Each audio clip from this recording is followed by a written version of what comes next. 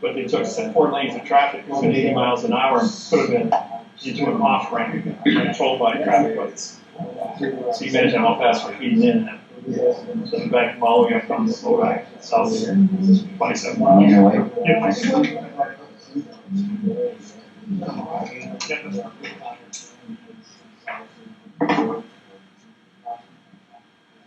Russell, we're going to get started. Yeah. We'll never come late. This is going to be what it's going to be.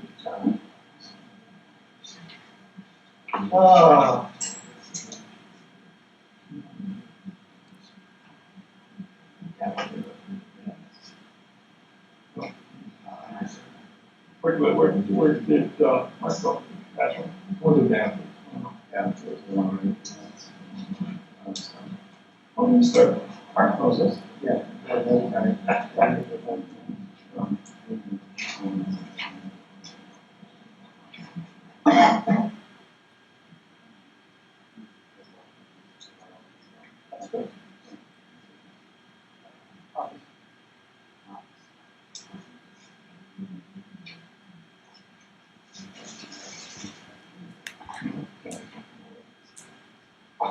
Everybody back in. All right, for the sake of recording, we're going to go over some basics. We do that because you guys are well versed. You have hundreds of hours of video recordings and reading in that, but it's still each new video we put out, new people are watching it all the time. So to not leave anybody out, lose anybody, we'll do a little intro. And I'm Federal Postal Judge David -Wynn Foucault Miller. And I'll let Russell introduce himself. Yes, Russell-J. Cohen Gould, and we have done a syntax grammar challenge on the Electoral College vote rules for all 50 states. So what we have done is we have taken the laws for the Electoral College vote process for the President of the United States of America, and we have syntaxed those, which we will get into, and recorded them with the elections commissions for all 50 states, as well as Guam, Puerto Rico, and the Virgin Islands. And we did that through this corporation claim number, RE 881-080-255 They're also on recording with the White House Press, the Council of Foreign Relations, Secretary of State's office as a letter of the rogatory as a foreign condition of the state, as well as the U.S. Secret Service. So. And for the audience, Russell's 40 and I'm 65. 41 now. 41. Oh, you hadn't birthday, that's right. Yeah, 41 now. Yeah. I'm 65. Russell's got about 50,000 hours of background on this, and I've got 82,000 hours of background. And we also have a team that's probably put in another 250,000 hours that has worked with us over the last 35 years from different organizations, and we give them different job assignments that they may pour through 1,000 hours of work on in the course of a year to come up with 1 hour of hard copy. Because 3 + 3 = 6. There's only one correct answer, but in the world of infinity, you have the infinity of being wrong. We have a world that's been built on fraud. All 5,000 languages, 8,500 years. Worldwide has been modified, obstructed, manipulated. And so because of all these using an adverb, verb, world, adverb, adjective, pronoun, and pronoun, adverb, verb, they have completely bastardized all grammar on planet Earth, better known as Babylon. So the program that we did in April 6, 1988, it broke the mathematical interface on grammar. First thing I did was go to William Rehnquist at the United States Supreme Court and charge him with crimes against America. And him and I became friends. We locked ourselves into a room for a couple hours, and I syntaxed everything he could put on the table. And from there, he taught me the secrets of the judges. At the same time, I syntaxed it and put it into correct parse syntax grammar. And Russell came on board with me in 1996. Yeah. And I said, would you like to be Postmaster General of the world? he thought that was a little far-fetched because he was 20 years old or 21 years old at the time. I said, well, it's going to take time to train. But he's been working with me. We lived together for many years, working 16 hours a day, 7 days a week. We have the Manly Hall, Secret of All Ages. It's a book that's 12 inches by 18 inches by 2 inches thick. And when syntax, putting in 2/3 of all the missing words, it's now a 6-inch thick book. And it's the only one like it on planet Earth, dealing with Masons and numerology, astrology, tarot, witchcraft. We broke all of it down. It's all nonsense. Put it all back together in quantum. So we know the secrets of how things happen around this planet. We were blessed enough to get a chance to put the presentation on for 4 days at the Vatican. We have contracts with the Vatican for banking. They were very impressed. When we came out of the post office, they had an 85-year-old nun there, and she knew who we were on site. Hey, you guys can go anywhere you want. She took us around, and we started. Yeah, personally took us around everywhere. We got to go on the gold vaults. Oh yeah. As we syntaxed Latin, Greek, and Arabic at the Vatican, we picked up more and more nuns, bishops, and cardinals who followed us around, and we could read everything and put all the missing words in now time. And from there, they created a seminar in Austin, Texas, where they teach this technology now.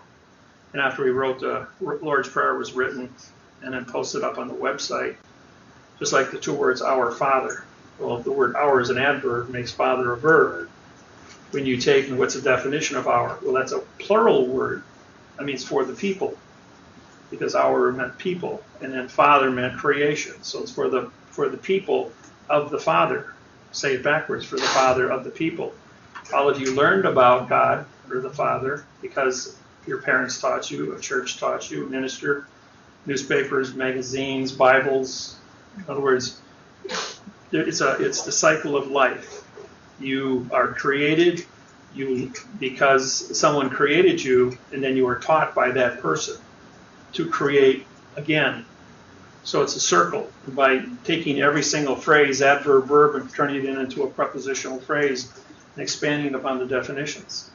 Using all now time facts of the synonyms of now times facts. Like you can have the word international. If you look it up in the dictionary, it's going to give you one kind of a definition. When you look it up in the book of synonyms, it's going to give you many different other words that mean international. But in is no, ter is terra, nation is people, al is contract. So you have a no earth people contract. Now, if you want to go to quantum, you use the word global, because it means to glow or to expand. A tail means a contract. So you have an expanding contract. And the only way two or more people come together is through contract, called citizens. And Earth is a spaceship. It's in a sea of space.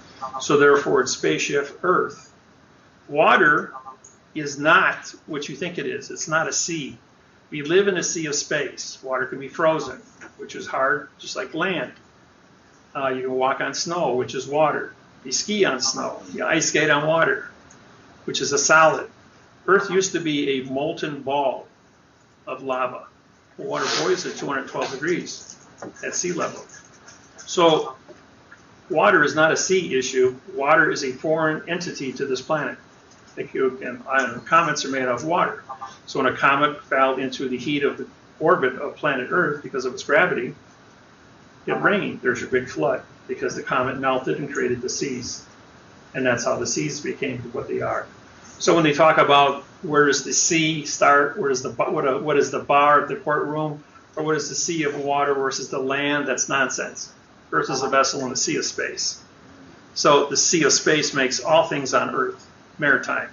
All 9 billion humans on planet Earth are vessels walking as cargo on the Earth. Ashes to ashes, dust to dust. We came from the Earth, we go back to the Earth. Cycle of life. So we're just components. These buildings are vessels in dry dock because they are not native to the soil that they sit upon. A road is a foreign vessel in dry dock. It is not part of planet Earth. It came from the Earth, recreated and then was poured into a road. Did the road pay docking fees? Does the road have its CPAS, Sea Treaty, Drogue Law? Was the road posted by the correct credentials? Because you have toll roads where you have somebody now claiming private contract on that road, taking a toll for the creation and upkeep of that road. That's a private contract outside of what we call our international highways, or the interstate. An no earth state. It's a no earth state condition of a road, so therefore no one claims contract to it because the people put it together. So we have our interstate system and we have a toll road system. Point being, everything's contract. Everything is contract, and someone owns everything. Even this pen I'm holding. We came in here, this building, the people who allowed us to pay for this area of a closed box. And what goes on inside of our box is an enclosed area, and it's a private contract. It's all about maritime vessels dealing contracts with people and the way we conduct ourselves. One of the main focuses of the Directors Party is we want to take a look at some of the social engineering and retrain that. And these are some of the reasons why we run for president, is because when you look at, if I ask the audience, when's the last time anybody of you saw a live unicorn? A talking cat? A talking mouse? Point being, these are the cartoons that are placed in front of us as we are young children. And it desensitizes our capability to discriminate what is genuine and authentic and what is not. So they start at a young age programming us to take away our capabilities to find correctness. And that's part of the reason why we've worn hats. And all cartoons are based on combat. There's always somebody fighting somebody else, the good and the evil, the cat and the mouse. So you're desensitized then to give you all your video games of violence. So the first thing you want to do is join the military and play a game. The game is with real bullets and real bombs. It's very sad. And today it's real videos controlling drones, which kill real people. And you know what real means? RE means no, and AL is contract. We have no contract because it's all written in adverb verb. There are no laws, rules, regulations, or codes. It's voluntary compliance. You are volunteering to participate in an illusion because you weren't told it was an illusion. You think you're fighting for a country. You think you're fighting for freedom or democracy. Follow the money. You've heard that your whole life. And the bankers control everything through mortgages.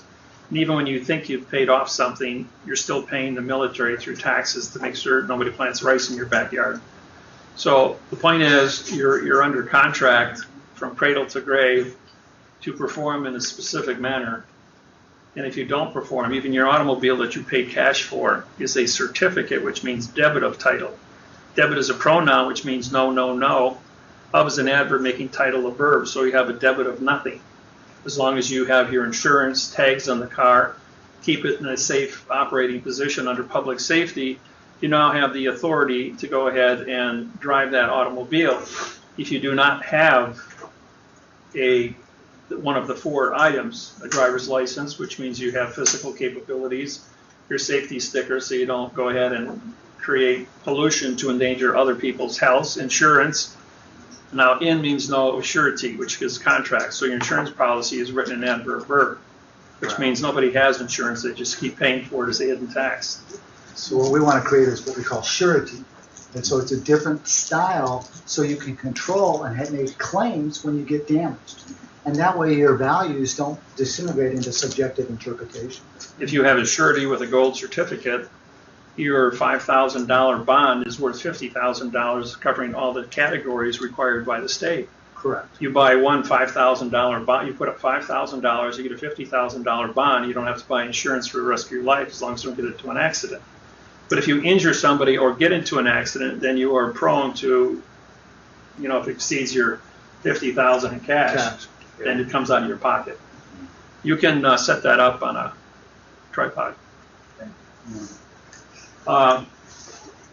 We allow recording for everybody here, so yes. We're going to start this morning by going through the syntax operations. Now, the reason we're going to do this is because when this is everything that we do, it affects every topic of the dictionary. has to come from syntax. So you got to start at a foundation before you can get into a topic. And we're not talking about subject matter because sub means no, object, which is contract. We're not talking about a no contract, but we are talking about how to expose you to what no contract means to you and how many different ways you can participate in a no contract scenario. So you've got 0 is a conjunction, which is and and or. Now, conjunctions don't modify anything. We'll get into that when we get into, when we put up, you can set it up here if you want. We're going to get into the math problem. When you see the math associated with the parts of speech, it's really clear as to how this was created. Then you also have the numbering system. We use the numbering system because 0 through 9 is a natural phenomena of the parts of speech, what we call syntax and how it operates. Somebody says, well, can we use ABCs? Yes, you can use ABCs, or you can use color pens. As long as you take jurisdiction for what this key means here. Then you have a position, and this it's easier to write a number on top of a word than it is to write the entire word out, like the word adjective. How are you going to write the word adjective on top of the word red and still put in the rest of the sentence? It doesn't work that way because it's too crowded. And because we're only working with 1, 2, 3, and 4, because these here are the 4 conditions of the world of fiction, it makes it very simple because there's only 4 numbers to memorize and the operations to which they function under. So we use 1 for the adverb because an adverb always comes in front of a verb. 1 comes before 2, natural. 1 comes before 3, as an adverb always comes in front of an adjective. 3 always comes in front of 4 because an adjective always comes in front of a pronoun. Now, when you put 2 nouns together, black is a fact and pen is a fact. So black would become the adjective of pen. If you don't put a hyphen in there, it becomes an adjective pronoun. If you hyphenate it, then it's a pronoun. Like if I wrote,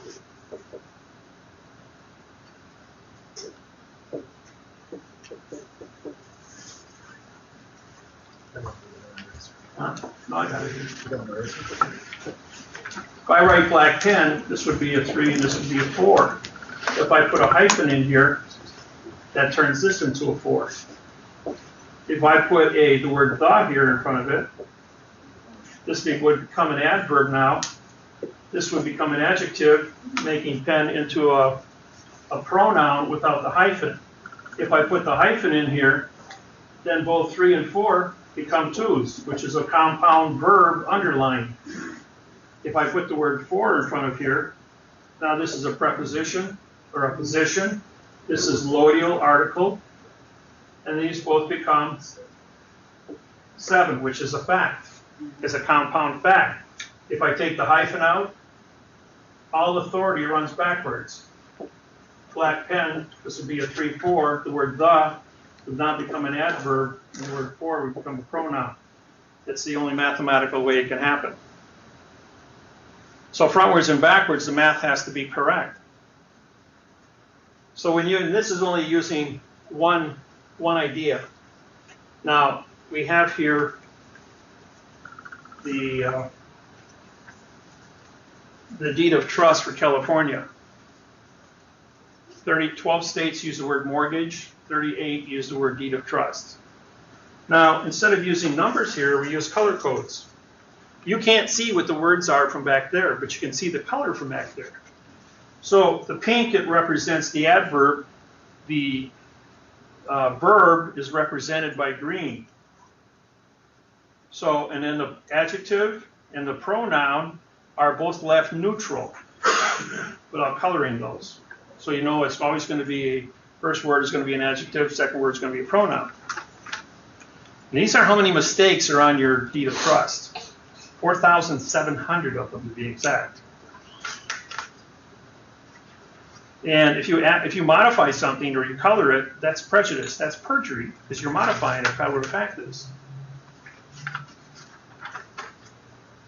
There's 300 words per page. Yes, sir. If you color it, it's what? By coloring it, they used to take the words and put them together after they saw us putting numbers on back in 2000. So the courts and the attorneys put the words touching each other, so there'd be no place to put the numbers. So we color coded it. So they went back to single spacing again, so we could put the numbers back in. Then when they realized that we could prove the fraud with the numbers, Color coding. then they said, okay, we'll screw up and prove he doesn't know what he's doing. Now this is just how many adverbs appear in 300 words, which is illegal. And these are your prepayment riders that they put on the back, how many modifications they do. Illegal. See now, from back there you can see the color, and from seeing the color you can see the value of 4,700 mistakes certified frontwards and backwards to be a trick of adverbs, adjectives, and turning all the facts into verbs. You're only allowed one verb in a sentence. Some of these sentences have 8 verbs in them. Okay, then the position, what we used to call the preposition, as we were taught when you were 10 years old. The preposition then went to what was called the article. But a vowel and 2 consonants, which is AR, the word art itself is an illusion, creation. So the word art, A-R-T, the first 2 letters create because the word tickle is also a word, but article is a no contract word because LC, tick is small, and this is contract. So it's a no small contract is an article. Now article would be it's for my pen, for his pen, for your pen, for her pen. You see, I changed the definition of the article, and I changed the ownership of the pen. If I say for your pen, for my pen, for his pen, for her pen, I change the preposition now. Instead of the article of ownership, I changed it again. We have 38 articles and 68 prepositions. 68 times 38 is 2,000 divided by 2 is 1,000. And 100 of them you will never use, not even in any condition of logic. So you got 900 definitions for every word. And if I could change this times 900, 900 times 900 is 810,000. Times 900 is 720 million. Times 900 is 640 billion. Times 900 is 540 trillion. So you can see, in a 6-word sentence, we're dealing with 540 trillion variables for one sentence. And he says, well, that's impossible for us to do that. And that's just for one sentence. I says, well, I wrote a 195-page book here, and it's all mathematically certified, frontwards and backwards, in quantum language. All of our lawsuits, 12,000 of them, are done the same way. So don't tell me it can't be done. So then we have allodio, which is your article. We had to change that. LO is location, DI is original, AL is contract. This is called parse. You want to learn about parse, you can pick up a hymn book from any religion that sings songs. And every single syllable that goes with the sound of music is dedicated to a parse of a word. And therefore, if you pick up a hymn book, and then you get the dictionary book by the Masons on parse, you can look up the definitions of all the parses written into a hymn. You know that almost half of all the words in hymns mean the word no contract because it's a vowel, A, E, I, O, and U, followed by 2 consonants. So you're really singing no contract, no contract, no contract, no contract, no contract, until you're so brainwashed that when somebody shows you quantum and you actually understand it, you go into shock. Your brain rewrites itself in 5 minutes. You will stand there in goosebumps all over your body, and you will shake as your brain is coming to awareness that you've been lied to since you were 9 months old. And when you make that transition, you can never go back into the world of fiction. It just doesn't happen. You pick up a newspaper, a magazine, anything document that's handed to you to read, The only thing you can do is syntax it. When you realize how big the lie is and how the words have been misrepresented, it's really has an effect on your belief systems. Very humbling. Now the 7, the preposition, was always in front of the article, which was in front of the pronoun, the noun, which is a noun, which means no. So if you have no position, preposition, because pre, P-R-E, P-R-A-E-I-O, and U mean no. I don't care what word you put them in front of. You got practice. Attorneys have a practice. A-T-T, no contract, when they practice. P-R-A. T-I is title, C-E is contract. No title contract is what they practice. And then you have a article, which is an illusion, contract. And then you have they told you if you have no position and you have no small contract, then you have a no-no. And they advertised it to you, and you always thought prepositional phrases were cool. But you were desensitized. Yeah. You've been desensitized at such a young age that you can't assimilate what's genuine and what's authentic. And so this is why we're trying to bring the consciousness up to the knowledge to the people, and then give people a chance to vote us in to make those changes, so we take out those subliminal messages, so we can have authenticity in our thinking, so we don't go to war and we don't create all the strifes, and have tolerance for we the people. Then the next thing they did to us was they used pastime words, which was ed, all words ending in ed, and the word from. Future time words were freed and to. And so anything that's in the future doesn't exist. The past always comes before the future, just like 8 comes in front of 9. So we accounted for the 10 parts of speech, but where's your now time? See, they never told you where now time is, and you always live in now time. You can only be damaged in now time. You only exist in now time. So you have to change your volition of thinking. Yes, sir. Okay, if it's an N-O-W, does that not like eliminate now time? I use current, but Okay. Current is good, but you put a diphthong over sure. it just you N-O and now. Like, Yeah. Okay, here we have the word Okay. known, right? This comes from knowledge. I'll get it. Here you have a ledger, and here you have now time ledger, and you have to know what you're doing for your math, because math is no one's ever gone to war over a math problem in history of mankind, so math is a correct factor, especially when you're going to deal with a ledger. When you have the word now, K-N-O-W, you have the word own, you have now time, and you have the word know, K-N-O-W. Now you have to put this, we went researched, and you have to have a line over O-W that's Russian, which makes A, E, I, O, and U, and sometimes W, sometimes Y. My, by, say the word try. This becomes the vowel now. But when you're dealing with the W factor, you have law, which is fiction, and then you have law, which is fact, with that line over AW. That's 1775 or 1750 Russian. And then they struck it. And so if you put that over the OW in the now. The same thing, right? And that captures that. Okay. So you don't have the word no.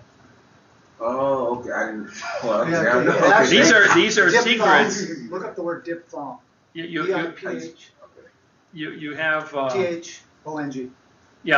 in English language our PH is F, but in most of all foreign languages that use the ABC alphabet use the word F, letter F for PH, and they dropped that. Like phone in England is F-O-N-E. Good question. But if you underline it, does it? Then it creates. It's not underline. You have to put the line above the OW. You put the line above the OW. Same thing, word law. Okay. It creates a diphthong. What was that? Every Diphthong. dictionary that's published has this information, But who reads a dictionary? When was the last time you read your prefixes or your suffixes or your styles manual in a dictionary? You know, your big Webster's dictionary, that one that's 6 inches thick, last one published was 1906. So it's, And it has all this information in. In 1906 was when all the laws in the United States, which were handled by numbers, like the Sherman Law, were then transferred into codes, specific codes, with a numbering system on it, because numbers could be very easily, it was easier to catalog. And that's when the Webster's Dictionary was also cataloged with the Styles Manual. Now, if you think the Webster's 6-inch dictionary or the Funkin Webster's Dictionary, which is also 6 inches thick, or Encyclopedia Britannica's dictionary is 6 inches thick, you have 3 2-inch volumes. You have World Book, which is 3 2-inch volumes. Oxford. The Oxford is about a foot thick, but the Cornell University Dictionary is 4 feet thick. And what they did there is they took every word on planet Earth. Now, every word was also identified by a judge, established a definition of a word because of the condition of how it was used. Give you an example. Here I have a pen, P-E-N. It's used for writing. If you look up any dictionary, it's going to say it's a writing instrument. But if I took this pen and I put it into a prison system, the next guy using it is going to do this, or he's going to do this and make a stabbing tool out of it. So now it's a concealed weapon for stabbing somebody and causing harm. You get 10 years in prison for a concealed weapon, 10 years for assault with a deadly weapon. So you get a 20-year prison sentence because you played games with the word pen. So be careful who you talk to, how you present yourself, because you could wind yourself up in jail real easy. My buddy did that. Police officer pulls him over.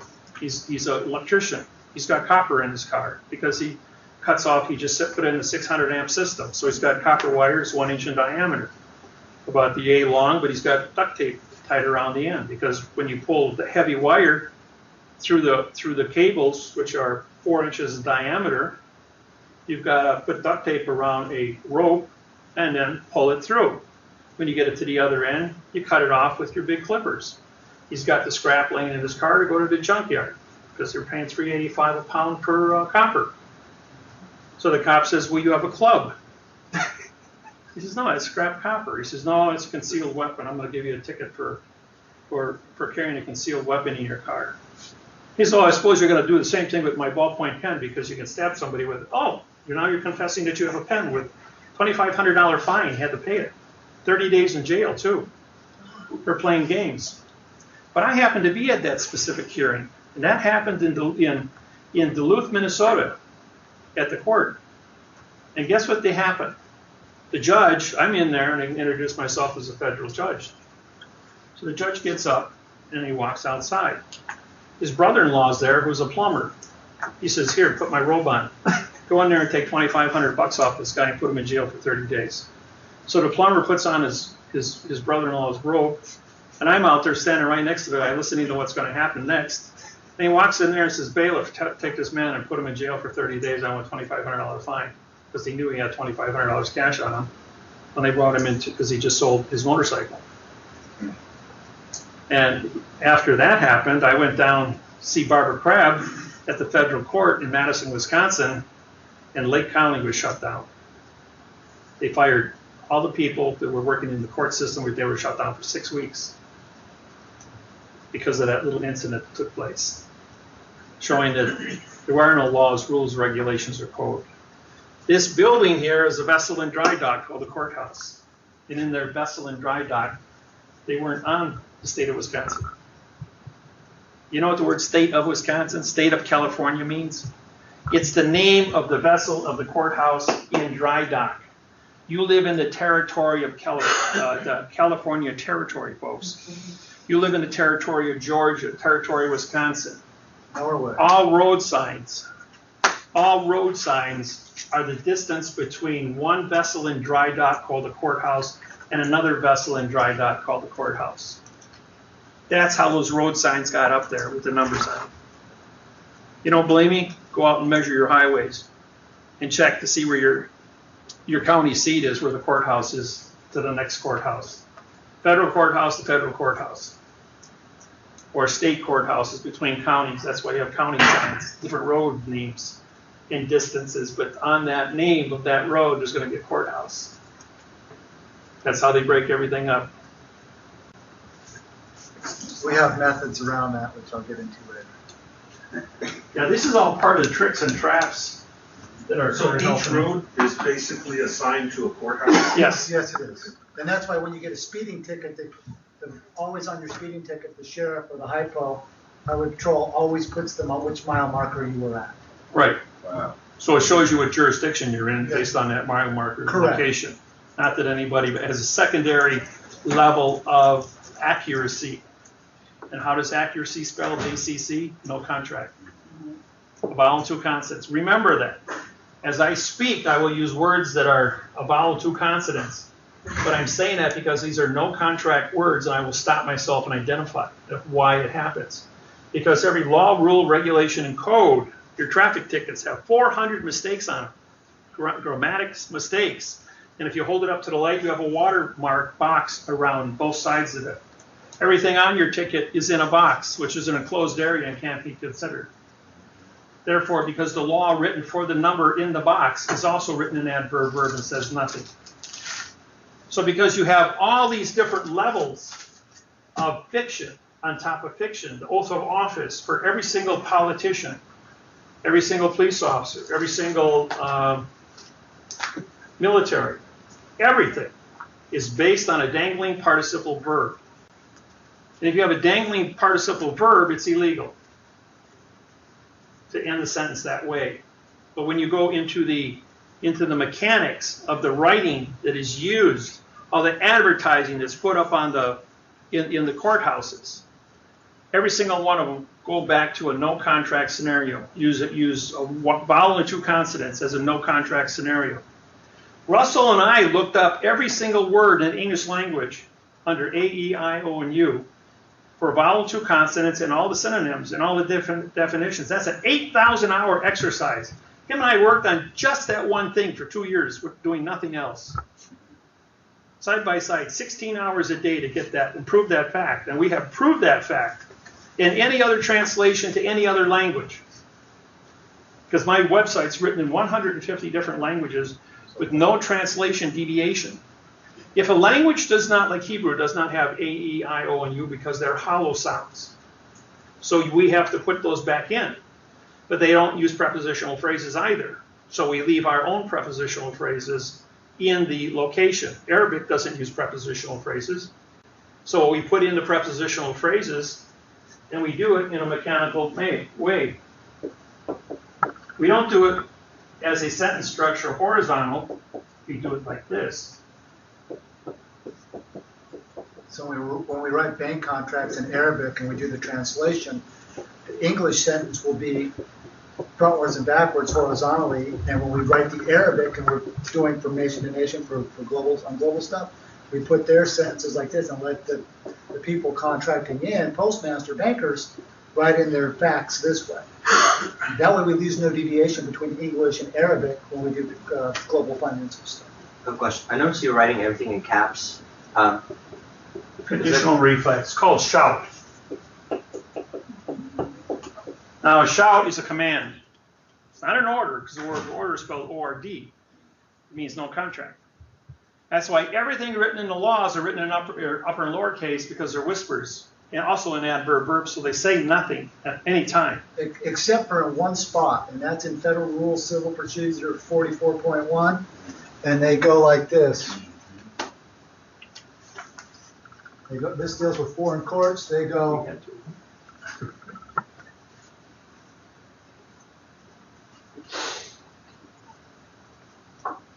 oh, the court, yeah. yeah, That's all you need. Just Well, the word. well, this is what it says. And this is under Federal Rules Civil Procedure 44.1 under foreign judges, because all judges fly yellow fringe flags or vertically suspended flags. So they hang their flag vertically this way, so it suspends the contract within the courtroom. So they go, laws of boxing, eliminate the T, key court, not jury, Bracket. bracket. This is why we put judges in judges' boxes and jury in jury boxes, so anything they say can't be considered. It can't be seen or heard. When you have the word he court, he is an adverb making court into a verb. Where are you going to put the verb court? State of California. That was an adverb making California a dangling participle verb. So you get a verb court for a verb country. Then you have not jury, right after it. well, you don't have That's or what no jury. Well, it says not jury. I'm just saying what they say. And then no is a negative. You can't prove a negative of anything. JU means no. And the word RY is contract. And that's the only place in law that you're going to see the capital shall. And it's in every civil rule, the civil procedure for every state. Then when you write, you want to learn how to syntax, or how to creatively write syntax, you do it vertical until your brain can adapt. So you make flashcards for the is are with the of the. Now, take that. Yeah. So it's for the knowledge. So this would be a claimant's knowledge. Claimant's knowledge of the facts is or are with the claim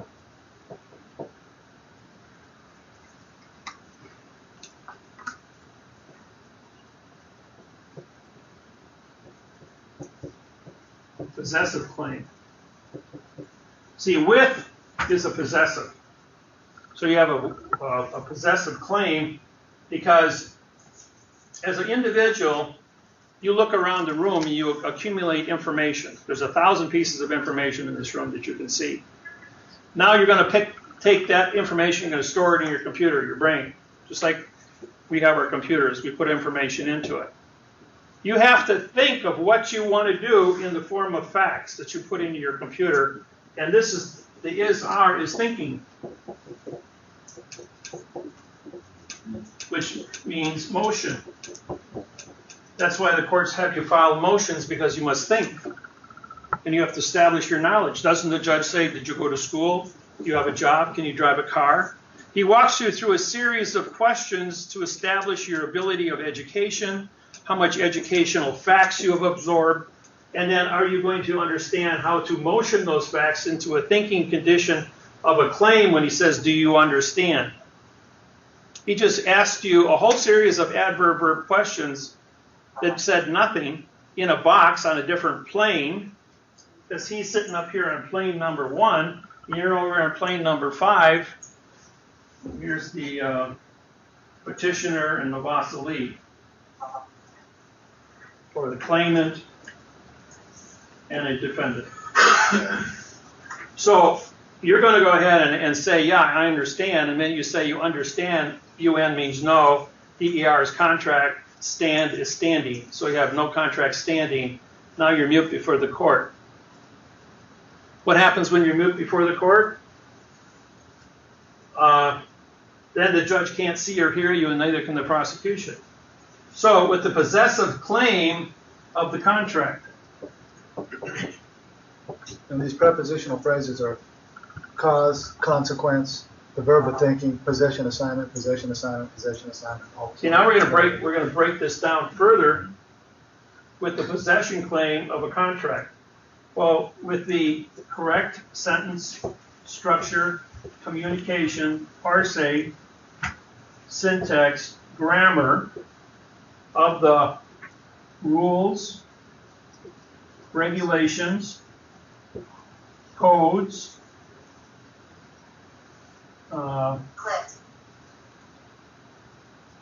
with the venue, with the avoidance by the perjury.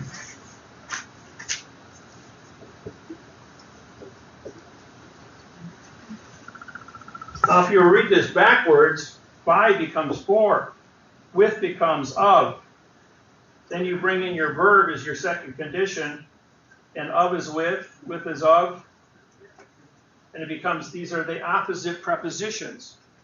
So for the perjury of the avoidance is with the rules, regulations, and codes of the correct sentence structure, communication, parse, syntax, grammar, with the contract of the possessive claim with the facts by the claimant's knowledge. See, now the authority going backwards says the same thing as the authority going frontwards. The unique thing about our technology is all these facts are still facts. And the order of operations going backwards is just like having a math problem. If we go to a math problem, on the knowledge, should I on claimant's knowledge, should I put the Yes. knowledge of the OW? You can, Okay, but you have, it's a compound. it's a compound, so you're okay. okay, cool. If it was now, that would be different. So you have 1 plus 2 equals 3, and 3 minus 2 equals 1. See, so we're going to reduce this into linear mathematics. Now, when you do a math problem, you've got a whole number coming in, you got a whole number coming out, you got a whole number conclusion, and you got a whole number to start with to work the problem backwards. So these are facts.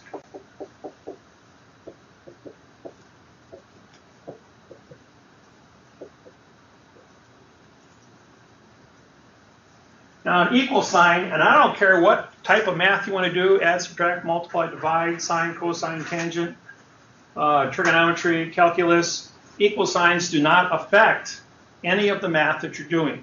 Those are conclusions. Yes. So they're going to be your conjunctions.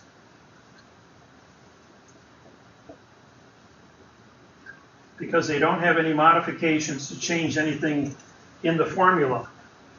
Now you have a plus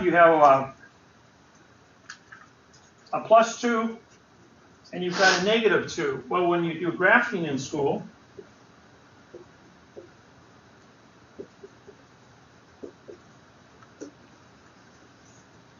and you graphed it, you were in motion going across your number systems.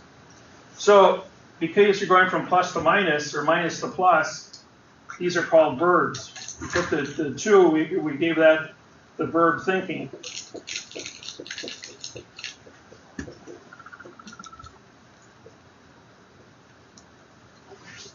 Now after we factor that out then, what we have left is we have a plus and a minus, and that was called the preposition or the position. For the bridge is over the water. For the water is under the bridge. Over and under opposite prepositions, and both pictures are identical. And that's what we're doing here is we're showing you if it's true for a picture, then it's true for the values of the logic of sentence structuring as well.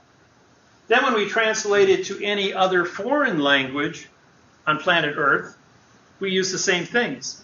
We establish, when I broke the mathematical interface between the Chinese language with 10,000 symbols and what their prepositional phrases were, I says, do you have a symbol for the word for? And they says, well, yeah, we do. You have a symbol for the word of.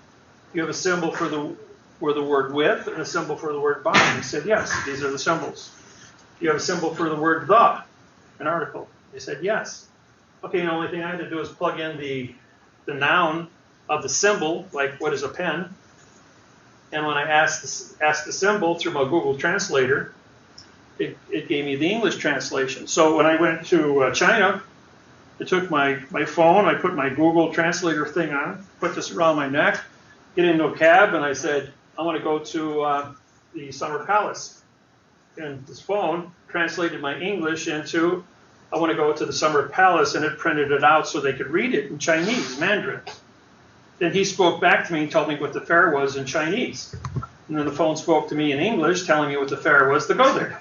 Just like the universal translators on Star Trek, you know? Yeah. Or he wears his badge, which is a universal translator. Yeah. And you know what? I went around, I spent 22 days the first time in China and 10 days in Hong Kong and Macau at the casinos for 2 more days, and I didn't have trouble with anybody. I even had translators assigned to me, but I could do quite well on my own. I did the same thing in France, Germany, and Italy, Switzerland, Norway. So it's that Google Universal Translator is really unique. Now, using that as a base science, they said we couldn't write a English translation in quantum for Chinese in 9 months. I did it in 45 minutes over lunch. How? I went ahead and I established the symbols for these words, the symbol for the, a, and for this also. And then whatever the fact was, every English fact has a Chinese translated word. And so I could translate the technology that I was there over lunch and have it printed out immediately. And the computer did all the work for me through my Google Translator. I just had to organize how the program was to be read. And I printed out these patents for the technicians, which only spoke Chinese. And then he said, can you do this in Russian? I says, yeah, Control-Shift. Took all of everything that I had just put in the computer in Chinese and translated it into Russian.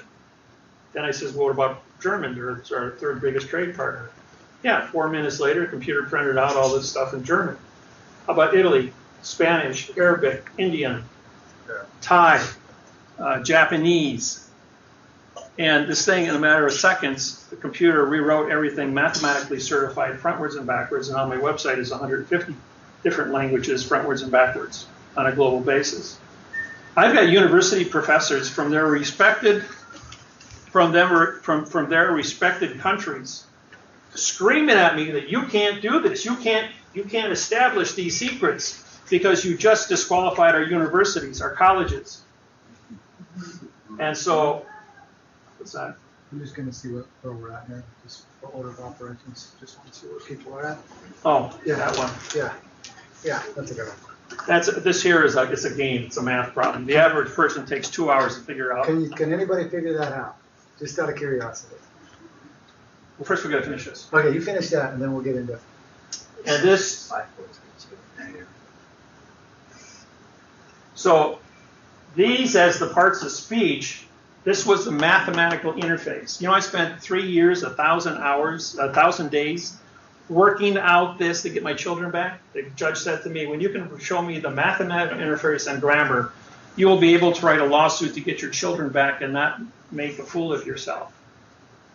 And the first thing I did was prosecute that judge and have him disbarred. I got my kids back. So the technology was sound. And the secret math interface on all 5,000 languages was 1 + 2 = 3, 3 - 2 = 1. The smallest of things, the simplest of things was the answer. And it was an elusive of human beings for 8,500 years. Never figured it out. And from this one math problem, I could prove everything that was wrong, everything that was right. And where I've written 23 books now, put up a 400-page website, and done 2,500 seminars. I've done 38 live television shows, wrote the programs on the 9/11 disaster, and got all the settlements, disqualified 3,800 illegal lawsuits from the 9/11 case. Got independence for Hawaii, wrote the lawsuit that won $880,000 from England for the Solomon Island massacre of 1929 that nobody would touch until 2002 when I was over there, and I went ahead and broke the code on the case. Wrote the lawsuit and was awarded in 2012 that the Solomon Island and Guadalcanal survivors received $880 million from England. Yeah, when we were at the United Nations and David presented himself as a witness, I can tell you that they knew who he was. They said, "You're the guy." And we presented our bank charters because we were presenting our bank charters in quantum grammar called the Global Banking Constitution to all nations on the planet, giving away, just showing them what technology is coming, how we're going to be moving monies, what were the qualifications for moving values from point A to point B, and what were the criteria for countries to engage with that. or to commune with that, sorry about the negative word. When people take and they try to do things horizontally, they're trying to overwrite a horizontal romance with your left brain. Your left brain is romance. Your right brain, however, is mathematics, is your logic center. So when I gave you this in vertical rather than horizontal, I showed you a math problem. Your brain is going to graph this on your left, in your right brain, and it's going to understand that if you make flashcards, put them on the ground, write words and move the words around, so you're not writing. Now, writing is a skill. It's an art form, just like art. But when you put things into flashcards and blocks on the ground, your mind is going to start forming puzzles. It's going to look at it as a puzzle of blocks, just like when you play with Legos. I don't care if you're an adult. You sit down with your grandkids, you're going to build something with Legos or Lincoln Logs, because it's mathematics and it's relaxing to you, because you can't lie about a math problem. You can't lie about mechanics. So this goes in to your logic side of the brain. The minute you get this, it overwrites your left side, and you can't look at anything without looking at it from a mathematical procedure. Then when you read our numbering codes on when we syntax our lawsuits, give you an idea. We have a, let's see. Go ahead. All right. Put a little plug in Yeah, there yeah, for a yeah. minute to get this out. What this means is, well, do you guys know the answer? I remember it. You know the answer, don't you? Your numbers are your facts. If you don't put your functions, which are the plus and the equal sign, in the right location, you get the wrong answer. Same thing holds true with the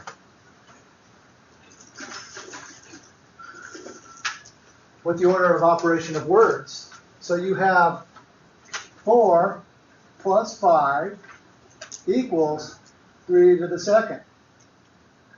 Right? Because 9 equals 9. So if you drop out the procedure and you don't do the correct procedure, you can't come up with the right conclusion. Because 9 equals 9. So what we're showing you is that the function of how we move things around is relevant to how you're going to contract and how people contract when you're deciding to make a vote. Because if you have the wrong function, you're going to get the wrong outcome over and over and over again. So putting in the right correct variable and the right function on how to vote for a president as a citizen of this country is one of the most valuable things you can know. Because then you can find out who actually has your best concerns in mind. Because as a public servant, that's what we have to be cognizant of. We can show you a construct, but as we put ourselves into public positions and become public servants, then the values of what we have to do change. So you need to be cognizant of that. So you have 3,800 different branches of government controlled by the Postmaster General. The president is no more than a puppet. He's where you direct your attention to redirect your anger.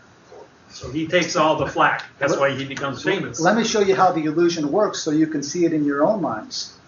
The Super Bowl was on February 1st. They got everybody in the United States looking at Super Bowl, and then they had do a little tiny announcement at 2 o'clock on Super Bowl Sunday, which nobody paid attention to. They switch out Postmaster Generals. But they got everybody looking at the Super Bowl, and nobody's paying attention to what's really going on, which is the shipping wars that you are all in. So, go ahead and take over. I won't get into the real game. The real game. December 12, 2012. Now, I have prosecuted all the federal judges in Honolulu, Hawaii. I've been in Honolulu, Hawaii since 1995. I was elected in 1997 to be the king of Hawaii when all the kapunas, the 72 families, got together and appointed me to be the king of Hawaii because I wrote the Constitution for Hawaii that was won at The Hague. And from that, Bill Clinton had to apologize to Hawaii for stealing the Hawaiian Islands in 1893 and again in 1959 for statehood. Now, a unique thing took place. The United States of America in 1893 was in bankruptcy. First bankruptcy was in September 17th, 1782. That was domestic in Pennsylvania, Philadelphia, Pennsylvania. 7 years later, that expired because it was on September 17th, 1789. Rothschild then buys the bankruptcy of England, which is international, turning it into a 70-year international bankruptcy. That runs till September 17th, 1859, plus 45-day trust law comes up to November 2nd, presidential election day. Before the trust expired, we had to elect a new trustee for the trust, which was Abraham Lincoln.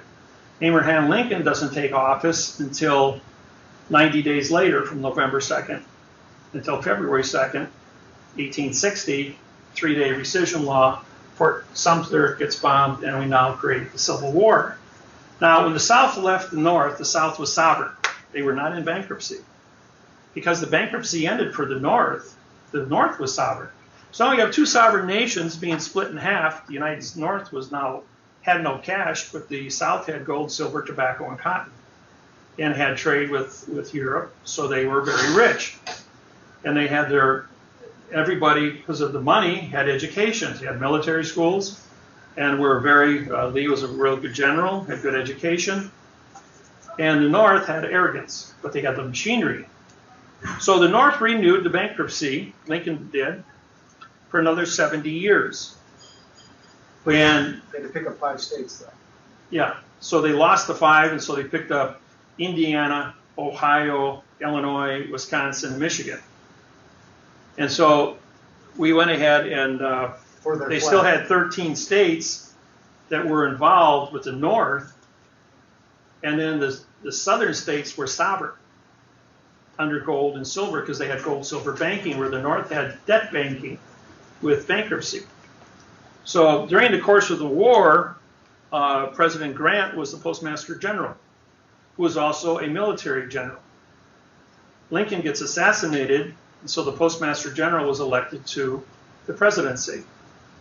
Benjamin Franklin was the first Postmaster General, so he goes on the $100 bill because the decimal point for 100 is 1.00. Grant was the Postmaster General of a country divided in half, who became a president, so he went on the $50 bill. Lincoln was the first Postmaster General of Illinois for 20 years, so he was put on the penny, or on the $5 bill, but he went on the penny as the first postmaster who became in charge of the second international bankruptcy. So that's why he's on the penny and the 5. Washington got the quarter and the $1 bill. Now, the reason he's on the $1 bill because he was only a letter carrier for the Continental Congress, and a letter carrier is only 1/100th the importance of a Postmaster General. So he wound up on the $1 bill. But he was also a 34-degree Mason, Freemason, so therefore the Masonic, all the information on the $1 bill is Masonic. And then Jackson was the 20, and Jefferson was on the 2, because he was the Postmaster General, who became the second president, and the 20 for 20. And Hamilton was the 10th Postmaster General for the $10 bill. And that's how those got placed in location. Now you take the bankruptcy, September 17, 1789, 1859, and 70 years later is September 17, 1929, plus 45 days is November 2nd, 1929. But you have to give 5-day notice if you're going to cancel your contract, your trust. So England says we're closing all banks and credit unions on October 29, 1929. And the stock market is margined at 95 to 5, and it crashes because the money has been inflated. For every $5, they made $100. And when they went to collect, there was no money, so it collapsed the banks for the next 10 years. And there was no money in the United States. Then in 1939, the war breaks out, and we go ahead and get ourselves into World War II. Now, World War II was, Roosevelt needed to get the people involved because we were an isolated country. Fascism had to be stopped because of the Nazis, but Congress didn't have any way to get the United States involved. So we go back to Hawaii. When was the New World Order created? October 22nd, 1871. Rothschild goes to Hawaii because Hawaii was the center of the coal, C-O-A-L, coal industry in the Pacific Ocean. No steamer could go from the Asia to the west coast of California without stopping in Hawaii for coal. The British, the Portuguese, the French, Spaniards, and the United States and the Germans all wanted control of Hawaii. So on October 22nd, 1871, the banking started with the New World Order to take over Hawaii. So they took all the gold and silver because of whaling. There was 1,000 whalings, 200,000 whales a year taken in the Hawaiian Islands. And they went ahead and they put money in place. All the money had railroad trains, stagecoaches, Pony Express, and shipping pictures on all the money. So we're dealing with transportation. The post office controls the DOT, Department of Transportation, and the post office also controls the Treasury. This is a worldwide issue, by the way. So the post office, called the Universal Postal Union, goes ahead and captures Hawaii first to control the entire Pacific. Then, in 1 year after that, under Title 46, Chapter 781, which is 1 year maritime law of salvage, it's the 22nd of October, 1872. Now you had 45-day trust law, and it's December 6th, which is the end of the salvage claim. And on December 6, 1872, King Kamehameha V, which is the last reigning monarch to control all the land in Hawaii under the Bishop's Trust, is killed by assassination poison. So now they have, the Masons go ahead and they publish an article in a newspaper on January 8th, ordering all Masons on the Hawaiian Islands to come to Honolulu to Lodge Number 1. Lodge Number 1 is also the Supreme Court of Hawaii, Immigrations, Customs, and the center of the post office for the Hawaiian Islands, also the Center Bank of Hawaii. All done in one building right across the street from the Iolani Palace. There's an underground tunnel that connects them.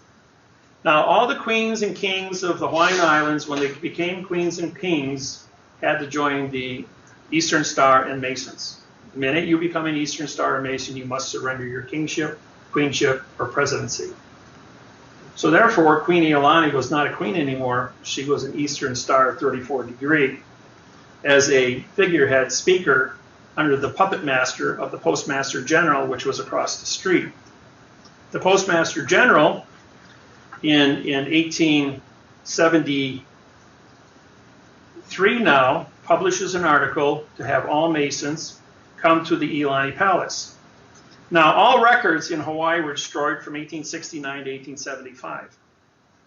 So Hightower and I went to the Archive Center looking for information.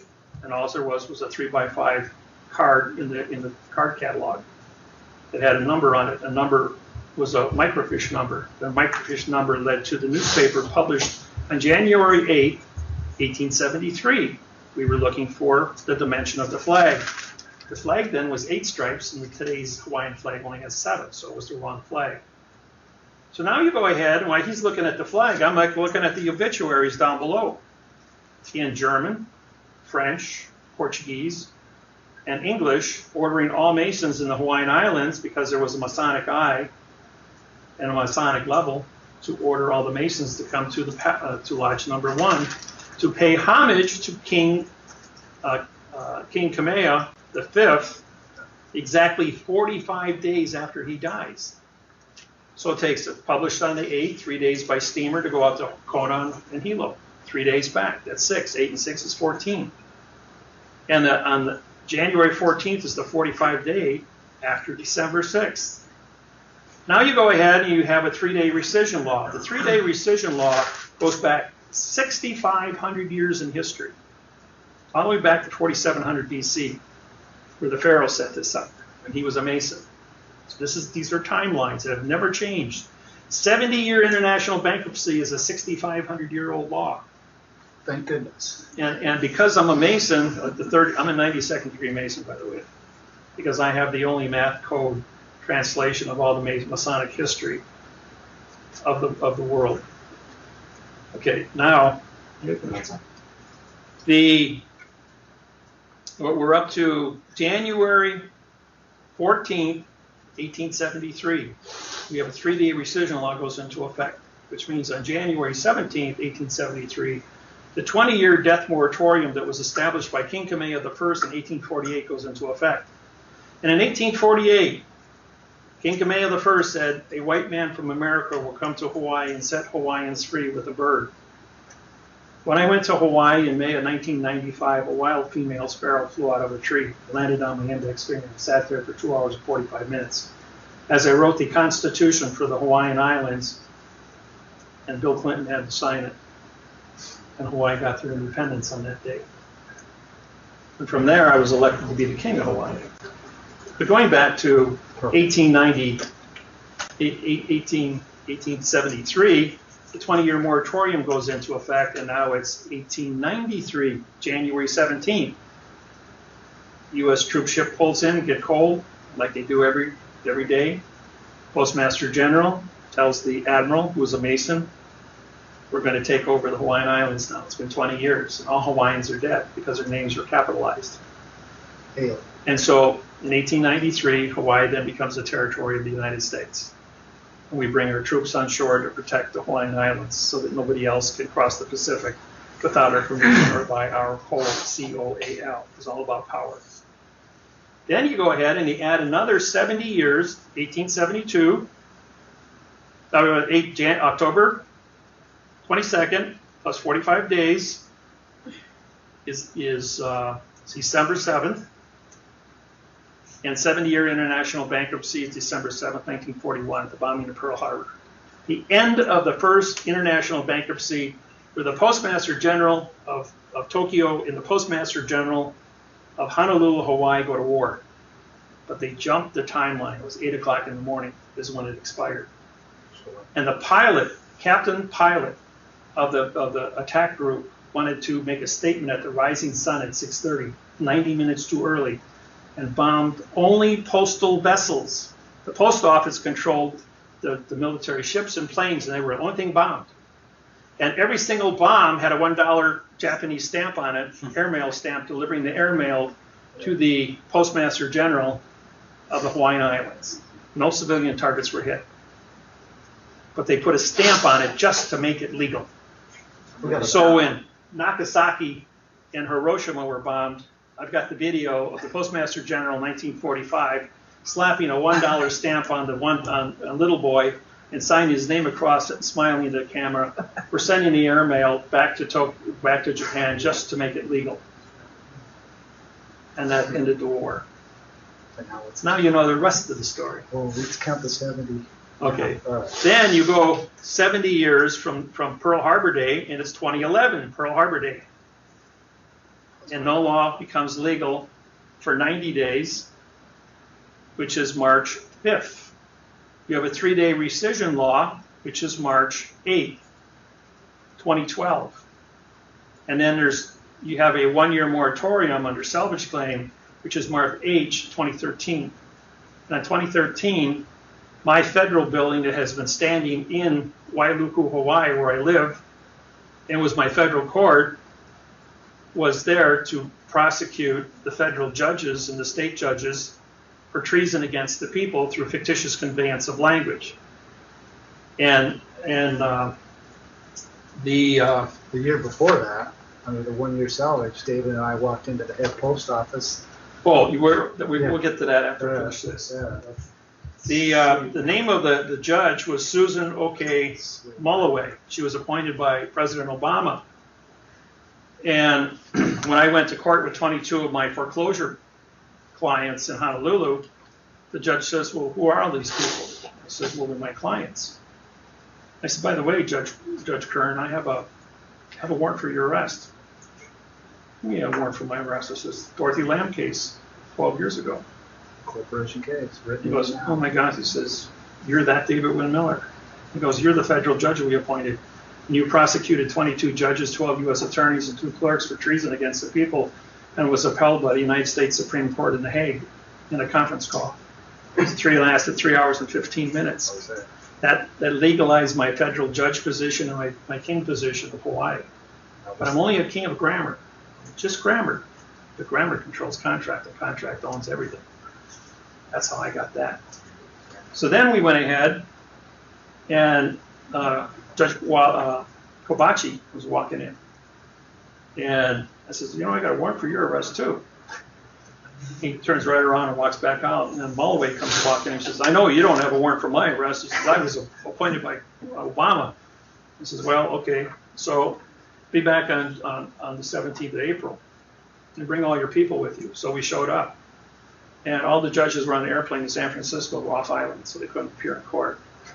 So they locked down the courthouse, but I had an order opening the courthouse up, so I walked down to the clerk's office. I filed an order the courthouse open as the chief federal judge of the courthouse, which gave me jurisdiction over all the Hawaiian Islands then as a chief federal postal judge. And I was a chief federal postal judge at that point when we did that. Then Mulloway comes back with this little thing here, order, which means no contract, directing David Wynn Miller as a non-legaire dead person to show cause. To is an adverb in future, making show cause to be an adjective pronoun. Why he, adverb verb, now calling me a verb, should not, adverb verb, be required, no contract in past tense. To is an adverb in future tense, obtain, ob means no, obtain, which is an adjective of lead. Of court, of is an adverb making court a verb. Before filing, adverb verb, any new actions. Any is an adverb, new is an adjective, and action then becomes a no contract pronoun. So then I went in and I syntaxed this here, showing how many mistakes they made, and then wrote a lawsuit and sued her for fraud, and filed this with the, President Obama, saying, you know, you appointed yourself a judge with a second grade reading level, send it registered mail, so it's a registered mail case. And I says, I'm the chief federal judge, and she has no authorization to babble. So I hereby charge her with treason against the people, as I am the elected king of Hawaii, to get off my island. Walking through the post office from Is she gone? out of Pearl. Huh? She's gone? Well, on the she's still in the federal courthouse. It always said federal courthouse. On that day, they took the federal courthouse and they chopped it off, the word off the court building. Now it's just called United States Courthouse. United means no citizen. The ED is in past time, so it's a no citizen condition of state as an adjective of the courthouse. So therefore it's an adjective pronoun, which means nothing. It's a no citizen courthouse, not affiliated with America, because it's a vessel in dry dock. And as long as she's in dry dock, she's a fiction within a fiction of a closed area that's docked in Hawaii under postal treaty with the post office across the street. So we went there, David and I, Yeah. when the bankruptcy ended and the 1 year rescission timeline hit from the 7-year international moratorium from the bombing of Pearl Harbor, from the end of the war, we went there in our timelines and we refiled the banking authorization for quantum banking in Hawaii. And so legitimate contract is we can move assets through there or values, cargo, right now very easily. March 8th, Yeah. 2013. Friday, my federal courthouse closes. Perfectly good building, 1.5 foot thick stone walls, They leveled that sucker. $1.6 million building on Main Street. I go fishing. It's the weekend. Come back Monday morning, it's a parking lot. Wow. Not only did they raise the building, but they turned it into a parking lot. They brought in 12 pieces of heavy equipment, demolished it in 24 hours, That was amazing. and hauled it all the way and turned it into a parking lot. We were- So there'd be no federal court in Maui for me to prosecute the judges for treason against the people and stealing over 2,200 homes without title. True story, absolutely amazing. We were so excited because I go to his trials all the time because I'm Postmaster General, and there's things that I'm doing on the background on that, and When I go in the tore it fed, down. when I go in the federal Literally. court Right to in the day. Honolulu, all the marshals know me. They know me. I'm the chief federal judge, and they'll salute me as I come in. Yeah. So does that stop you from? No, I just have, usually I have anywhere from 5 to 9 officers accompanying me No, anyways. he went, to answer your question, no, he went back had to go back to Honolulu and use that courthouse. Yeah, because they knew what they were doing, the post office does. So we went back to our authorizations there and then went back to that. What David and I did very uniquely and solitary is on December 21st, 2012. We walked into the first post office in the United States, the Benjamin Franklin Post Office, next to Independence Hall in Philadelphia. And they were being closed down, and they gave us 3-day notice, and we went in there and authorized them to stay open under Quantum Grammar. They kept our contracts, put it in their vault, and we were in Philadelphia, and we are the 1775 Postmaster General. January 4th, 1775, Yeah. we ordered the court open under Title 42, 1986, for knowledge of a crime and authorization to stop and correct it under Title 28, Section 636. Yeah, we gave them our Open a new court. we gave them our passports. They tailed up the whole museum was closed under construction. They brought in the janitor from the post office. Says, "You two guys are on special duty." You can open it up. They opened up the doors. They closed them behind us, and they gave us 3 hours in there. We were getting secrets and doing things on the Benjamin Franklin manuscripts dealing with banking and some of the post roads back from the Virginia colony and some of the things that were done when he was being a triple agent for Britain and for England and for some of the things that was going on there. And we got some keywords that we needed to articulate specific things for our banking program. One of the things I want to show you guys is we bond our papers Yeah. with super glue. There's 3 ways to bond a paper. You can stitch it, you can rivet it, and you can glue it. Super glue works very well because it's a total penetrating like gasoline would be. And when it sets up, it puts it together. Now, a unique thing in the Hawaii, all the contracts in Hawaii going all the way back to the Iolani Palace have a hole punched right through the middle of it, no matter how many pages, and there's one ribbon that ties them all together. So they've been bonding with stitching in the Hawaiian Islands since all the treaties have made. So when we come in, David and I filed for copyrights on the flag, and we filed for the land of the contract, which is the contract itself, which is very different than everything else. So wherever we go, there's the court.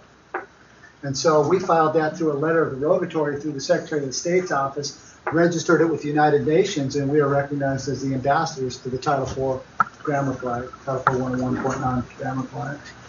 This here is the contract since 1919 used in the Hawaiian Islands for all the Hawaiians to get free housing and free water. All you have to do is sign the contract. Now, as you notice, even from back there, it's a state of Hawaii, pronoun, adverb, verb. Department, which means no, part, contract, is a pronoun. Of is an adverb making Hawaiian to be an adjective, home to be an adjective, and lands to be a pronoun, but they're in the capital letters, not italics. Then they put the person's name in there. The name is spelled in all uppercase spelling, called a nom de guerre, dead person. This is 1919. And this contract is 100% 8 pages of italicized writing. Italics means to remove it from the paper, so it's a blank sheet of paper all the way through. And when you take this, all italics, they get nothing in their name, only that they're nom de guerre, dead people. And the only thing that's on here that's actually written in correct grammar is the description of the land that they're signing up for. So in 20 years being dead on the land, it's free for settlement, and it's retitled in the United States of America Corporation. And that's how the United States stole the islands. And When we took it to court in 1997 at The Hague says, where's your closure for using italics, and where's your closure for nom de guerre the names and making the people dead under the 20-year death moratorium. This is 1919. In 1929, they had 100% of the people. They had to wait 20 years. 20 years from 39 to 59. August 25th, 1959, Hawaii becomes the 50th state of America. You see, these are timelines. And the unique thing about what I did to unwind this whole thing, being a 92nd degree Mason, is I know timelines. Yeah. So when I saw an obituary published on January 8th, 1873, and I ran the numbers frontwards and backwards, including the first bankruptcy, World War I, and the sovereignty on March 8, 2013, it hits the timeline dates to the minute. Yeah, It's not an accident. There's no straight lines in nature. This is all engineered. This is engineered. That mortgage is engineered to be 4,700 frauds. So when I go into court and I say, that's a lie, and under Title 15, Section 1692E, which is the Bernie Madoff case, who stole $69 billion from Wall Street, And I say, this is an engineered fraud. This is an engineered fraud also. I have the forensic evidence in mathematics running frontwards and backwards on timelines that proves this is not an accident. There's no closure, and this was engineered. Give me my $25 million under Title 15, Section 78 FF. And as a whistleblower, I'm entitled to 35% of that because I did all the work, all the research, put it all together and gave it to you on a silver platter. You walk into the bank and say, give me $25 million, and they cut you a check. You know, California was in bankruptcy. You guys were $19 billion in bankruptcy.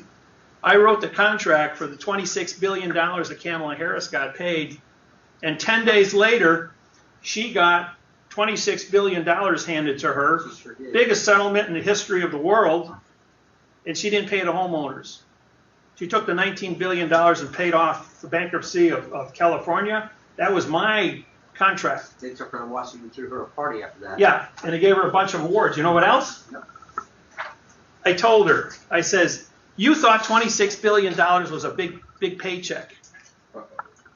I says, you only had, I don't know, maybe 100 lawsuits that I gave her for that, $26 billion, at $25 million apiece.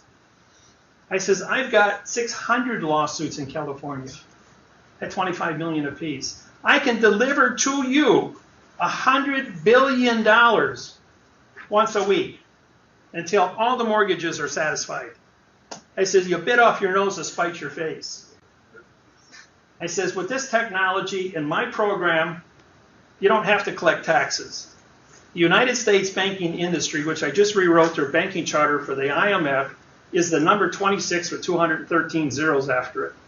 It takes 16 zeros to make a trillion. Which they can't back.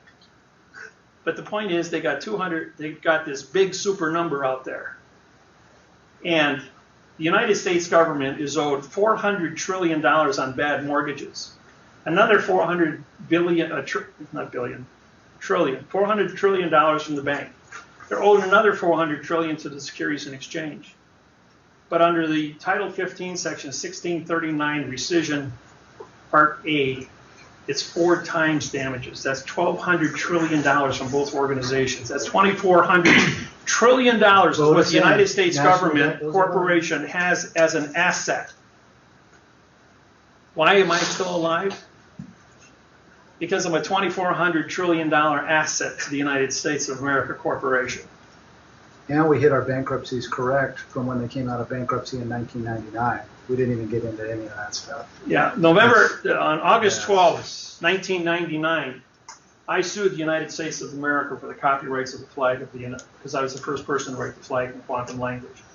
All 199 countries of the United Nations appointed Russell and me as a sovereign corporate country. We had gold bullion, we had a gold bullion banking contract, we had international trade agreements written in quantum, 113 pages. We had, that's our coinage there. It's a platinum and gold coin. It's worth $1,250.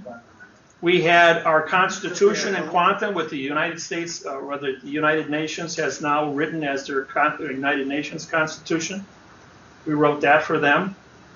But they said the condition of state of quantum in a world of 9 billion, at this time 8 billion fictions, is so unique you have to have your own country.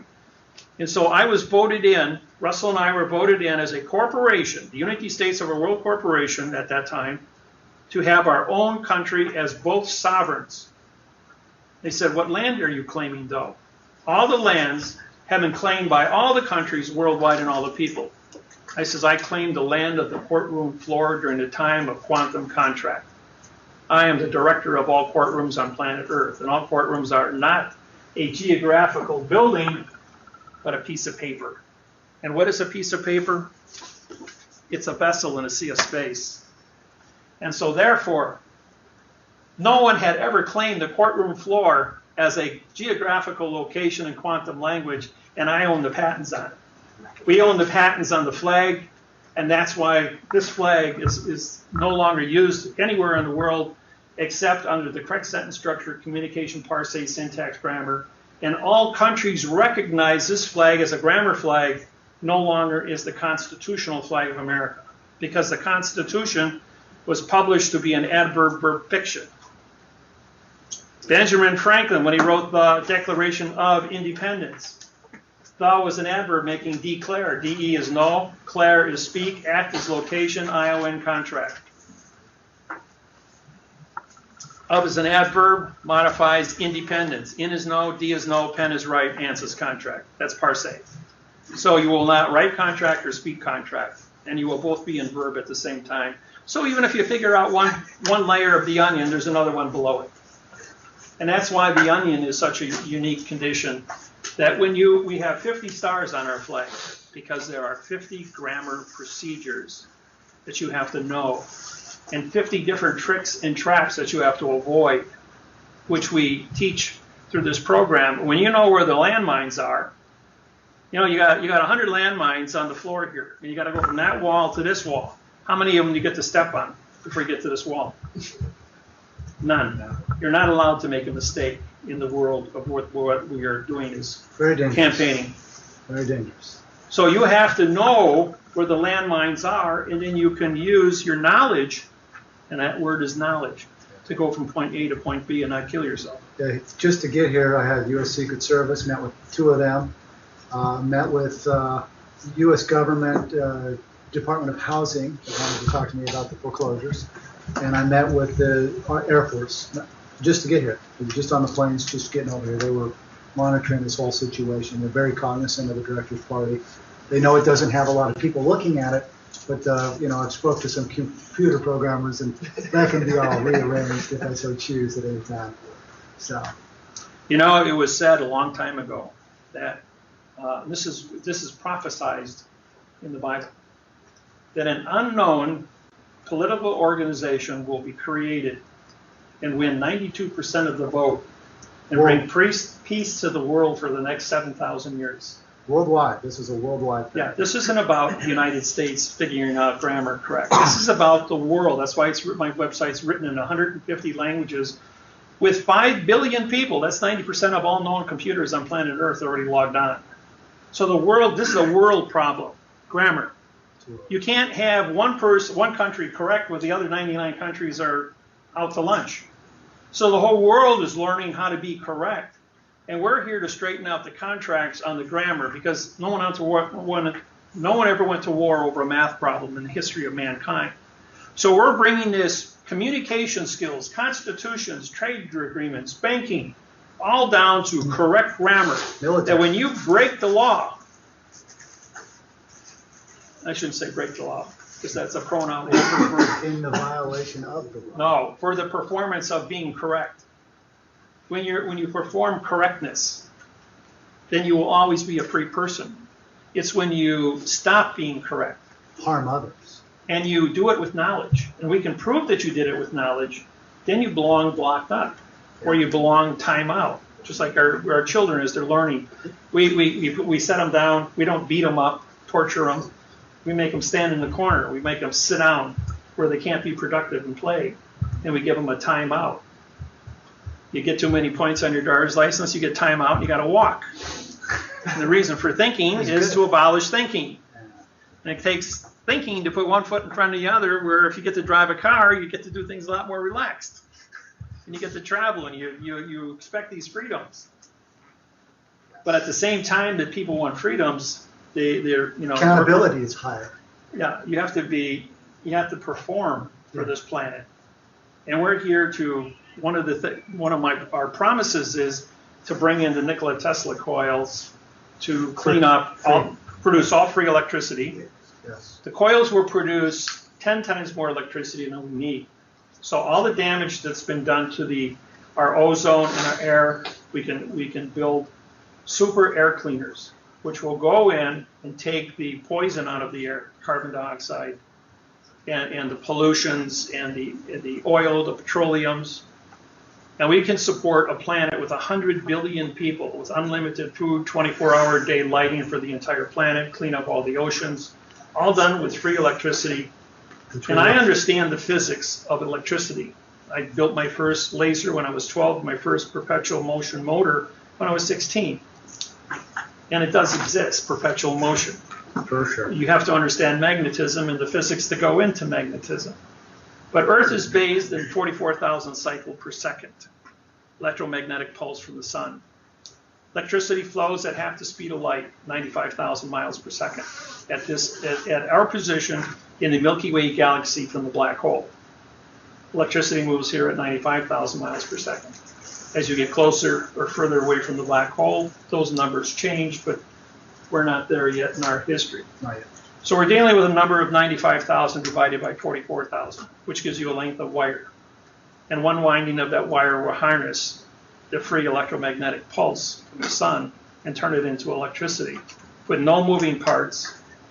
A single coil that's 1 mile in diameter will supply 160 million people of all energy that they need, including transportation. Now we can build small ones, maybe size of this room, 30 feet in diameter. We can build them 6 feet in diameter, produces about 250,000 watts of electricity. You can set those on top of every wood telephone pole in America. They're easy to manufacture, put on the truck, move out, lift on a crane, put on top of the telephone pole, and plug in. You can mass produce them like we're mass producing cars. And it's just a length of wire that's been harnessed, step-down transformer with a full-wave rectifier, plug into the mainframe, and you got free electricity on the mainframe. All the LFs. Now, you have to be 7 to 1 away from planet Earth because Earth is a energy field, static electricity. Lightning strikes Earth at 2,300 times per second. And each bolt of lightning is rated between 20 and 50,000 billion watts of electricity just discharged as static. But these coils will go ahead, because they're on wood, there's no interference. It's 7 to 1. So if you got a 6-foot coil times 7 is 42 feet, which is how tall the wood telephone pole is. And you can throw those up all over your cities. Doesn't interfere with anything. Easy to make, easy to install. Produce hundreds of thousands of jobs in the United States, paying top dollar. We don't have to do any hydrocarbon. Those that aren't going to be used for electricity, we can put generators on top that will remove all the air pollutions from static electricity, which is simply filter the air. Yeah, just clean it up. And we can put those off all over the planet Earth and all the cities. And then within a couple of years, have the entire planet clean as a whistle, all the water clean as a whistle. Supply all the food you need with 24-hour-a-day lighting with plant lighting, which will be powered by these electromagnetic fields. Just gotta go that way. Yeah. When is that happening? Last time I checked, I saw the map of the United States and all their power plants are either were in yellow or red state. But when are those getting decommissioned? Well, the nuclear reactors, nuclear energy is out the window. You know, Russia, after Fukushima took place, Japan lost all 52 reactors. Were shut down, and no one will sell them fuel because all the reactors What's are happening damaged. with ones that are here in the United States? They need to be All need to be decommissioned, and one Nikola Tesla coil as big as this room will put out more electricity than a nuclear power plant. Timeline on that? Vote us in. Well, you know, it's 7 to 1. If you want to use big ones for industry, you just build yourself a styrofoam float. Put the coil on top of the styrofoam. Floats on the water. Lake Michigan's 1,000 feet deep. That would supply Chicago. You can put one right off of here, run all to San Francisco, a couple off of LA. You got 3,000 feet of water out there. Put one coil or half a dozen coils. You run the whole entire LA basin with that. When it comes to like Denver, you can either build a whole bunch of little towers along the 7 to 1 ratio away from planet Earth. The things up on Nikola Tesla built one in Denver back in 1906. So the energy question is solved. The contract question is solved. International trade with quantum language is solved. Unemployment is 0 because energy is free. And then when it comes to battery, you have your lithium batteries for your cell phones, lithium batteries, and the lithium in Colombia, they want to see how deep the salt went in the salt flats of Colombia. They found out they have 25 square miles of pure lithium deposit, 45 feet deep. enough to build 300 billion electric automobiles. That'll keep us going for the next 300 years if you made the whole world go to electric cars. Now, you have Tesla, which is leader in battery technology. And those Tesla cars are pretty nice. They just came from the Chicago International Auto Show. I went over to Tesla here in Los Angeles County, and I took a tour of the plant. He says, "Well, how come you guys ain't putting 1% thorium with your lithium?" It says 1% thorium will give you 8 times the energy for the same weight and size of the battery. He says, "You never looked at that." I says, "Yeah, you just build a lithium chloride battery and you'll get 1,600 miles to a charge, and it only takes 4 minutes to charge a battery with lithium chloride." The trouble is that chloride is radioactive, so you have to figure out some way to Condense that down. buffer that down. What's JP Morgan gonna say about that? Can't plug it in anywhere. That's right. So, There's like we some oil don't only companies do that do grammar. We get into science and technologies.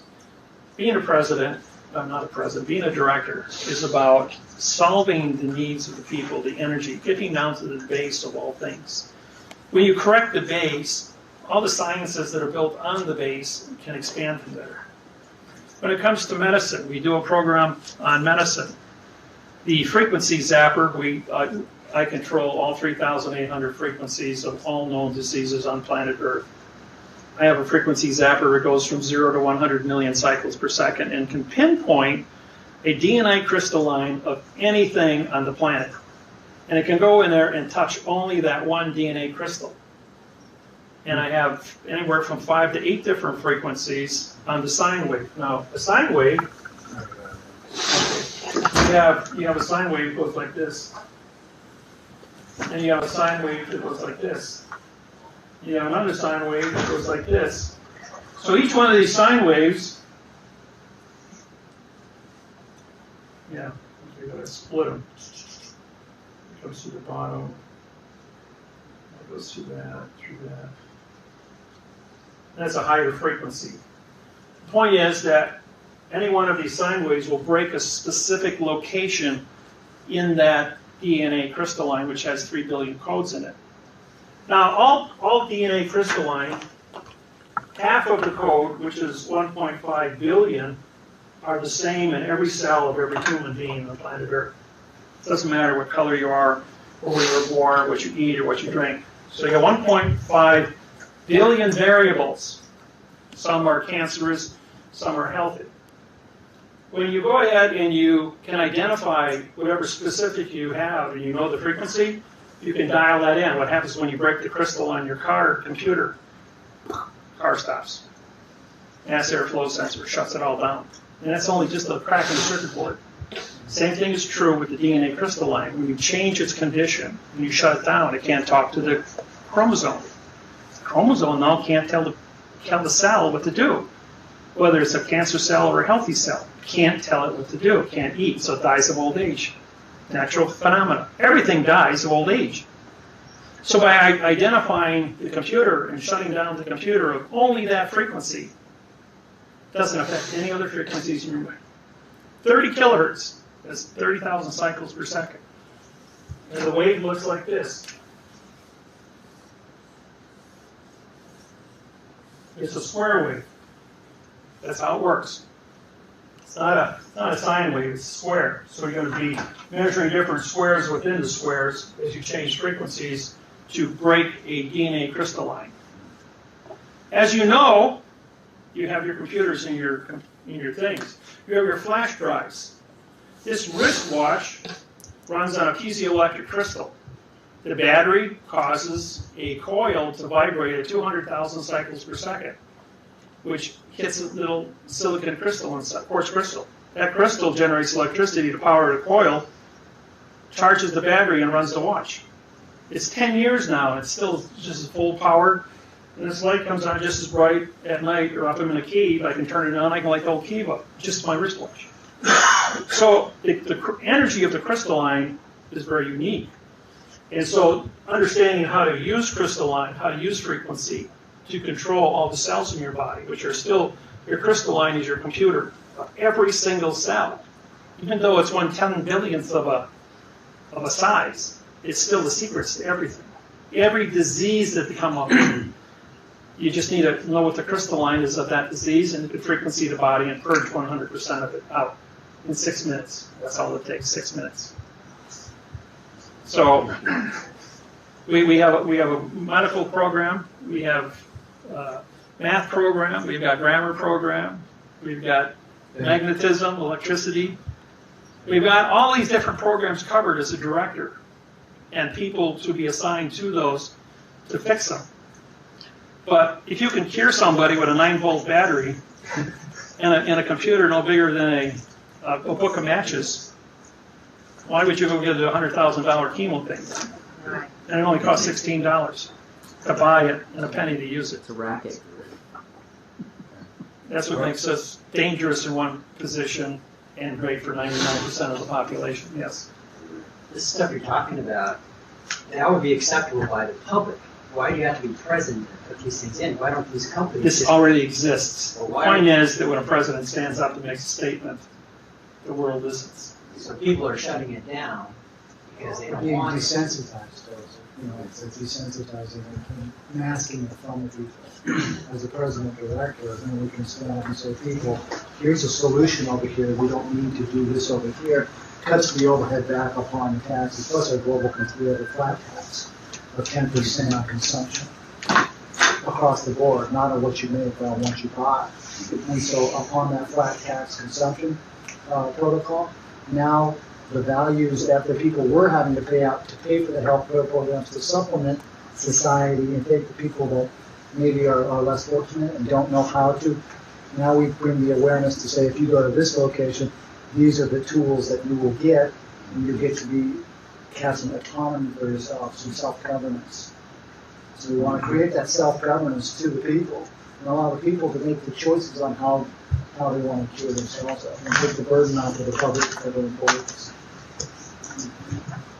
Take government down. Yeah, and that's how you get it. So Right. it's a very good question, but these are the solutions that we are looking at. Yes, sir. Yeah, I have a question about the DNA crystalline on the disease on the zapper. Yeah. Would that also work like for activating DNA? Let's say you lost some hearing, could you regenerate the hairs on the inside of your eardrum? Could you activate it? Could it? I mean, Okay. one thing is getting rid of disease, The but machine, okay, the machine you need is this one. You need a corn compressor this way. Called a DICOM machine. There's 150 countries manufacturing. It was invented in Russia for the astronauts.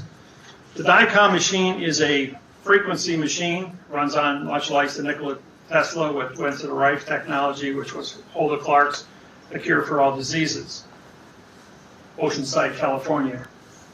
Then the DICOM machine was invented for the astronauts to go in and read every single crystalline of the human body through your nervous system, because the brain control is connected to every nerve in the body, or every cell of the body is controlled. That's why I can touch you anywhere on your body with the head of a pin, and you're going to feel it because your nervous system talks to that nerve, tells it how to reproduce. So the DICOM machine goes in and reads your DNA crystalline. Now, people grow until they're 25. At the age of 25, you start dying until you get to a location where you're in geriatrics and your body can't reproduce itself anymore. What the DICOM machine does is it goes into your DNA and reprograms your DNA at the age of 25. Then it goes ahead and with the DNA reprogrammed, but you only can do it at about 5 to 10% each time you use the machine to talk and reprogram the DNA crystalline. So it's talking to the chromosome and improving the chromosomes programming of how the cell eats, how it reproduces, how healthy it's going to be when it does reproduce. So each time you use it, you get better and better and better. Now, as a man 65 years old, I don't look 65. Most people think I'm about 40 years old. And most people that meet me the first time think I'm 40. And they hear me talk, and they're going like, I don't know if I can believe this from you. You're too young to know what you're talking about.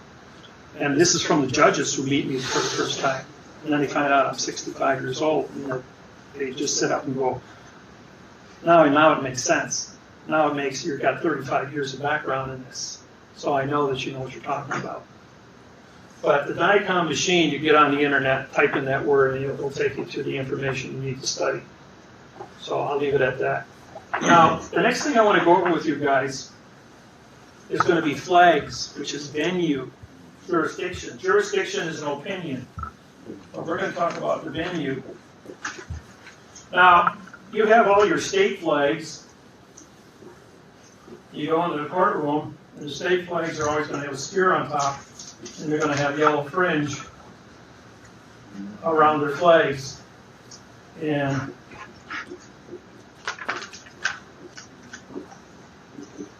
When did that start and why? in 1969, they put a man on the moon.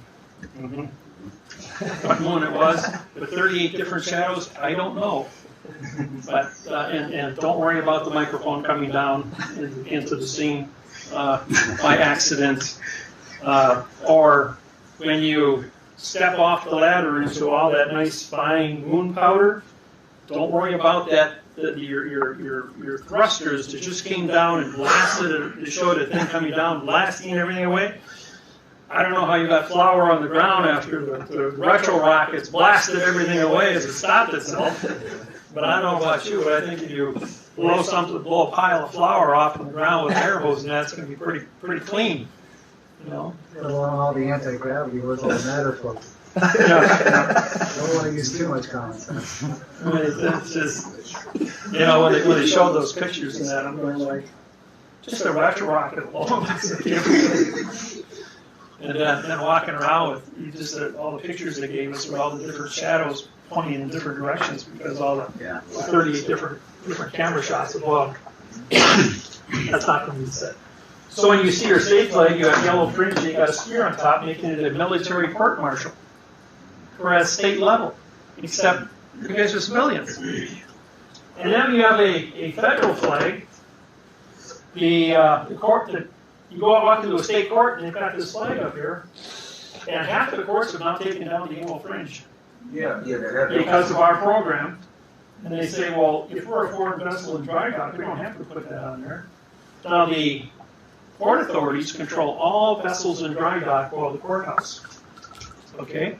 And because the courthouse is a vessel in dry dock, it's under the port authorities, controlled by the DOT, Department of Transportation, which is controlled by the post office, which prints the money and pays the judges through the port authorities as vessels in dry dock. That's why we file our ship's papers with the port authority for the heads of your territories. You should see some of the things we've done with the Coast Guard around Lake Michigan and San Francisco and LA and South Carolina, Tampa, Florida, New Orleans. They go into the Coast Guard stations and they're bringing in all their officers, calling in people from home.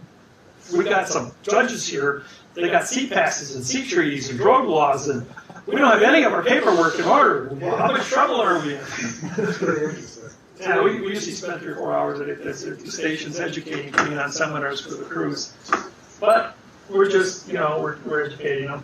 Now, on top of the flagpole, you always see the yellow chicken or the yellow phoenix. Well, here's a dollar bill. On the back of the bill, you notice the wings are up. That's postal. That's a postal eagle when they're up. If the wings are down, it's a phoenix for the Vatican banking. So if you're in a courthouse or courtroom and you've got a Catholic judge who's doing Vatican banking, he's going to have the wings down. And if they're under a postal guise, they might be an atheist, then they're going to use postal law.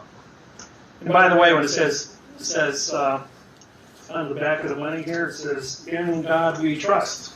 Well, in is an adverb making God a verb. We is an adverb making trust a verb. You want to show me the trust verb and the God verb in the dictionary? And then you have the box around both sides of the money. Now, the new Treasury notes that have been published on the 6th of January 2013 haven't been released yet to the public. But on March 1st, 1997, I sued the United States Treasury, and they took the boxes off. That's why your 5s, 10s, 20s, 50s have a circle, because there's no box of money. So what we're doing in boxing, when you see traffic tickets and boxes, you can pull out the money and say, how come the box is here and the box isn't there? This is illegal. And then I was counsel for Bill Clinton for the sex trial.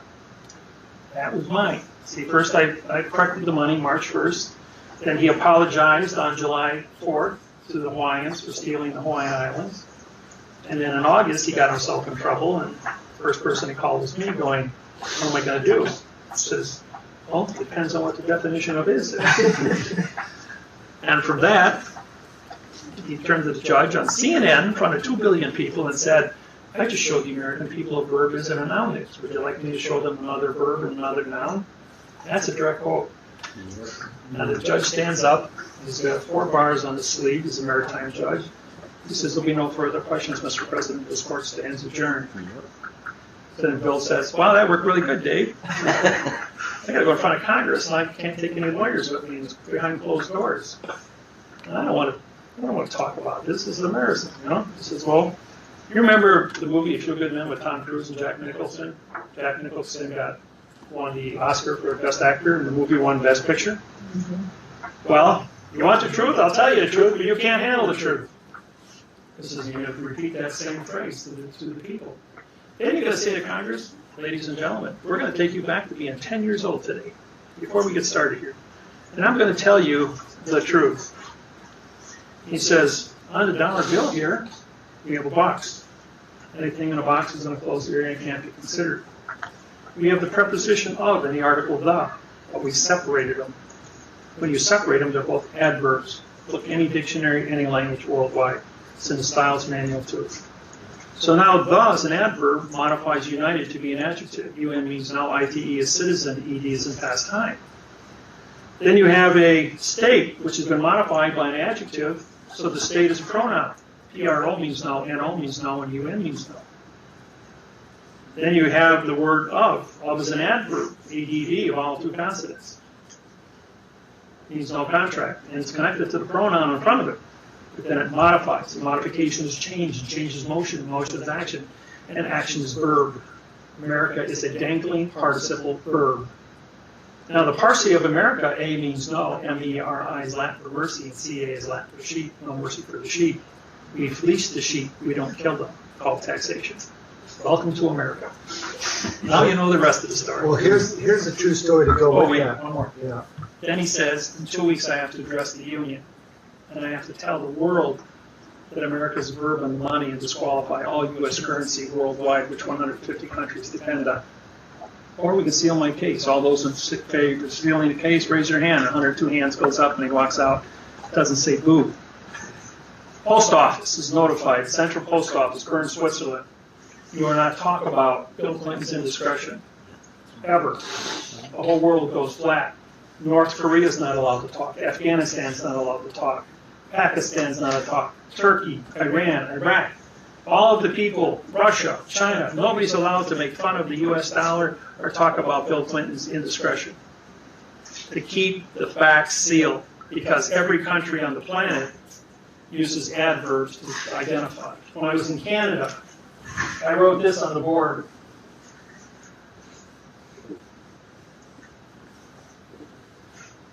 This is a long dash. It's connected. This is a long dash. It's connected with A and D. So that makes this a long dash. And I had 2 Treasury agents in the audience, 72 people in the audience. So this is CA, means sheep. Just like CA in America, means sheep. Both of them stood up, put me in handcuffs, and took me to the airport, put me on the first plane back to Milwaukee. And they pulled my visa for Canada, and I haven't been back in 12 years.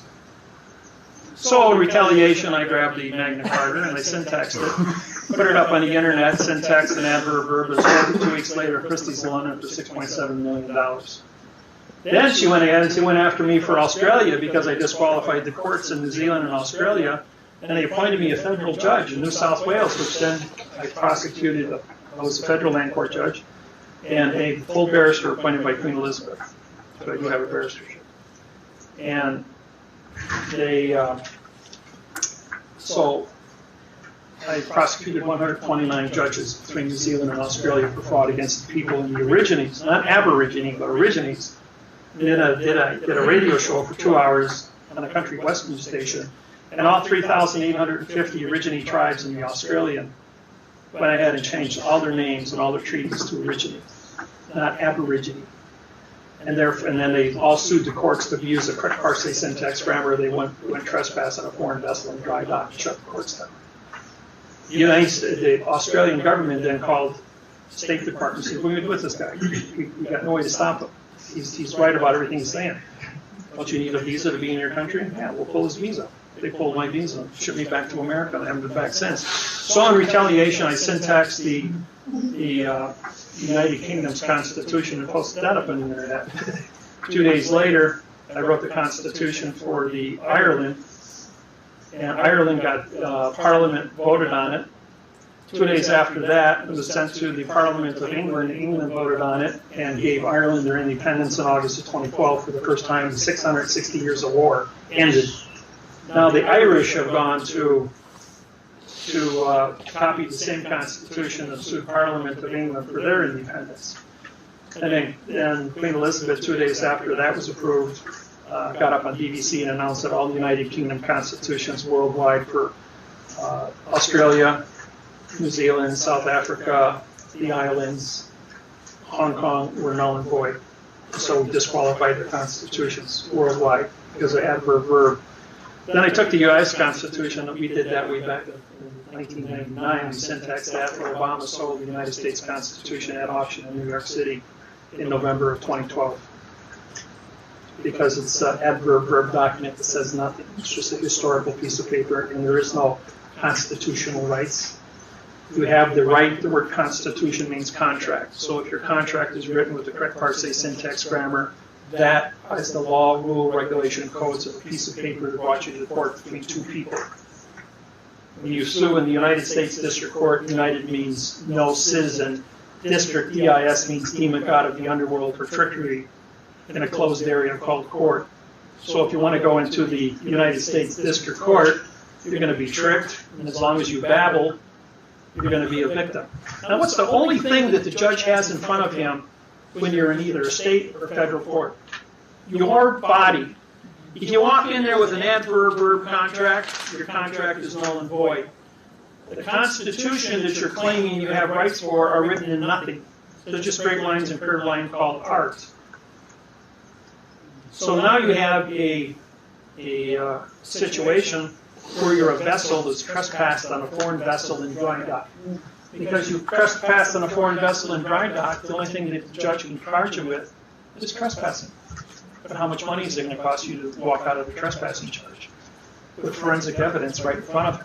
It doesn't matter if you're for traffic, sordid conduct, or anything violent. File with your port authorities. But if you do your paperwork, and you have a quantum, and you have your stamp signed, that makes you a postmaster transporting your mail vessel, and you are the mail, M-A-I-L. And because you're delivering the mail as the contract, none of the bailiffs, a bailiff is a letter carrier, but he didn't sign the stamp, he's not the postmaster, you are. The postmaster, the letter carrier works with postmasters. So when we walk in as federal judges, we deputize the bailiffs as our tip staff. We have jurisdiction over the court because the tip staff stands on claim number one. The jury is in a jury box, but you know what's unique about a jury box? You've got this. You've got 6 people here and 6 people here, and now they're in a box. Jury box means you cannot see evidence or witnesses or cannot hear testimony. And the jury box has 2 6-petite juries, which are illegal. The jury code calls for 12 worldwide in order to have a fair trial. So whatever is said, 6 and 6 is null and void, and that's why the judge can overrule 2 6-petite juries and render his own opinion. O means no, opin, which means to join, and ION is contract, no joining contract. The word jury, J-U, is no law, and RY is contract. So it's a no law contract because all 12 jury members have a 2nd grade reading level and babble, no matter what the decision is. Even the jury instructions are adverb verb fiction. So then you've got a jury box is on plane 4, talking to a witness in a witness box on plane 3. The clerk is on 2, takes the money, signs the stamps, and moves and is in charge of moving all the documents around the court. And the judge is up here on plane number 1 with a flag with either the chickens, with either the phoenix but he's got yellow fringe. If he takes the yellow fringe off, anything on top of the flagpole cancels the jurisdiction of the flag. Yes, I So the was, contract is null and void. we were in the National Guard Army Reserve headquarters 2 days ago, and they confessed, they said, you're flying a spire on top of your state, on top of your American flag, and top of your California flag. She goes, I'm state and federal. I says, no, you're not. I says, you're martial law. She goes, very good. And I quoted her the Army regulations on that. She says, you're correct. I says, there's no state of California. That's a verb. It doesn't exist. I says, it's contract and your ability to police it, maintain it, and the slothful, my words to her were the slothfulness of the people. She says, they are lazy. The reason for thinking is to abolish thinking, because thinking hurts. That's why we have punch press operators and ditch diggers, because they don't want to sit and read a book, because it hurts. Can I ask you, speaking to, if you could speak to the 1666 Siskiyou Act with cause do you live? As in my study, it appears that that was the root cause of the civil death, the Nalmagarian of the name. Nalmagarian of the name came in World War I, 1914. Okay, It's so one of those- this Siskiyou Act, it appears as I read it created a condition It of may civil have- death. It may have gone back there in the French, but Nalmagarian is a French term. But it was widely published in 1914 because of the battles between Germany and France and the trench warfare, where millions of people disappeared because of bombardments. They couldn't even find the bodies because they were so badly blown up so many times. So the word, and then the Nalmagarian came in as capitalized names. And then when the So they court, deal with people's estates. okay, if the court sues me in capital letters, I can go down to any cemetery. Just the city of Milwaukee alone has 2,800 Miller names on tombstones in our graveyards, all capitals. So you only capitalize names on tombstones. So if they send you a capital And letter, vessels. you go, and ship vessels, right. And paragraph 1 of Maritime Code says that the name of all vessels must have a name, and the name must be capitalized. 9 billion humans are vessels. So when they're going to that location of a vessel moving, for you to have a claim of the live life with a stamped sign under law of the flag, and know your identity, then you can write your name in upper and lower case, walk into a vessel. But when you enter a vessel in dry dock, you've left your country. You must have your ship's papers. You must have your medical papers to say you are alive life and don't have any contagious diseases. As a result of putting blood or saliva on all of our claims of life, if you try to file those, you're being prosecuted or sent through the mail for biological hazards. Now the post office changed the laws to put a stop to what we were doing.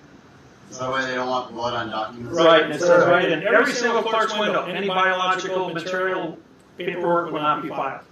Okay, now Is that why you can't get a lick stamp anymore? Correct, all stamps are now sticky, because if you lick them, then it's a biological hazard. And if the post office is selling a lick stamp, they're saying, well, then you're supposed to use a sponge and water and making it damp. You're not allowed to. You use saliva, they can prosecute you for sending biological material through the post office. Judge, some of my clients have brought some mail to me and complained that it appears to be fraud when they read 18 USC 1341 and 1342. The Mail fraud name and mail fraud finance through the mail. and, so we were trying to put a word set together to deal with the mail fraud so that we didn't have It's on to- my website, it's already defined in longhand. PWMLC.com. Words that go on the PWMLC.com. mail to be returned unless it's put to a proper person. Correct. Correct. No. Erase this. Leave the flag. I mean, a proper name as defined in Black's Law. No, is that not right? Proper's no good. Oh, thank you. This is no person. And then you have property. No person contract. Because all property is written on real estate, no contract, ES, no take. This is contract, this is no. And ta is I'd have to look that one back up again. This is a no contract, no, contract, so it's a no, because when you brought your property, it killed the people who lived there, and this came from the issue of ailing, from ailing. I think it's 0. Huh? How does AI designate to? It has two vowels. Okay, 2 vowels. Yeah, it's okay. That's okay. Okay, now, A consonant, or a vowel, two consonants is negative. This is- AILING means corruption from the beginning. Okay, so now they use the 5 words. Failing to state a claim. 41212, and that's in future time, so therefore you have nothing, and because this is in the future, to state a claim, making claim into a verb, and you change, this is 12b6. Every lawyer uses it when he doesn't know what to do, 12b6.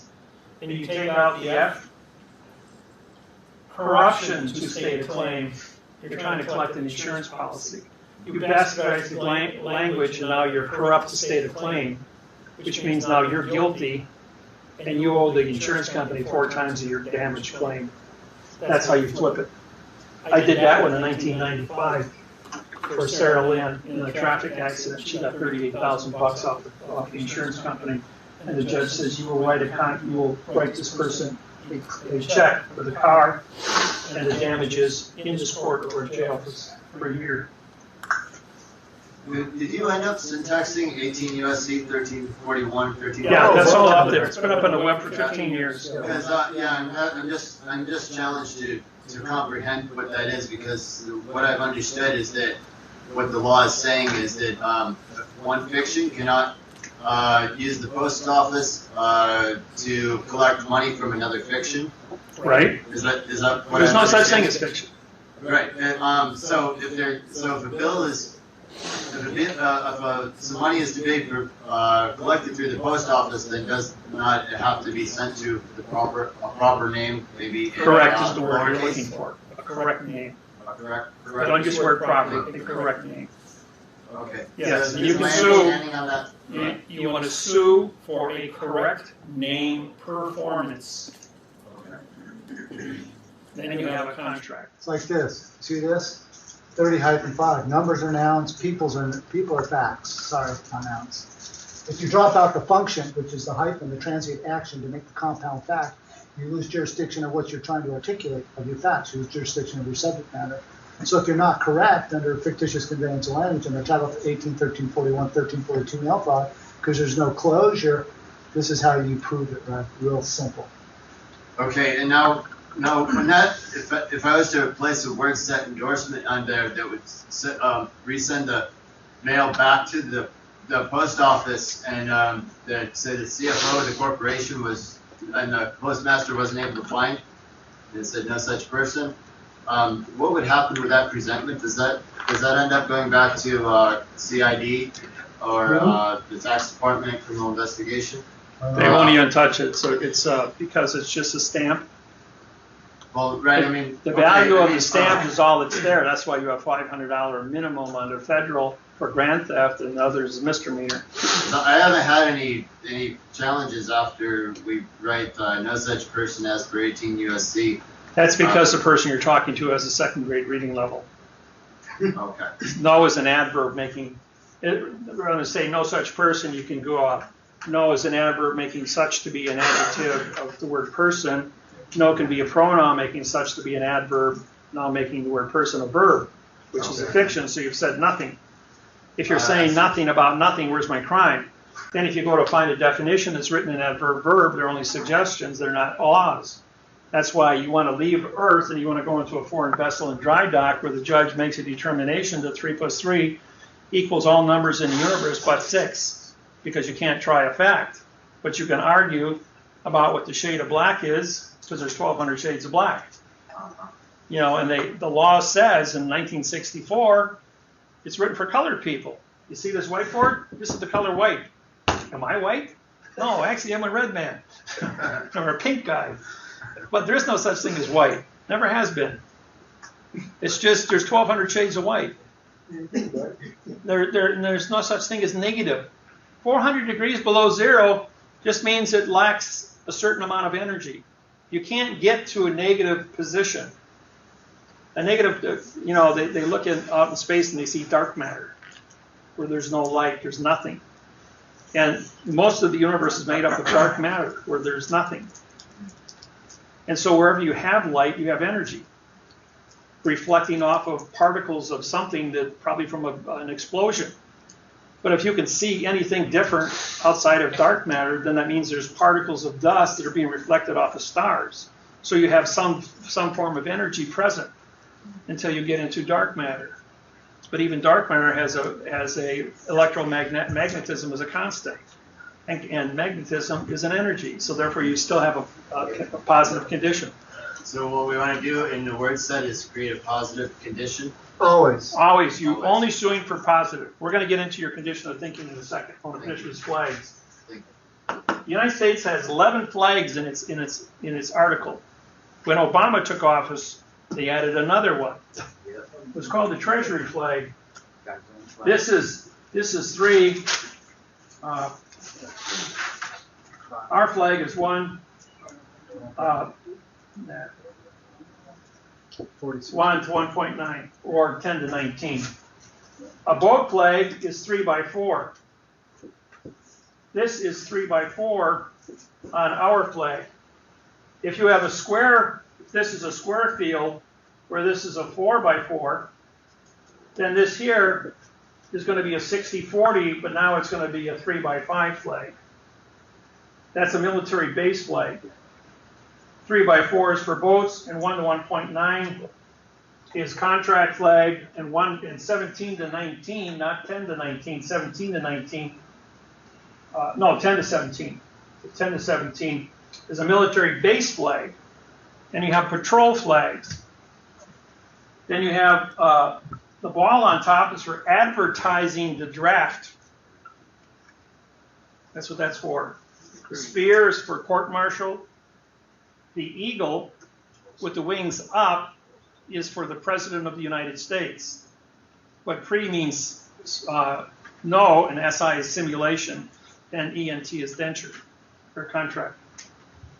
So by putting a negative condition of no in a simulation of SI, as you sign your signature.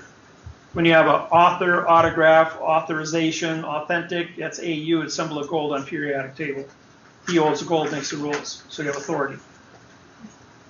And then they've been slipping in the Phoenix on there, and the Phoenix is Vatican banking, but then Obama's flag looks like this, and it's always hung in a banner, square field 1 to 2.25 dimension. And they have to hang it in a banner because all banners suspend Constitution. I don't care what flag you're using. At the United Nations building in Washington, D.C., in New York City, you have 199 3 by 4 boat flags, and you have one flag that is 1 to 1.9, and that's the correct sentence structure. Communication, parse, syntax, grammar flag. It flies in the first position. That's my flag. That's copyrighted. And if you go to New York and you see that, you'll know that you're looking at a contract flag, and everybody signed it because the mathematical interface on grammar being correct is something that they all have to achieve. It just takes time to learn. Yeah, we met with the Postal Department there at the United Nations, and they said they took us off to the side and wanted to meet with us, and we asked them a few questions on mechanics of postal. Of course, they didn't know anything. They says, Russell, we don't know anything. We want to be your student. You and David, you guys are the best postmasters on the planet. Everybody else is a scam. We believe you two guys. We don't believe anyone else. They said, we don't know. I says, well, under Title 42, 1986, under knowledge, you're disqualified as a corporation for moving your stamps from point A to point B around the world. He goes, I know we are. He goes, can we be your student? I says, absolutely. I says, we're here to correct. I says, I'm a student with United Nations. I'll teach you guys how to be correct because you guys aren't correct. You can't do anything for anybody. He goes, I know. It's a worldwide problem. I says, yeah, it is. This here, City of Milwaukee, after I prosecuted Judge Stadtmiller, well, actually it was Wasilewski. They couldn't get any judges to take the case for Wasilewski. So Stadtmiller, who was our chief judge at the time, said, I'll take it. I'm the chief judge. We have 92 judges here at the courthouse. And nobody can overrule me. He took the lawsuit, read it for 20 minutes, and came out and says, I recuse myself. He says, I don't think there's a judge anywhere in the United States that will take this case. 400 state judges in 7 states, Indiana, Michigan, Illinois, Wisconsin, Minnesota, Ohio, Iowa, all vacated their position to take it. They found a judge in Cleveland, Ohio, 97 years old and retired 26 years. And he took the case. I defeated him 3 times in a row. And in 52 years on the bench, he had never lost a case or had a case turned over. And he ruled in my favor and took off his robe on the 3rd defeat and threw it on the ground and says, your statute of limitations is running out, Mr. Miller. But he was the first time. Even when I wrote my first lawsuit in front of that old man, I used a 1923 typewriter with the old nylon ribbon, and the E letter was always a quarter character higher than all the rest of them because of a defect when they manufactured those machines. And he noticed that my paperwork was written on that typewriter. And he says, how did you get this thing to write in all uppercase? He says, well, the key was broke. It's a 1923 model. And he goes like, it's the one I used when I went to college. He says, and I had to write my papers on it. He says, I see the key, it's still broke, the E key. He says, how'd you get it to write lowercase? He says, I used the needle nose pliers, and I had to hold the letter up to lowercase and tap it with a screwdriver to make the lowercase spelling. After everybody got done laughing, he says, how long did it take you to write this paper? I says, 4 months.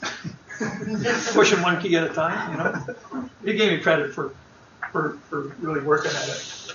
But in the city of Milwaukee, our intake court uses 1-inch Lexan plastic, bulletproof, soundproof. And the audience is out here. Then you have your plaintiff box here for your pleadings. The jury is in a jury box, soundproof clerk, soundproof judge, soundproof, complete, all separated, boxed and soundproofed. And then the judge is up here with switches turning on everybody who can listen and can't listen to control anybody from coming into court and making any statements that they don't want anybody to hear. So they're taking the boxing to a new stage now, putting everybody into a plexiglass soundproof box. Wow. So that's totally illegal. I heard something about Obama stood on a piece of paper during his oath and separated himself from the plane, so his oath was null and void. Correct. He did. His oath, the adverb oath that he's taken with John Roberts, is in fact a null oath. We have our own oath that we will be using, and these are the ones. This is my Hawaii. Let's see which one is it for. No, this is my California federal oath. I have this oath published in San Diego, California, in Los Angeles, San Francisco, Fresno, and it's paid my fees, got my stamps, got my seals on it, embossed seals. I've got mine here for Kansas and Nevada, but they won't let us in. The U.S. Marshals won't let us file these anymore. They totally. Well, the government's completely gotten ballistic on this. Yeah.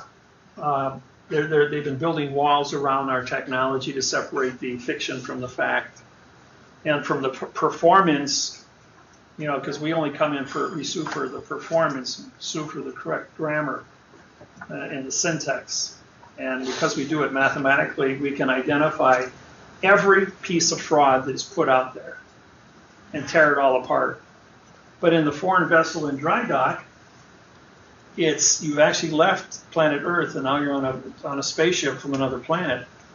Same thing as any one of you go down here to the harbor in San Francisco and jump on a Chinese freighter without your passport, seaman's papers. What's the end result going to be? You're going to get harvested. You're going to get thrown in the brig, taken back to China and stuck in jail for 8 years. Isn't that called a foreign invasion on American soil?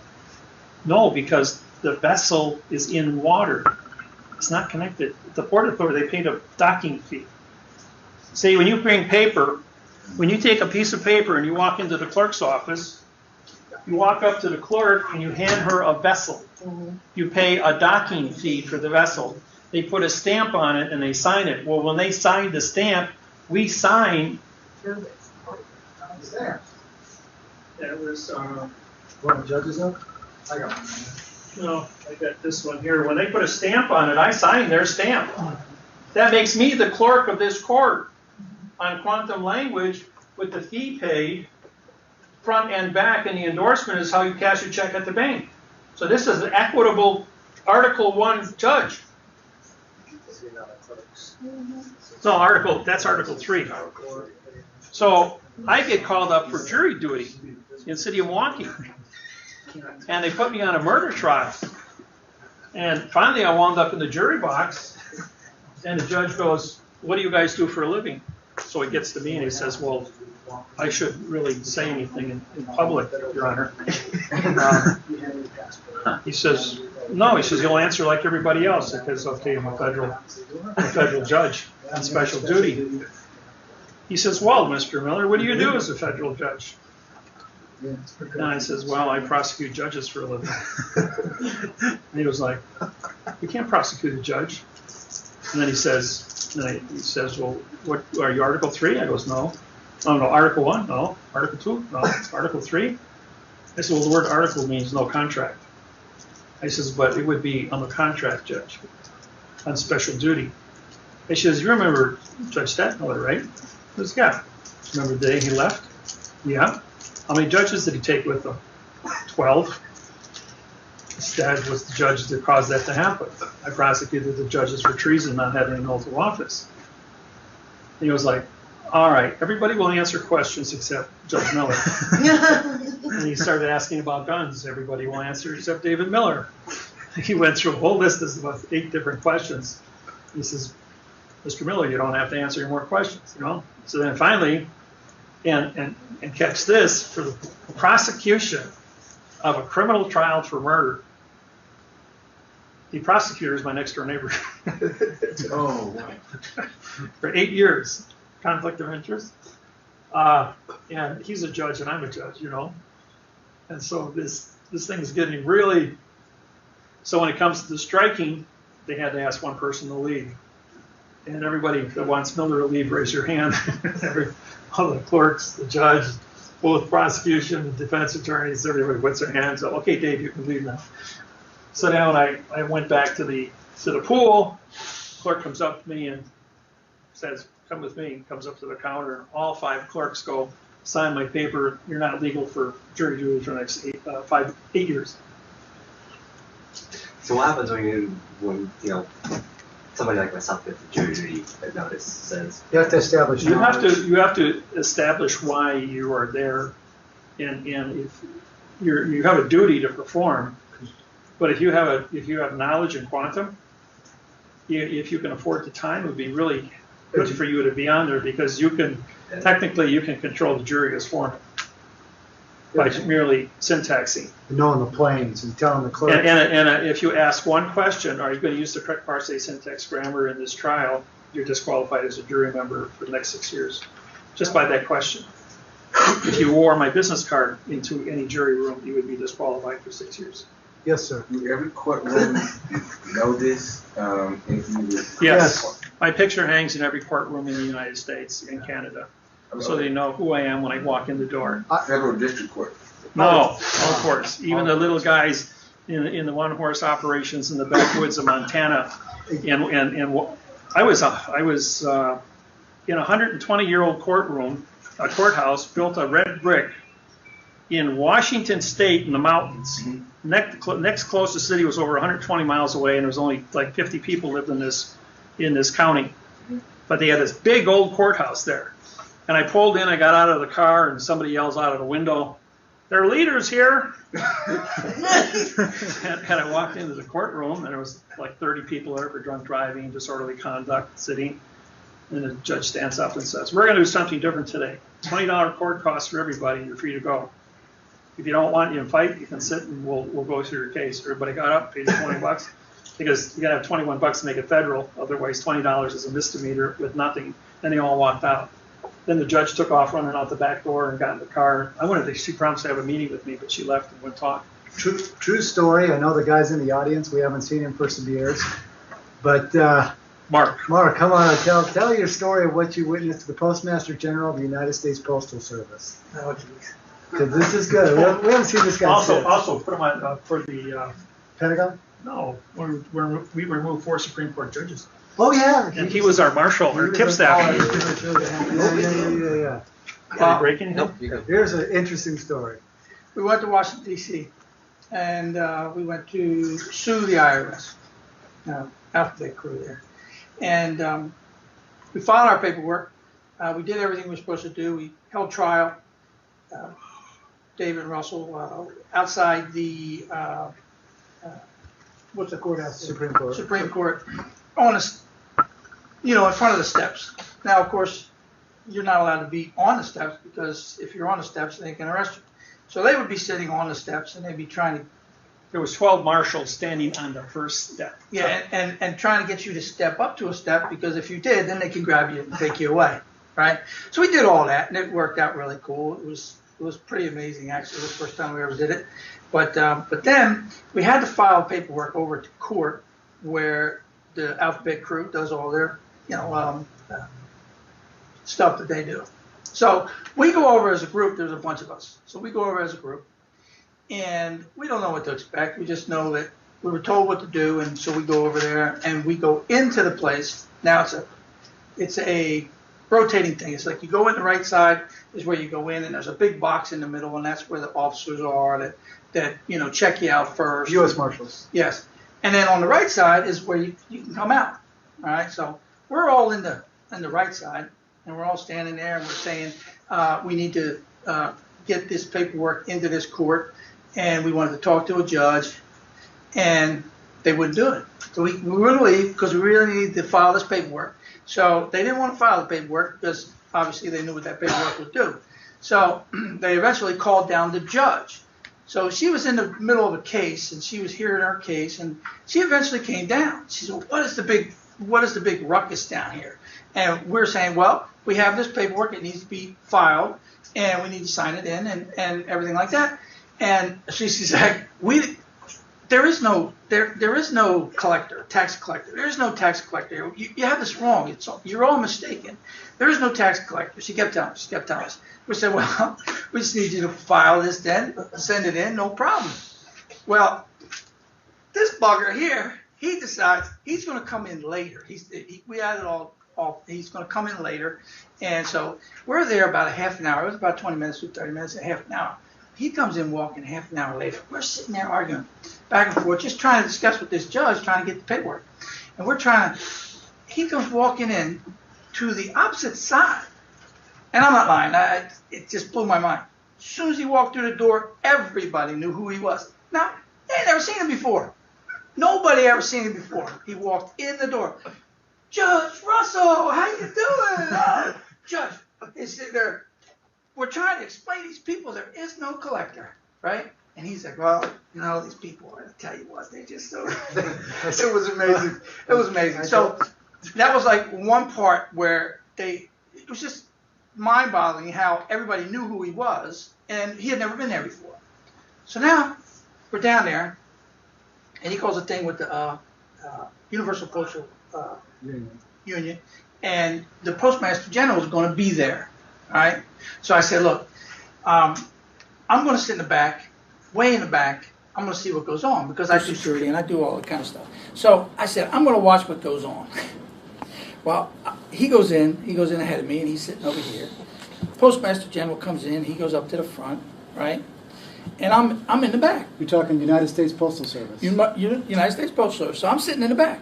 And things going on, the proceedings are going on and whatnot. And Russ is, he's not saying anything. He's being nice and quiet. Well, the postal inspector, he gets up. And he's got there's 3 people come with him. And they walk hastily, very hastily, to get out of the room. And they go around, out the door, and right to the elevator. Now they're standing at the elevator. Now I get up, and I leave with them. They don't know who I am. I'm just nobody. So I'm standing there, and they're all right here. Postmaster General. Postmaster General, and he said, "You gotta get me out of here. You gotta get me out of here. I cannot be in the room with that guy. I cannot be in the room with that Russell Gould." That was Potter. Yeah. It was like, "You gotta get me out of here." I'm laughing. I'm sitting there going, "Oh my gosh, you gotta be kidding me." So they hurried up and rushed him into the elevator, right? And he left. Okay. And then I went back in and I sat in for the rest of the hearing, and obviously Russ, he sat there. I ended up telling him what happened later on. He just laughed. It was just comical. It's just like, these people, they know who he is. They do not want to be in his presence. Didn't Potter identify Russell as the Postmaster General himself? No. What he said, his exact words were, "I cannot be in the same room as that man." So he understood. We had 7 senators in the room with us. Yeah, there was a lot. This was when they had the postmasters convention of all 50 states, the heads of all postmasters from 50 states in Washington D.C. at the same time, and we walked in. Because I wanted to just see. And after they recognized that Russell and I were in the room, half of the postmasters got up and walked out and didn't come back. I mean, the whole thing was disrupted because they couldn't be in the presence of 2 quantum postmaster generals in a room full of fiction. I mean, they knew that. And the senators even. Yeah, the senators got up and ran out of the room. Yeah. I've been with David where we've met with Craig Thomas and Alan Simpson, who were former senators, U.S. senators in Wyoming, and we'd go up to them at the Casper Event Center and put on the dollar presentation about America being a verb, and they'd literally take off and running from us. Literally. Bam. Gone. Yeah, and then the other time was when we went to the Pentagon, David and I, we went to the Pentagon to file our treaties. That was our muster master Yeah. role, just like you have a muster on a cruise ship. We, as plenipotentiary judges and musters, we went ahead and Russell and I contracted that if any U.S. troops, Army, Air Force, Navy, Marine Corps, Homeland Security, get in any kind of trouble for genocide or apartheid or a lawsuit that can't be won by the U.S. government, that we can step in and say yay or nay on a parsec syntax grammar and vacate the position in any language on planet Earth, any country. So for free, we guaranteed that to 82 countries, the same way as we did the Pentagon, and so we have 82 ambassadorships. And we're guaranteed to protect all these different countries, which is 97 cents on the dollar worldwide. So anybody touches us, 82 countries are going to stand up and screen your touch on our ambassadors. So not only are we directors of our own country as sovereigns with the United Nations and federal judges with sovereignty under independence when we're in with our contracts, but we're also independent in our ambassadorships times 82 with all these different countries as well. So we are 2 unique guys that are trying to bring this planet into an alignment of performance to be correct. And what's the harm in that? In a world of 9 billion fictions. That was the last time they let that happen. We got the guy, Secretary of the Navy, actually come down, took the paperwork, signed off the paperwork.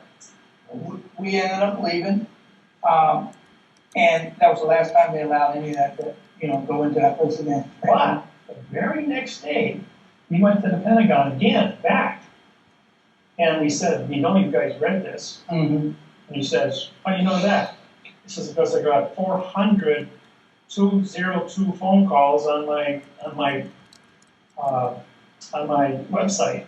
I got caller ID, and all the caller ID from their computers all bring in their phone numbers.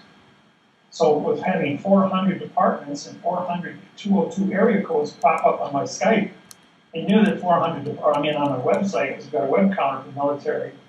They told me that everyone in the Pentagon had gotten it, they made copies of it and passed it out to 400 departments, okay, with our pictures and our portfolios, saying these guys are in charge of us as not only postmaster generals, but muster masters to protect all other departments. Here's all of the 120-page certification." And then the next time Mark was with us was when we sued the 9 Supreme Court judges for failure to have an oath of office, failure to have a C-Pass, C-Treat, or drove law at the Supreme Court building in Washington, D.C. And then they brought in 12 marshals, stood on the first step of the Supreme Court building as we stood in front of the 2 cameras on the light poles, center stage talking to the cameras. the judges were all inside watching us on the closed circuit TV, which they told us later they were watched the whole thing, 2 hours, 95-degree heat. And then the first marshal on the end, he fell off a step, and as soon as he touched our sidewalk, he was then on our plane, and we, all three of us, Janice, Logan, Russell, and I, spun around and said, "We hereby deputize you as our tip staff, stand to attention." So he walked over at arm's length, held the American flag on a pole for 2 hours. We had him, because he couldn't put it on the ground, because he touched the ground. So he had to hold the flag for 2 hours. And when we got done signing all the contracts, and Marker was our tip staff, who he had licensed through us, and he had the contract signed, that marshal carried in all of our paperwork, his tip staff position. He's a legal tip staff from the Unity States of our World Corporation and the Federal Postal Court, which is and the other person is Richard Schmitz in Appleton, Wisconsin. He's a tip staff officer, and he's been with us since 1993, so 23 years. Yeah, he's still a tip staff. He's still our tip staff, and he's been in our program since 2003. Yeah, 2003, but about 12 years now. And he knows his material. But and then after the tip staff from the U.S. Marshal Service at the Supreme Court went into the clerk's office, the judges invited us to bring whatever paperwork else we had to file. We got all that stamped and filed, and then they had us come into chambers in front of the Supreme Court where the 9 judges sat at the bench. And Russell and I walked in and we said, "Why don't you guys come down on our plane so we can hear each other?" "Well, we're fine right there." So then I turned to Russell and I said, "You know, if we're going to stay here and talk to ourselves, and nobody's going to learn anything, and so I think we should go with it because these guys are not, they don't have an oath of office, they're not really judges, they're just actors in black robes." We turned around and walked out, turned our backs on the Supreme Court. The next day, 4 of the 9 Supreme Court judges, William Rehnquist, O'Connor Day, who were the other 2 guys, remember? They resigned. That's why the United States Senate had to meet at midnight and call an emergency session to order 7 of 9 back to the bench. Rehnquist and Day wouldn't go back. They stayed out. Rehnquist died 6 weeks later. And then they had Supreme Court hearings for the next year on PBS TV every single day. That's all that was on the news every day. It was trying to elect 4 new Supreme Court judges. We are the only 2 guys in the United States history that ever removed the Supreme Court judge. Because quantum is jurisdiction over fiction. And we were also recognized as the chief federal judges because of that action to remove the judges, because we had a legal oath of office. Correct. I've had U.S. Marshals come up and have conversations with me saying that they watch the videos and that I took down the U.S. Supreme Court flat out. This is dude. Our judges can't hold a candle to you. You're awesome. Okay, thanks. Thanks, Lev. That's the man. Do you need a break for lunch? Where are we at? 10 minutes to 1. I know you guys haven't even had a toilet break yet. There's lots to go over. Okay, the bathrooms are, if you go out to the end, or go all the way down to the other end, that's right. We'll break for an hour, we'll figure all that out, and then when we come back, we'll get into finish up here, and then get into some of the solutions with the Director's Party, talk about branches of government, how the correct communication process, syntax, grammar goes into those branches. Words will be adjectives when you syntax. That's an automatic ED to be an adjective. Now it modifies pronoun in to be a pronoun. This is an adverb making section to be a dangling participle. Now, even though you have a number here with a comma, the number breaks the continuance of evidence. There's no period after that, but numbers and letters are totally different entities. So the break, this creates a break in the document. And then all is a vowel 2 consonants, which means no. You cannot prove all. I don't care who you are. And to tell you a really neat story about the word all. Man goes into court in Seattle, Washington, says, "Your Honor, I'm not guilty of this traffic violation." He says, "I have all the facts with me." Judge says, "You have all the facts." Okay, he says, "I'm going to tell you what, sir. I'm going to continue this case for 30 days. You have 30 days to bring back all the facts." And when I say all the facts, I mean all the facts in the United States on traffic citations. Because you said the word all. He says, well, but that would mean thousands of books and pages of information. He says, I couldn't possibly carry that much in here. He says, you said all the facts. So you're going to bring all the facts to court in 30 days or spend 30 days in jail. Goes home and he calls me up and says, hey, Dave, I stuck my foot in the mouth. I said all in the courtroom. He says, what do I do? I says, practice handstands. He says, practice handstands. He says, what's that got to do with fighting in the courtroom? I says, practice your handstands. I want you to be able to run around the room, carry it for a half an hour. So that's what he did. He practices handstands every day. Finally, the day of court comes in, he comes walking in, he's got his t-shirt on, and judge calls his name, and he comes up. He said, ready to go, Your Honor. He said, you're a little bit light there on all the facts of paperwork. So he pops his handstand. Everyone in the audience, all 50 people, start laughing like crazy. The judge is laughing, the clerk's laughing. He goes, what are you doing? He says, I brought all the facts to court today. My feet are dangling in a sea of space, and I brought planet Earth. He says, and on planet Earth are all the facts, in all the languages. And he says, it's the easiest way I could get it all in here in court. I'm in court, and I have the world in my hands, and my feet are dangling in outer space. He says, you know, that's the only right answer. He says, you're free to go. Case dismissed. See, sometimes it isn't always about syntax. But the word all is a very dangerous word, so be careful. So now all now, because the two and the comma create a break here, all is now an adverb. And so that makes payments to be an adjective of the pronoun accepted, which also means no contract. And now it's in past time. And it's a conjunction. Now they have the word applied by, now applied becomes a pronoun. AP means no, and ED is in past time. By connects to the pronoun in front of it, and now modifies the adjective lender of the pronoun shall, which is now in the future time. As you know, a sentence can only maintain one idea. And I'm talking about one, let's see, I have two words in past time and shall in the future. So now we have two time factors. And I don't have any now time here, so that's a lie. Be is an adverb making applied to be an adjective in past time, and AP means no. So it's a no contract, because ply means to stick together, or two coming together. So therefore that's corporate. PLY is corporate, so it's no corporation in past time. In then becomes the pronoun, just like in was the pronoun up here. The is an adverb, modifies the following to be an adjective.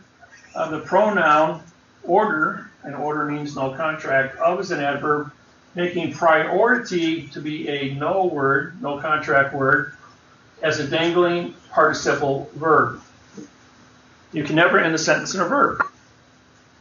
So now we have how many mistakes? We've got 1, 2, 3, 4, 5, 6, 7, 8, 9, 10, 11, 12, 13, 14, 15, 16, 17, 18, 19, 20, 21, 22, 23, 24, 25, 26, 27, 28. 35 mistakes, and we only have 36. 30. ED. No, 36. Okay, 36 mistakes. So we got 36 errors. So even the word error, ER means no of OR. Wrong. Right, wrong is the correct form. And the word wrong is your replacement for error. See, otherwise wrong, error is no contract, and wrong is a condition. Okay? So we got 1, 2, 3, 4, 5.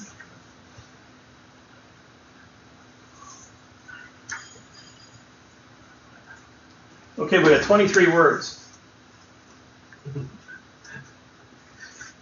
See, so you have more. So when you have a contract of 4,000 words on a mortgage, but 4,700 mistakes, it's because some words have 4 mistakes. Not only do you have I forgot this one here, 8. Not only you have a contract and a past tense time, but the word itself is used as an adjective when it should be a fact. Say so, and when you put it into its correct contents, then it's going to be a 5 times the work to get one word correct. Okay, now we're going to remove the things that cannot be. Everything that is not underlined shouldn't be on the board. You can't have no contract words, so we're going to use the words section.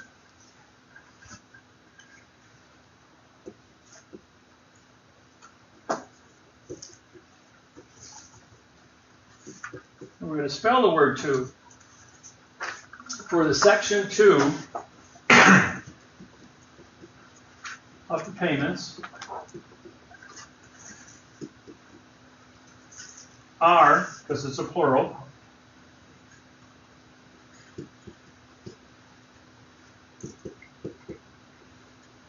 let's see, with the claim,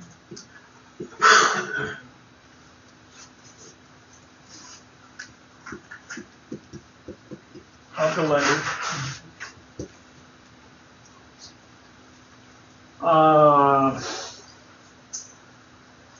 See, coming to a shall in future tense removed, the be is irrelevant, applied is a no contract, and this is future, so it makes everything after the future to not be a non-existing issue.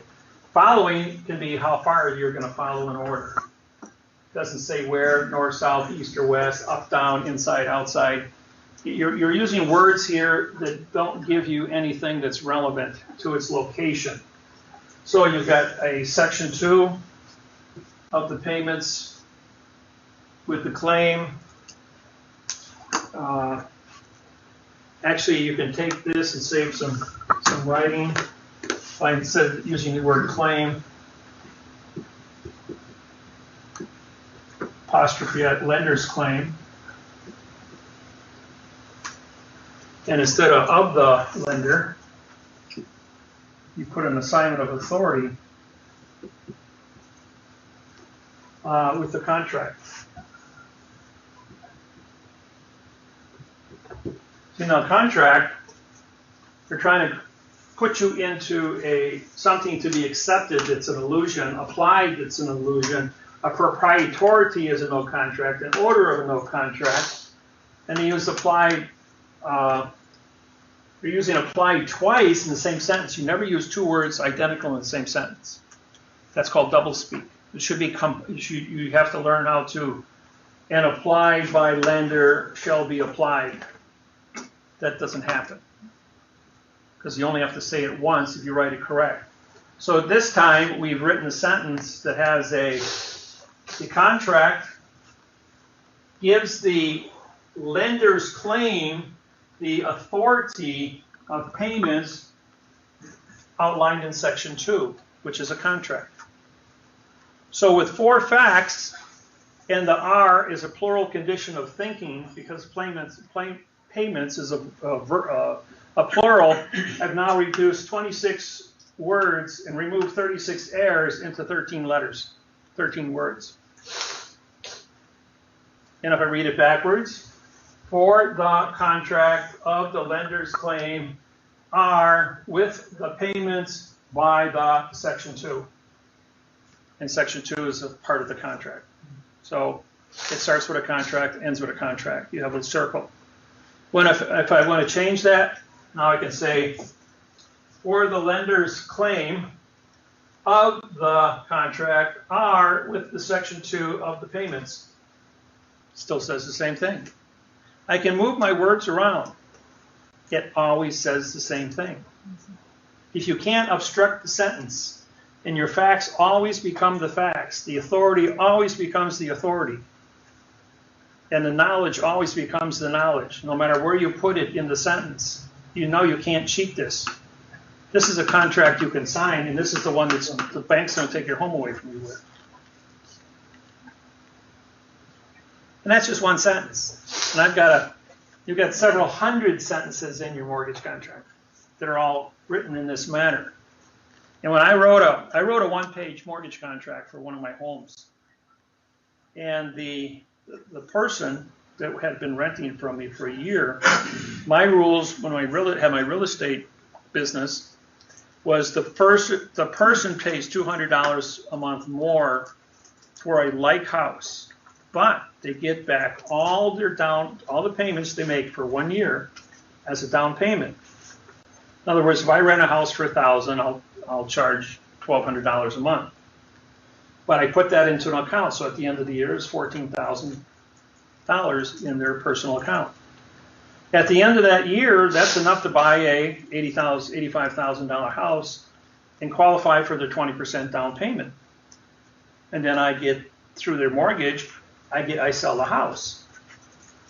But I bought the house, I did the renovation on it, and when I got done with buying the house and completed the renovation and paid my people, I got $30,000 in a house that's now worth $80,000. And then it's in pristine condition with new plumbing, new electrical, new doors and windows, new roof, new landscaping. Everything's been replaced that was old and brought up to speed, new oak kitchen, new floors. And I go ahead and I sell them a property that any appraisal company would welcome.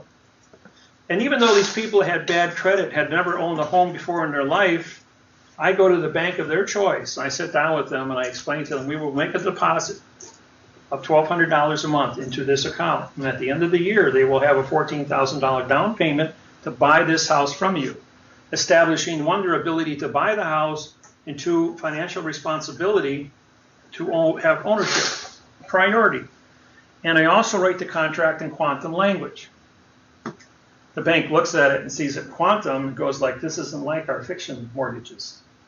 So they're more than happy. And the lawyer says to me, if you don't buy this house, I'm going to buy this house from David, and I'm going to own it. I'll pay cash outright, and I'll rent it back here for $1,200 a month.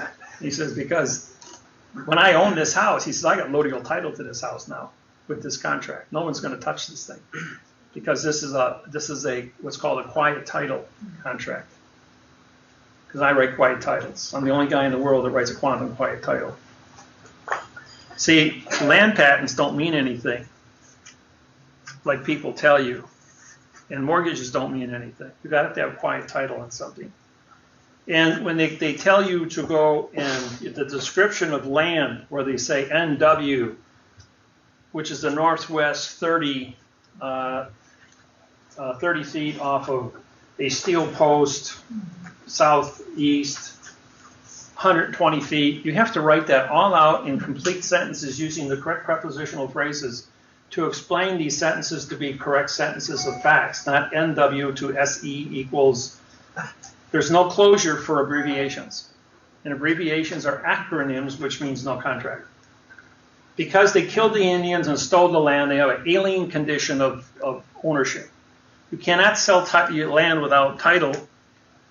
So therefore you have to create this illusion, write a fraudulent contract that says nothing, and get paid in future tense checks, which says paid to in future, which means there's no now time value for no time mortgage, for a now time anything. Now, this is how your mortgages work. You want to buy something, so you go to the bank and somebody grabs a hold of one of these and says, "This is your mortgage, sign it."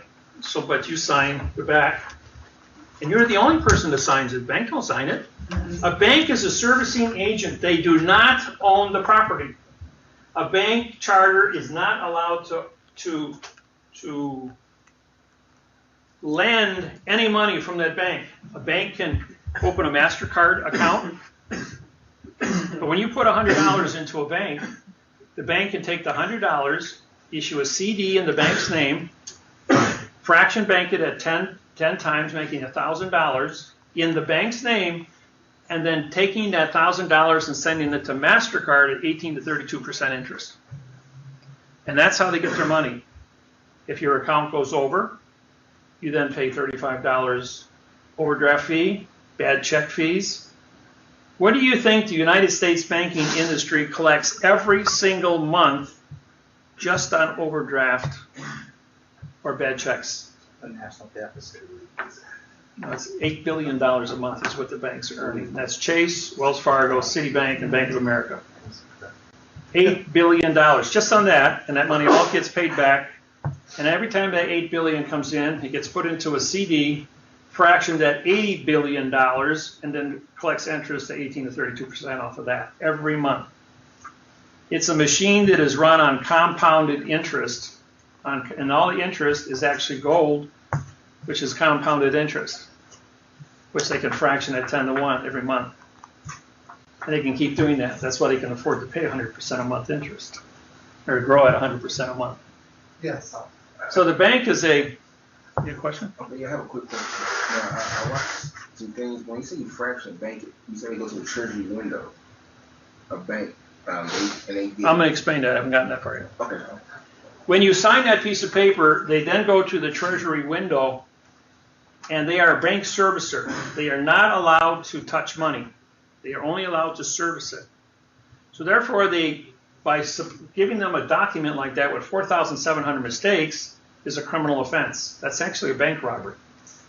And the person working at the treasury window has a second grade reading level, so they go ahead and they write them a treasury check from the United States Treasury for $500,000. They then take that $500,000 on day one and they deposit it in their bank, in their name, and then buy a 30-year CD in their name, now making $5 million in that number. In your name, or rather in their name, and then they go ahead, that's day number 2, and before day number 2 ends, they walk back over to the Treasury and they deposit $500,000 from the bank's name back in and pay off the $500,000. That's called a 3-day rescission law, Title 15, Section 1635A. So Treasury says, well, we got no money missing. It's under 3 days. They're allowed this turnover, and they haven't violated any law. My Social Security account is balanced. But they still got $4.5 million at the bank, which they then sent over to MasterCard at 18 to 32% interest. So in 9 months, they've made $500,000 in interest off of this money. Then the bank goes ahead and they create a note. When they write the word note, this is no contract. It's put into a box. All the numbers on the in the document, and all the numbers in the boxes are an enclosed area which can't be considered. A dollar sign written here has 1 line through it, which means Federal Reserve. If it has 2 lines through it, it's called gold. Now, it used to be connected, which meant U.S. Now, Walt Disney did this in 1933 when they made the Mickey Mouse cartoon and Bart, the bandit.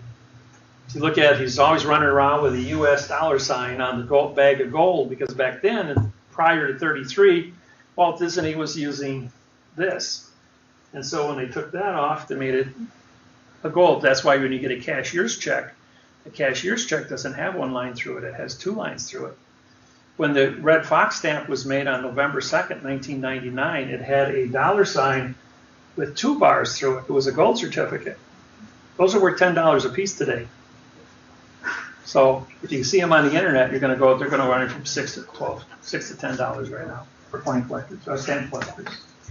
So you have this dollar sign like this with only 1 bar through it, and then you've got 2 character spaces before they write the number 500,000. So because you have 2 character spaces, and there are 38 countries in the world that use the dollar sign to express their money. Argentina dollar, for instance, uses this, but Argentina is 3,400 to 1. So $500,000 in Argentina is only going to be worth $50 US, and it's still a dollar sign. But because of the break in the continuance of evidence, this is just a number. You might as well give them a handful of salt or sand or sugar in grains. I'm serious. This is what it really means. And then because the note is all boxed, everything's in an enclosed area, so you can't sue them for anything that has value. Note used by itself is a word, is a pronoun. No, no, no. So they said nothing, gave you no value, and they used fragmented sentences of only 3 or 4 words, not sentences. to go in one box to talk about another box. So your note means absolutely nothing, your mortgage means absolutely nothing. And as long as you move into the house and everybody's looking the other way for 30 years, you're going to do a voluntary compliance and send them money, which they're going to fraction bank and do internal bank robberies because they can't lend out their own money. And that's how the dirty little game is played. So so back January 6th, 2008, my buddy in Seattle, Washington, after we did the Bellingham seminar, comes to me and says, Dave, he says, they're foreclosing my house. I says, well, what's the contract look like? And he hands me that thing. And I syntax it. I walk into Washington, took me Wednesday and Thursday to finish it, 4,700 words. And Friday I walked into Washington Mutual with a federal lawsuit, same one I filed for you, and handed it to the president of Washington Mutual in Seattle, Washington. Monday, the stock closed at 60. It opened at Monday at 10 cents. They filed bankruptcy Sunday night and shut down 2 million homes, just like that. Did you have a chance Well, to support it? Wells Fargo, Citibank, Bank of America, Chase, Countrywide, all ran in and picked up the mortgages. And 6 weeks later, all their companies were 95% lower. Their stocks, Citibank went from 36 to 1. Bank of America was 60. They went to $3. I made a lot of money day trading those stocks. Washington Mutual, I could buy it for 0.002 and sell it for 0.2 20 minutes later. 101. So this one guy, I remember I was watching the trades go through. We bought 7 million shares at a penny. And by lunch, he sold it for 50 cents a share and made 50 to 1 on 7 million shares. Wow. Yeah, I mean, when there's a fire, a gasoline fire roaring to that, just watch it. It might hit another gas tank and blow up on you. I mean, you make a fortune in 5 minutes, and 5 minutes later, it's not listed and it's gone. So you got to be careful. You got to be right on point with your computer. Or a couple of computers, make sure there's no failure if you want to make some money on that. So now you've got this bad mortgage. Nobody signed it. As long as you keep your mouth shut, sleeping dogs lie, you know. But I went ahead and I stood up and I said, no, that's wrong. The syntax is wrong. Title 15, 1692E, false and misleading statements, Bernie Madoff case. Boom, $25 million fine, times 2 million each. Washington Mutual had to close their doors overnight. They couldn't afford a $25 million fine. Plus, they did bundled, securitized back assets to Wall Street at $25 million apiece. Eric Holder got up on CNN on the 6 o'clock news on every channel and said, the U.S. Department of Justice is going to go after the security fraud from the Securities and Exchange for bundled securitized assets at $25 million a pop. This is a $400 billion lawsuit. And I slid my lawsuits in there for collection. It took 1 year, and they had it all signed, sealed, and delivered. And so the Securities and Exchange took $25 million off the banks, and the Department of Justice took $25 million off the banks. And our lawsuits paid 30% at the Securities and Exchange and 35% at the DOJ. And on December 21st, 2014, the DOJ announced payouts of $26 billion for the lawsuits, for the whistleblowers. And Securities and Exchange is also working through the Treasury, and Treasury is making the payments on these. They are being kept confidential because once every 4 seconds somebody's kidnapped for money. Kamala Harris embezzled to California into that. No, Kamala Harris took the $19 billion and paid off the bankruptcy of California with the $26 billion contract I brokered for her in June of 2010. That took 2 hours at the bank. The first hour at the bank, I walked them through all the syntaxing, had the bank president and the directors at Citibank, Chase, Wells Fargo, and Bank of America crying. They were, I mean, these people were terrified. They were going to prison for 30 years. Their banks were going to have to pay $25 million a pop. And the whole system was going to collapse, and they were going to be blamed for all of it. I says, well, I didn't come here to scare you, so now I'll tell you the other side of the story. You're going to pay $25 million apiece. And the Department of Justice is going to pay $8 million to each one of our clients as the penalty guaranteed through Title 31, Section 3729 of the Whistleblowers Act. When they get that $8 million, they are going to take $1 million to pay off their home, their cars, their bank accounts, take a vacation, and they're going to buy a CD in your bank for $7 million for 10 years. You're going to pay that CD between 6 and 10% based on what the going rate is at that time. And the $7 million CD is now going to be fractioned at 10 to 1, which you will then have a 30-year or 10-year $70 million CD that you're now going to sell to MasterCard at 18 to 32% interest and make 250% profit off of every $25 million check you write as a damage from this hand as a loss against your bank's profits, which now reduces your tax base. And in this hand, you have new money, $70 million, that you're going to make 18% interest off of, the 32%, and you're going to make oogles of money on this side. And you have the 25 million times 2.5 times instantly, just in a different account. And also, like everybody's dancing, the women and the men are holding each other dancing, going like, we're going to make a shit house of money. Excuse my French. 10 days later, they walk into Kamala Harris and say, here's $26 billion with a big smile on her face, expecting to have all these homeowners that I wrote lawsuits for walk in with $8 million, $7 million a piece and buy CDs. Instead, she took the money and paid off the bankruptcy of California, $19 billion. We were one of those lawsuit holders, Judge Miller. What do we do now for recourse? But 30% of $26 billion is the right amount of money, which is 30% for the homeowners. She started paying off this year. But it's been 4 years at $8 billion accumulating interest at 10% for bonds for the state of California.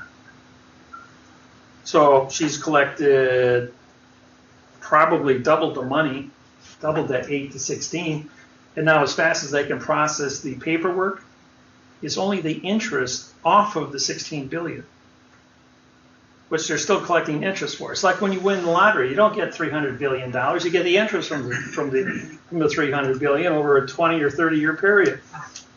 So the state collects the money and keeps all of it, only paying you the interest off of it. So they don't have to sell bonds or go anyplace else to get this money, this interest money, to pay the people back, and then they always got this big block of money sitting there as an asset for whatever happens. They're doing the same thing with these whistleblower things. I'm the biggest cash cow. I make $8 trillion a year for the United States government every single year since 1997. I paid off the national debt the first time before 1999 in 18 months. We were $16 billion in debt, and that $8 billion a year.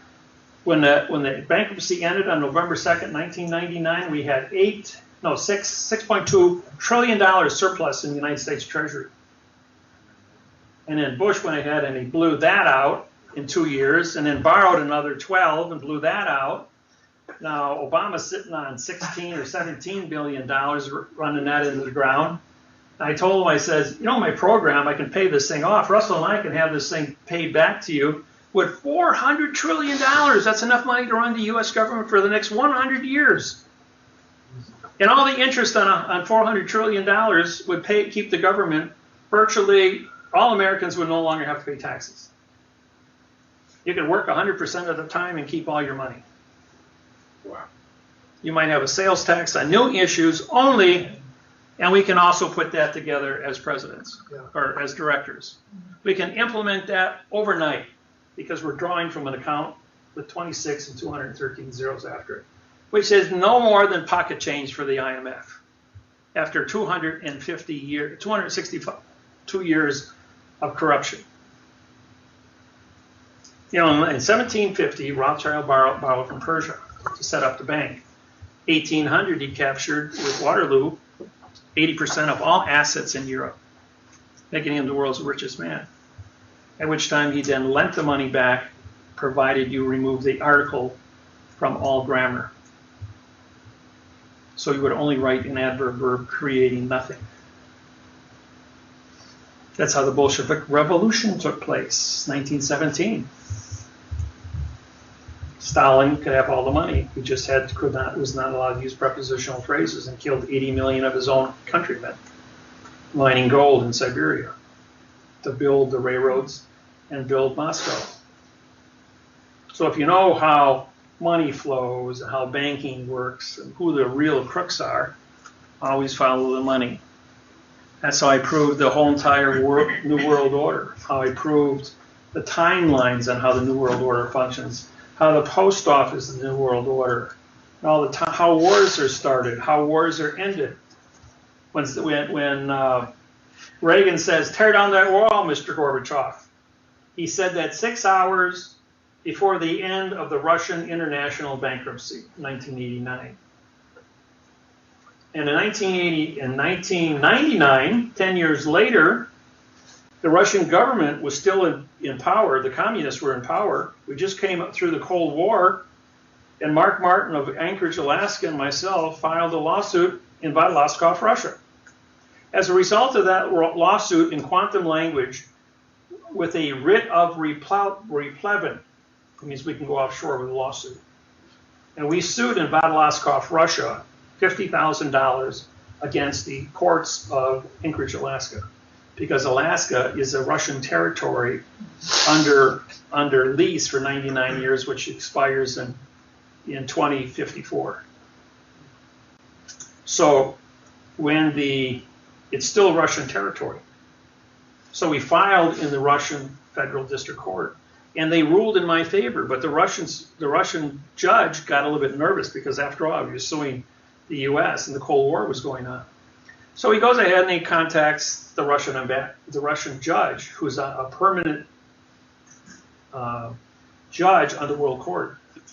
So the World Court takes it to 17 judges, and they read it and go, like, David Miller is correct. We hereby award David Miller and Mark Martin that we find the United States guilty of fraud.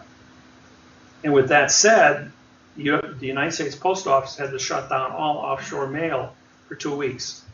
Virtually brought the whole world of post office to a standstill. The United Nations canceled all of their international trades, thinking they may have been hit with a quantum lawsuit also at the same time.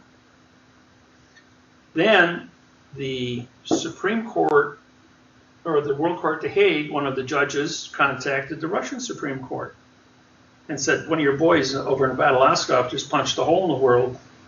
Better take a look at this. So the Russian Supreme Court took a look at it. KGB were brought in. KGB looked at it and said, all your judges lied, all your Congress, senators, legislators lied. And 2,000 congressmen, senators, and legislature of Russia were put under arrest for fictitious conveyance of language in Russian language, and either sent to the gulags up in Siberia or were executed, depending on how big the crime was. The KGB took over the Supreme Court of Russia and put in all new people. And that's when capitalism came to Russia. And communism was dead at that point. We were already out of Vietnam. That's old news. But that one lawsuit changed Russia into a capitalist state, and then they started doing trade with the United States. And then the gold started to flow, and the oil started to flow, and now they're the world's largest oil producer.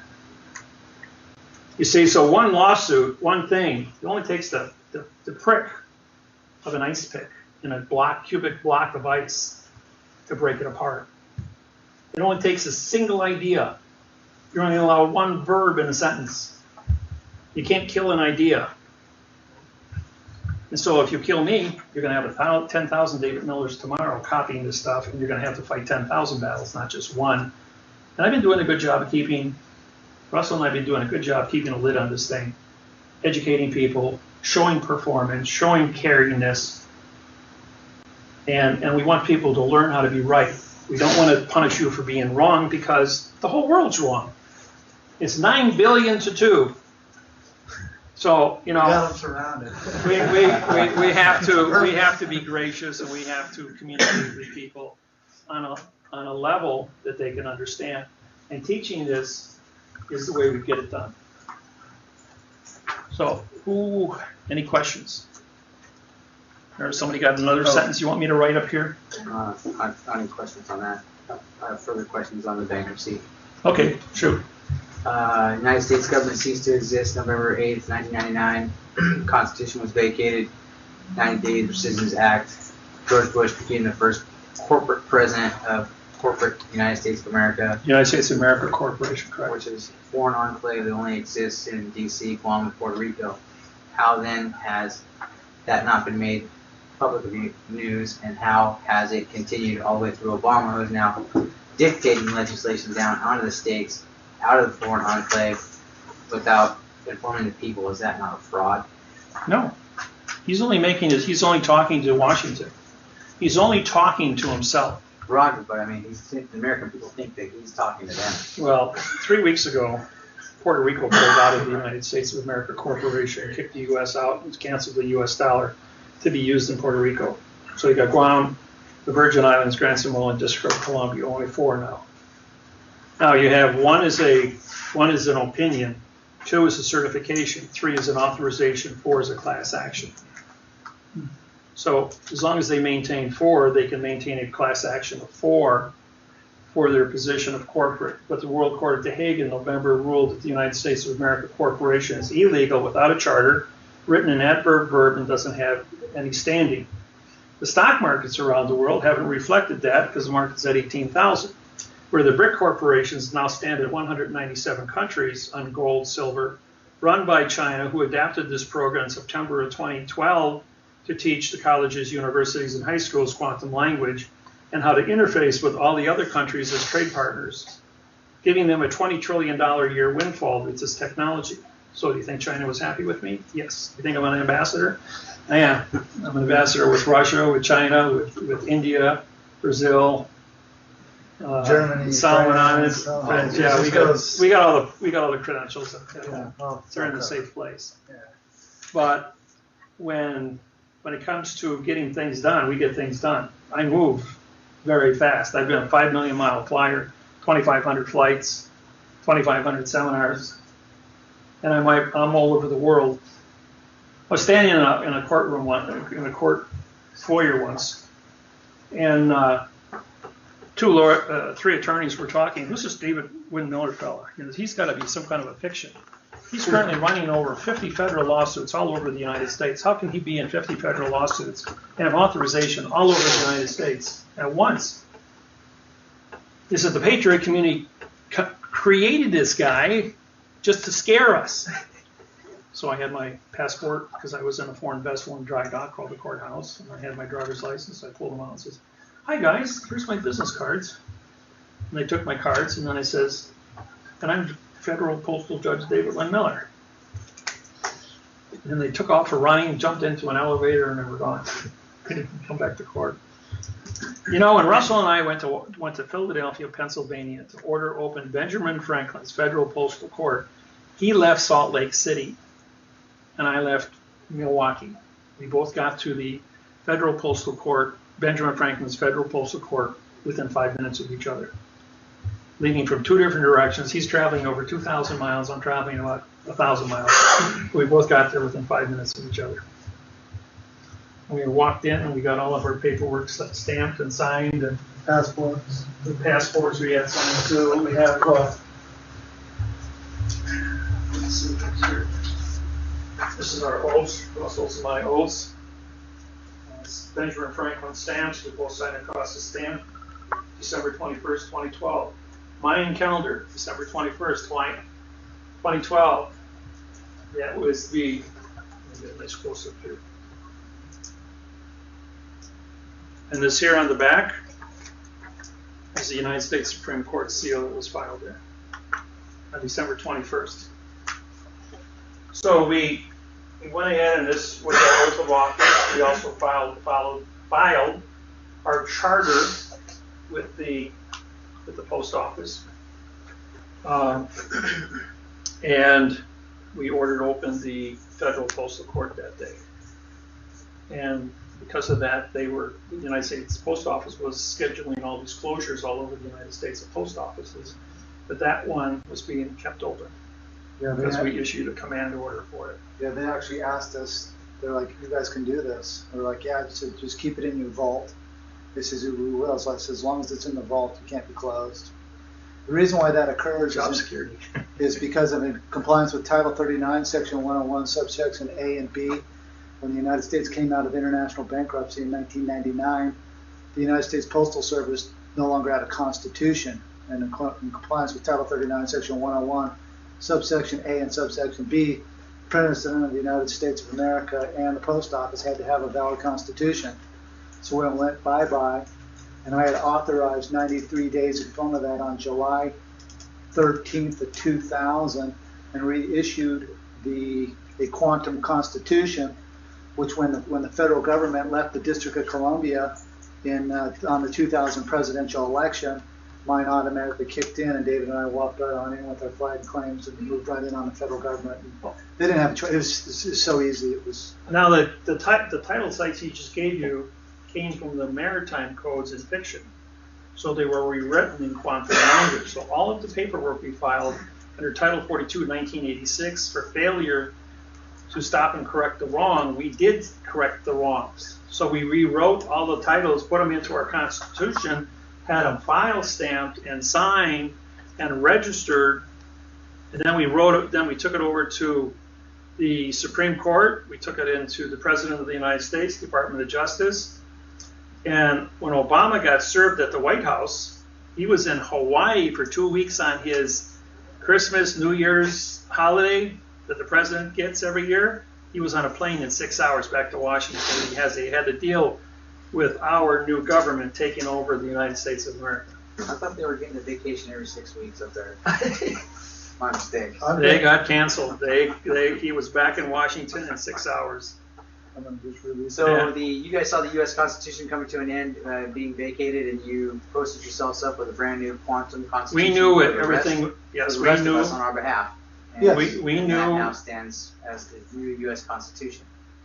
Yes, the one that we have for our country. For our country. And then we also used that. It was published and rewritten for the United Nations, that all nations worldwide under a New World Order would have the same Constitution. That's on my website. You can pull it down under the United Nations Constitution.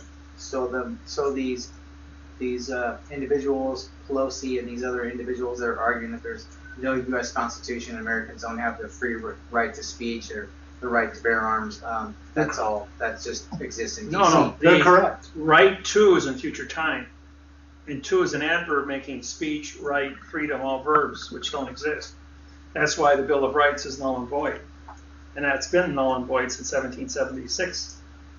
And we jumped back to July 4, 1775, under Title 42, 1986, with knowledge of fraud and authorization to stop and correct it, which is what we did in quantum language. You see, all 4 billion laws of the United States are only a suggestion of how a judge should run his courtroom.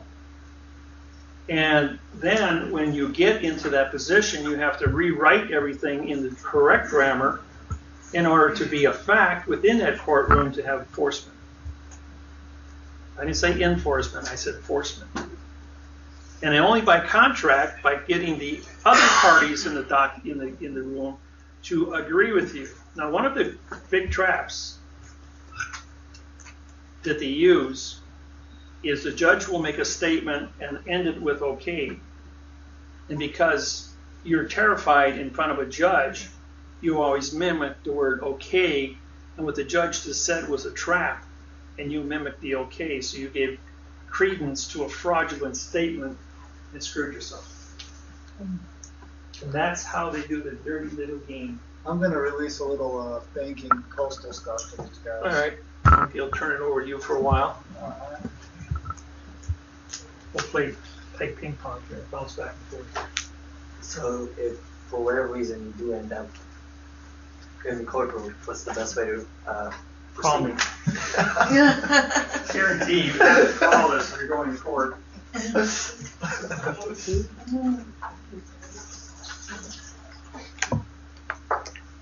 Because when you go to court, the scenarios are unlimited. That's why we don't have a blanket fix-all. Because what you think is going on is probably not. And every courthouse and every judge knows that he is an independent entity not connected to any other court in the United States. After Russell and I removed 4 Supreme Court judges, the welder from Wisconsin and the farmer from Wyoming, that's the way the legal system looks at us. They always call me the welder, not the judge. But we were 2 judges with certifications, had our oaths in place, we had all our paperwork in place. So after we did that, the United States Supreme Court in Washington, D.C. has no more power than the county courthouse. And the federal courthouse doesn't have any power because they're a federal district court. Demon got out of the underworld for trickery, and it's located in a fiction. Everything is a fiction. So the judges, when we came in, said, by your own words, David, you told us that there are no laws, rules, regulations, or codes, and we get to make it up as fast as we want. I had a case in Baton Rouge, Louisiana. The judge says you can come back and review the file of the man we're holding in jail. It was 6 inches of paperwork, and you got to fix that 15 minutes to read it. We close at 4:30, and it's 4:15. It took me 6 minutes to find what I was looking for, 4 inches down in the document. If nobody is talking, everybody is walking, which means they had no evidence. And I handed it back to him. It says, we have what we need. You're babbling. Let my guy go. And they gave him back $95,000, and they left with us. Okay, so explain the oath to me. I'm a soldier. We still have soldiers coming into the United States military swearing their oath to the U.S. Constitution. Which Constitution are they swearing to, and how are they pulling that one off? The word Constitution means contract. Okay. It's the little phrase that was said when you put your hand up, which means I swear, which were the first 2 words. I was an adverb, making swear to be a verb. Swear means to do evil on others. What do soldiers do? They go out and shoot people. Poor guy at the other end of the gun, he's not getting any constitutional rights here. He's just getting shot. So the position is those few words that you swear to support don't exist. And the oath you just took was an adverb verb. So it's voluntary compliance, and they brainwash teamwork into you to protect your team members. You know, we just sent 4,000 troops over to Iraq to fight ISIS. My son's one of them. He's on a second tour in Iraq. He doesn't have to go over there. Son of a presidential candidate. Yeah. But he also said, I have to support my buddies. I've been training with all of them, and I got to support them. He says, I know I have a privilege of not going over. I says, yeah, but if they kidnap you, you're the son of a presidential candidate. That's going to be somewhat of a political issue. Yeah, especially considering they want to throw, you know, if they're trying to create a situation, they're going to throw fire on top of this, just like they did Arizona. Oh yeah, see the when Bay shot up, all the people who were shot came from the same Actors Guild in L.A. Everybody who was there who got shot thought they were in a movie, that this was all pretend. Until one of the guys took a bullet, he wasn't, because he just got shot in the arm, he still could tackle this guy and hold him until the police got there. Because then he knew this guy was actually killing people. And what did he do? He was screaming grammar. When you type in the word grammar on the internet, and the only name that comes up, Parse Syntax Grammar, as a word search. And so I had 1 billion people the day that shooting took place. And at the end of the day, they've splashed me 17 major news organizations worldwide, in Australia, all the British countries, all English-speaking countries, all the correspondents were ordered to slander me with the McVeigh thing. Now we had 5 billion people worldwide reading my website, going like, there's nothing wrong with Dave, this is a setup. And when it came out a week later, the FBI said, David didn't do anything. He says this guy's crazy. And when they asked him, Bay, do you know me? He goes, no. He says, I never even heard about the guy. I never read anything of him. He's totally innocent of any connection with me. And but the word grammar and Parse Syntax Grammar now got to the entire educated world, which has been studying now for years. And I got 5 billion people, and all of a sudden, like country by country, almost a country a week is falling to the people saying the government stole our savings, the government stole our gold, our oil, our mineral wealth, and they're putting it in the sheikh's pockets, or they're putting it in the president's pocket. And all these governments have been flipped over, and the people will have elected new people that keep the money with the people and give the people the food and the resources and energy that they need. So this is having a profound effect all over the planet. And now China jumped on in September 2012, which is the Mayan calendar said that in 2012 that would be the end of the world. The is an adverb making world a verb. We ended the world of verb, ended the world of fiction. And people are educated because they know this technology. And after we announced our candidacy, within 48 hours, 2/3 of all the candidates that thought they were running dropped out. Just that fast. Same thing happened back in 2012. 2/3 of all the candidates, when I put my name in the hat, withdrew the next day. Donald Trump led the stampede. So, and if you want to put any of these people on a talk show or a debate with us, debate means no contract. You want to put them on a stage with us, we'll cut them up and down in grammar to a point they won't be able to. Mashed, yeah. And what's the first thing that's going to happen? It's going to be, people are going to talk about the verb. Anyway, follow the money. We're going to get a little bit into postal banking, because people have questions about that, mechanics of it. So basically, I'm just going to give you a quick overview here. Your domicile, place where you live, your living location. Sea treaty, your ability to use hieroglyphics, see hieroglyphics, such as symbols, numbers, functions. Sea pass, which is your ship's papers, dealing with the closure of who you are, your manifest, your fee for freight, the bills of the lading, and such. Land pass, authorization to come off the sea onto the land with your domicile being your living location. Drogue law, all your timelines, your function, 3-day rescission, 3-day mailing, 3-day rescission, 5-day publication, 10-day communication back, 45-day trust, 90-day trust, 93 days, 3-day rescission, 1 year, 1 day, drogue law. So anyway, what I've done when I get a non-performance, which means the federal employees at the postal station did not function in a timely manner. Where do you go? What do you do? So what you do is they have set up within their paradigm they call it the general accounting for the federal postal station. We call it the general-counting. The ACC is when they're here. General accounting of the federal postal station. You take your claim number, which was could be your lawsuit number, your registration number, which we've all learned how to do. It could be your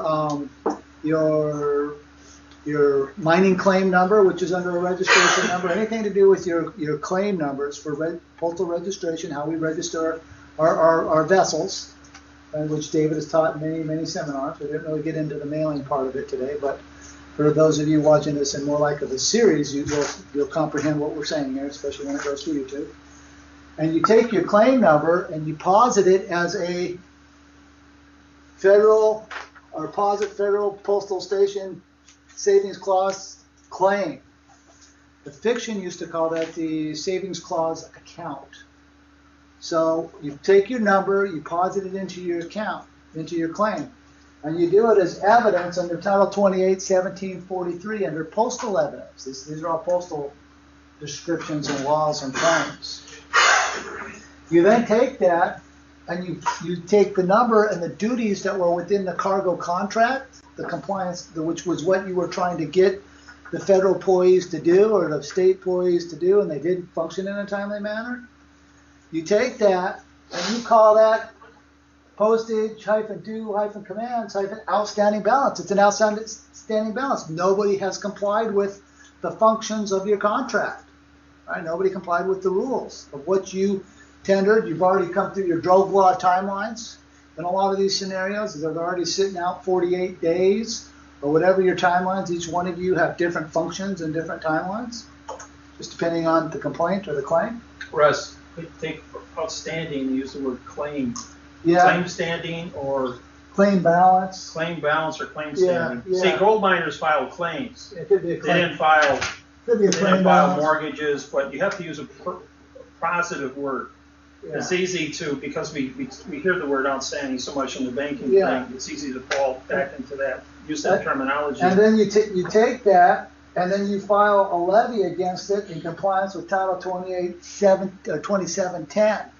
And that is writs of attachment to the post office, based upon the service of the method. Did the method comply with the Drove Law? The functions and the timelines, was it 21 days? Did you have a 3-day mailing? Did you comply with all your mailing timelines? Because you got to be correct. Then you take that back to the original postal nativity location from where you mailed it from. You go up to them and say, I have a federal postal consumer complaint. And you ask them for their forms. You syntax their forms. If they don't have a form, you have them cancel their round stamp on your file stamp, on your postage stamp, and you serve it on them. Then you mail it to the Federal Postal Consumer Complaint, which is an organization with the United States Postal Service in Memphis, Tennessee. Upon doing that, you also serve the Postmaster General of the United States Postal Service simultaneously. Then you file a levy against the claim. And you run your timelines in, and you're probably going to have postal inspectors show up to talk to you, so you probably might want to know what you're talking about when they show up.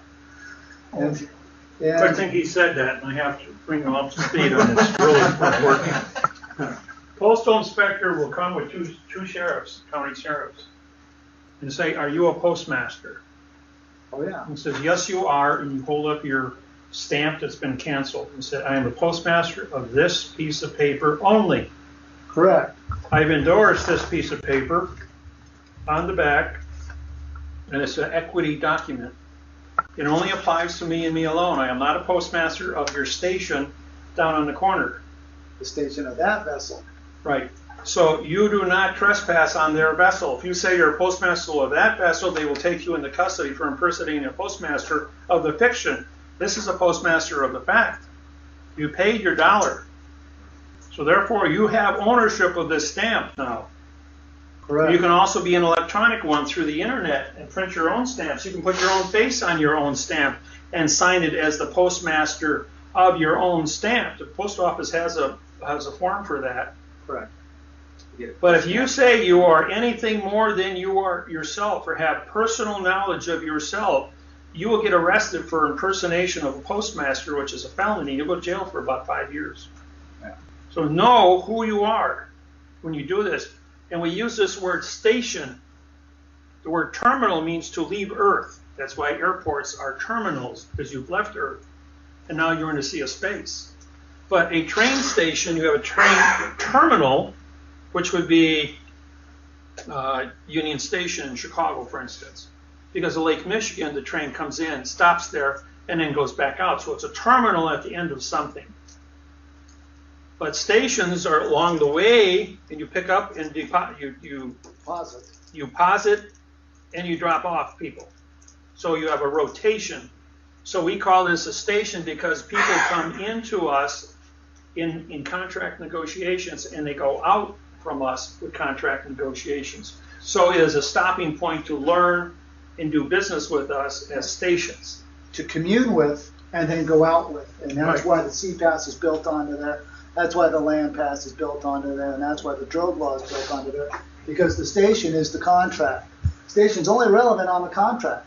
But you follow the rules of evidence to be on the land, to be on the sea, and have your sea treaties and your CPAS to function in your day-to-day life. And you do that with Title 42, 1986 knowledge. And as you deal with Title 42, 86 knowledge, you do coveries, which are your fines under document claims, or what they call Federal Rules of Civil Procedure. We call them document claims, Section 60B, from what you find, the covery of what you find. And then you're simply doing a publication of that in compliance with document claim 26E. At that point, you can move forward in your timelines for your Drove Law and make sure everything is correct. Yeah, don't be doing this. If you're watching this on YouTube and stuff, Don't do this unless you run it by me, so you're correct. Otherwise, you could get clobbered. Anything you want to do, contact us. It doesn't cost you anything. We don't charge for that. Yeah, Just want to make sure you're safe. yeah, because they will clobber you. They'll show up, and they vacated themselves so much with me. So what I do when somebody vacates their job fiduciary duties and they don't comply in a timely manner, then you move them into a position, a state of synthetic, something that is not genuine. Because now you move yourself into the synthesizer. So now you're synthesizing their non-doing, and you are just moving forward as the postmaster because someone did not. Which you have the right, you have the position to under Title 42, 1986, because they were delinquent in their drug law timelines. So now you move forward as you were the consignor, and they were the consignees. Now they move themselves out of the consignee position. You move yourself into both consignee, consignor, and you freeze them out of the situation. Once you freeze them out, then you just levy against the claim number, and you do the duties within the claim, and you comply with that for your balance, so you can get back to zero, back to the beginning, and make yourself whole. Any other questions on that? Yes. So the land pass, that's of your domicile? Of your domicile, or of the contract, or of the station. Okay. And where do we get, so CPAS, that's on David's website? Well, you construct it within the paradigm of what you're positing. Same thing with the land pass? Same thing with all of it. All of this needs to be constructed, have a paragraph. David and I, when we file a paragraph or a contract, we always put CPAS, C treaty, drug law, land pass. We do everything corporate. Correct. Because we're two, and that takes us out of opinion into certifications. Okay. Yeah. And so the reason why we do that is because there's nobody has come through as much as we have and seen as much. So we kind of just check and balance ourselves to make sure we're not doing things wrong. Because we've seen too much. I mean, you haven't been in the meeting, so you wouldn't comprehend what we're saying. People that did have knowledge that could compete with us are too old, got Alzheimer's, or died. The new group coming in, they can't catch up to the 135,000 hours that we represent. They won't live long enough to compete with them.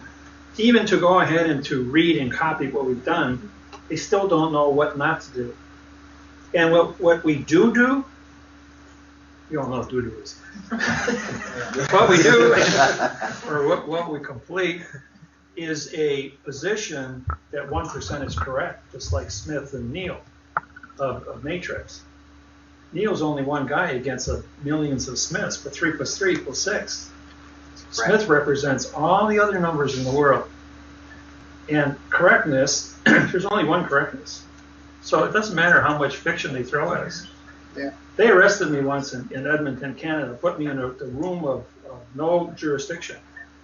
And the FBI had 2 hours, the CSIS of Canada, the Secret Service had 2 hours, Immigrations and Customs had 2 hours, Detectives of Edmonton had 2 hours, the Secret Service of the United States had 2 hours. They wanted me to sign papers. As soon as they put documents in front of me, I pulled out my pen, I started syntaxing with number codes and explaining, doing a 2-hour seminar for each one of them.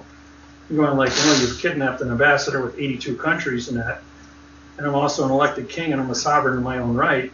I said, so you got a pretty big, you broke quite a few laws here today, but you're not here and neither am I, so as soon as you're ready to leave, you can just pass me on to the next guy. For 12 hours I sat in a room, and afterwards they said, you are just an English teacher, sir. We are going to let you into Canada. We all voted to let you come in. And the guy that was in Immigrations and Customs, the guy that puts a stamp on, I had him fired from Kelowna as a immigrations officer. He says, I told you I'd get you someday. He says, now you're in my jurisdiction in Edmonton, and you're going back to Milwaukee. And I don't care what anybody says. I got the final word, and you're not staying. And he threw me out of the country. Yeah. So these techniques are, people are looking for what to do with your claims, what to do with your things that you have, been through some tough things on. And there was a bunch of non-conformance or non-doings on the duties. I'm just mainly speaking for you guys who are in some of these situations. These are some of the techniques that you can take your claim numbers and move into that position with. What it does is it just froze out the middleman. It froze out the banks. And the banks you want out of your life anyway, probably. I don't know, what your situations are, but this freezes out the banking situations of the whole world. And you can do this on to any banking. Okay. Yes. Earlier in the day, you were talking about the treasury window, how the banks goes to them and they get like funds at 10-1 fraction banking. When the bank goes to the treasury window with your mortgage, Okay. they're taking your money out of your account. Once they get it back to the bank, they put it into their account. Once it's in their account, they write a check for the same amount they took out of your account and they take it back the next day and pay it back. They have a 3-day window called the rescission, Title 15, Section 1635A. It's also known as the Lemon Law, Title 29, Section 2301. And they're both the same. It's a 3-day issue. Huh? Could you do the same thing with your banking system by fractional lending too? Or No, we don't do any of that stuff. We only deal in gold, silver, platinum, and correct grammar. Yeah, that's it. And when you see contracts written where you're double space, you can have double space. Petersburg, Alaska District Attorney. He writes the first 4 words in single space, the next 3 words every time the word has 2 spaces. So watch your spacing. Spacing breaks the continuance of evidence. In this case, he double spaces vertically. And when you double space vertically, each sentence is its own sentence, regardless what it says. You can only syntax that sentence for a thought, because it breaks the continuance when it moves to the next sentence. Then what we do is we put VC, void continuance, after each sentence, which vacates any sentence construction. Without that, you have complete fraud on the document, no matter what they did. Even if you wrote this in quantum language, if I took anything and I did it with the correct parse syntax grammar, and I double-spaced, I would break all my sentences and I'd still be disqualified. I can write a sentence with 33 prepositional phrases. Put 1 adverb verb, and I have 33 adverb adjective pronouns. And I destroy the whole thing. Anything times 0 is 0. Any lie times a fact is a lie. I was called into Australia, Sydney, Australia. Trial number 199, 12 years running, $8 million cost the state. And they said, how do we end this thing? And I walked into court and I said, Judge, I'm a federal judge from America. Can I see the first piece of paper filed at the first hearing by the district attorney, which you call the indictment? And he hands me 2 pages. I spent about 5 minutes, syntaxed it. He says, this is written in adverb verb, and it's double-spaced. He says, there's no continuance of evidence between any sentence, and this is a lie. You want to show me the state of New South Wales. State is a pronoun, of is an adverb, making New South Wales an adjective pronoun. You didn't use hyphens. I says, that's a lie. I says, you double space, so all these here, every word on this document is a lie, and there's 125% fraud. Now, if the original indictment is a lie, which represents 0, times 198 more hearings, which were all also modified, 0 times 198 equals 0. The judge goes, you're right, case dismissed. This is all done with. The man wanted an apology, so he went home that night, wrote a 12-page document, an adverb verb, and reopened the case up again. Now for trial number 200, to start all over again.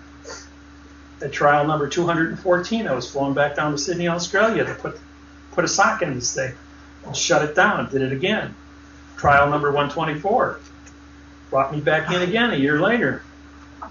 Came to the federal court, shut it down again. Trial 229. The Supreme Court of Sydney, Australia made me a federal land court judge and put me in charge of the courtroom. The judge on the bench bowed to me 4 times and turned the courtroom over to me with 4 TV cameras, the kind you see at the TV studios. Had this room with sheriffs and marshals, or the police of New South Wales. And I put on a 90-minute presentation, which was broadcasted all the courts. And I sealed the case, and he was not allowed to file any more paperwork after that. Went home that night and did another 12-page document to open it up for 230. It was not accepted. But I put a sock in it. And then they pulled my visa to get me out of the country. So that's when I syntaxed the United Kingdom's constitution and disqualified all United Kingdom constitutions in the world. 2 days before that, I gave Ireland their independence from England. And the English Parliament voted to give Ireland their independence for the first time in 660 years. That's the power of this technology. Canceling all mortgages in Iceland, getting all the owners of homes in Iceland clear title to their land and their own under quiet title. Because both the London Stock Exchange and the New York Stock Exchange had securitized backed assets and fraud. So when they canceled it, they said, we're not paying you because of the fraudulent grammar. What were we going to do? Get into a syntax argument on a global basis and shut down every single securitized backed asset for 146 years? That's 1888 on the whole planet. That would collapse the entire stock market of the planet. Squeaky wheel got the oil. There's only 2,000 people in Iceland, so it was a doable. Okay, we'll let you have your day in court. And give them independence. This is more for the people that are trying to know what to do with their own stuff, or when the government vacates their position. And so at that point they go to synthetic. When they're synthetic, they can't come back in and they say the claim because they already breached their drove law. They can't even come talk to you about the situation because you've already put them in a synthetic position. They're not genuine. They have no authorization to even come talk to you about anything unless you come give them a command for a specific duty to talk about a specific task that they have to fulfill. If they don't show up and they're negligent of showing up again, place more value upon that. And like in my particular case, I just tranche them on in and bank them on out under my timelines and do things to pay myself. Then I move myself into the consignee position because they're no longer a factor at that point. When they're no longer a factor, then I can manufacture and pay myself for things that were done to me since they vacated their position. It looks very nice, very nice. So anyway, that's a little bit in a nutshell for people watching on YouTube. Don't try this unless you get a hold of me because there's other steps to this too. I don't want to get everything out. So what's this process for exactly? This is a mechanic that if you are in a position where somebody has damaged you, okay, and they have not joined the contract claim, okay, and they've already breached outside the timelines, and you don't feel comfortable sending it to the feds, okay, right? So then, since everybody vacated their position, you just synthetic them on out, move yourself in as the synthesizer, and synthesize and bring all the components together to create your own remedy or to create your own equity back out of it. I'm glad there's a solution for it because I have to read it somewhere. I just didn't know. This kind of makes sense now. Yeah, well, you gotta have your own solution, and you can't rely on the government for any of it. Well, I mean, you can if you want to go that route and wait your time, but for me, it's not something I want to do. A normal person has a capacity to memorize 20% of what we said here today. So you may have pieces of information. Get online, read our website, and watch the videos, because you can watch the same video 5 times, and every time you watch it, you're going to go like, I don't know how I watched that and didn't learn anything from it the first time around. And sometimes it's the 5th time you're going like, I understand it now because I've got all the rest of this here put together in my head. You see, all the answers are built into those videos. Correct. When you read it, when you watch it through the first time, it's going to answer itself. When you watch it through the second time, large sections of it will make sense in each part, compartmentalized. And you'll be able to review 2 hours in a Word as it plugs in as you watch it. So each time you watch it, you're going to see so many more new things that you didn't see that actually have definition now and make sense to you. When you read the website, read out loud, because when you read just seeing, you only activate one of your senses. When you read out loud, you hear, and 85% of everything you learn from cradle to grave is from hearing. That part of your brain is well developed, both in the left and right hemispheres, because you heard it. But creative thought comes from the left side, And mathematical or graphing comes from the right side. That's your logic side. So you want to use your senses to see, to hear, to speak. And when you do all these things together, you learn 4 times faster when you read out loud. And then things will make sense to you. Because if you read it and then you hear it repeated on the videos, or you heard it on the videos and you're reading out loud, all of a sudden you're like, that's what we said on the video. You get instant biofeedback. And you, instead of spending 200 hours, you learn all this in 50 hours. And you get real proficient at it. So when you're standing up in front of court, you're standing in front of a jury or a judge, and you thought you were scared, you know your material. And that'll save your life, and I can testify to that. Yeah, and when you save your life, I guarantee you will feel very well. You'll feel very good about it.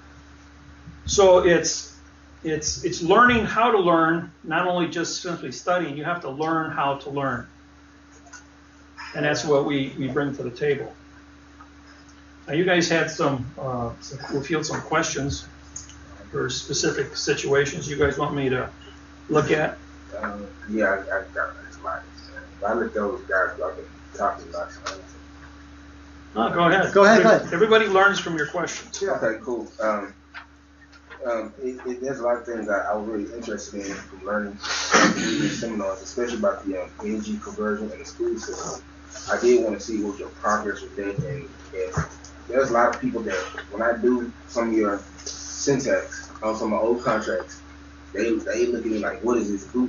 What is this? Gobbledygook, they call it. They're like, what is this? They think I don't know what I'm talking about. To a guy who over the whole county, who knows the law, the district, the DA, when I point out, it's correct, then they end up, when I come back the second time, they end up welcoming me in with open arms.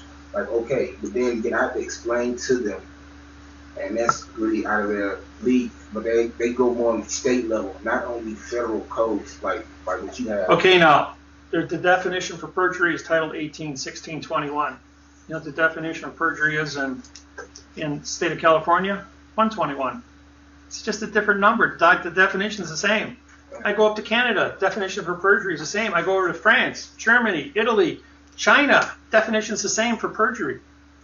9 billion people on this planet. I don't care if you're talking to somebody in the backwoods of the jungles of Brazil or in the Philippines or Haiti. It doesn't matter where you are. People know what the definition of perjury are.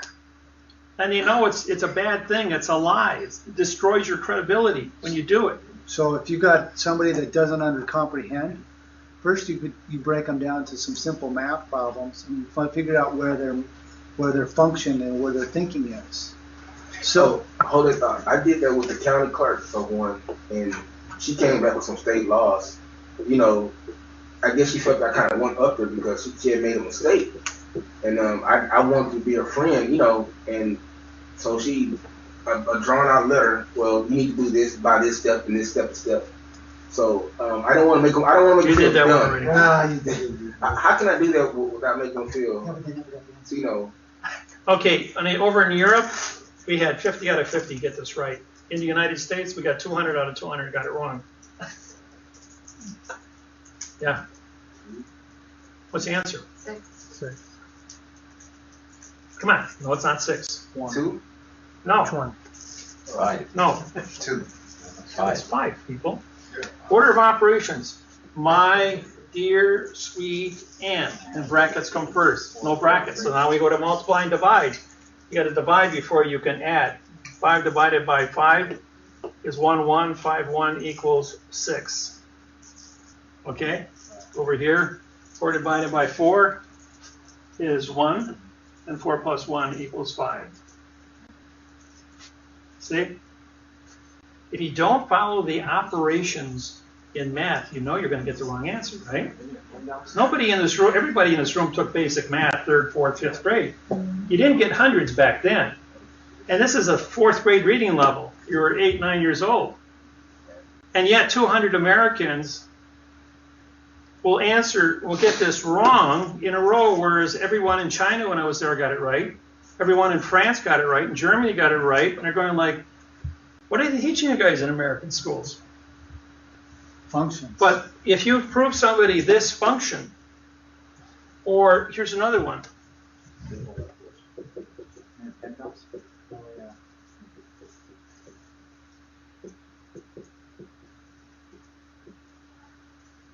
Here, answer that one. Question mark.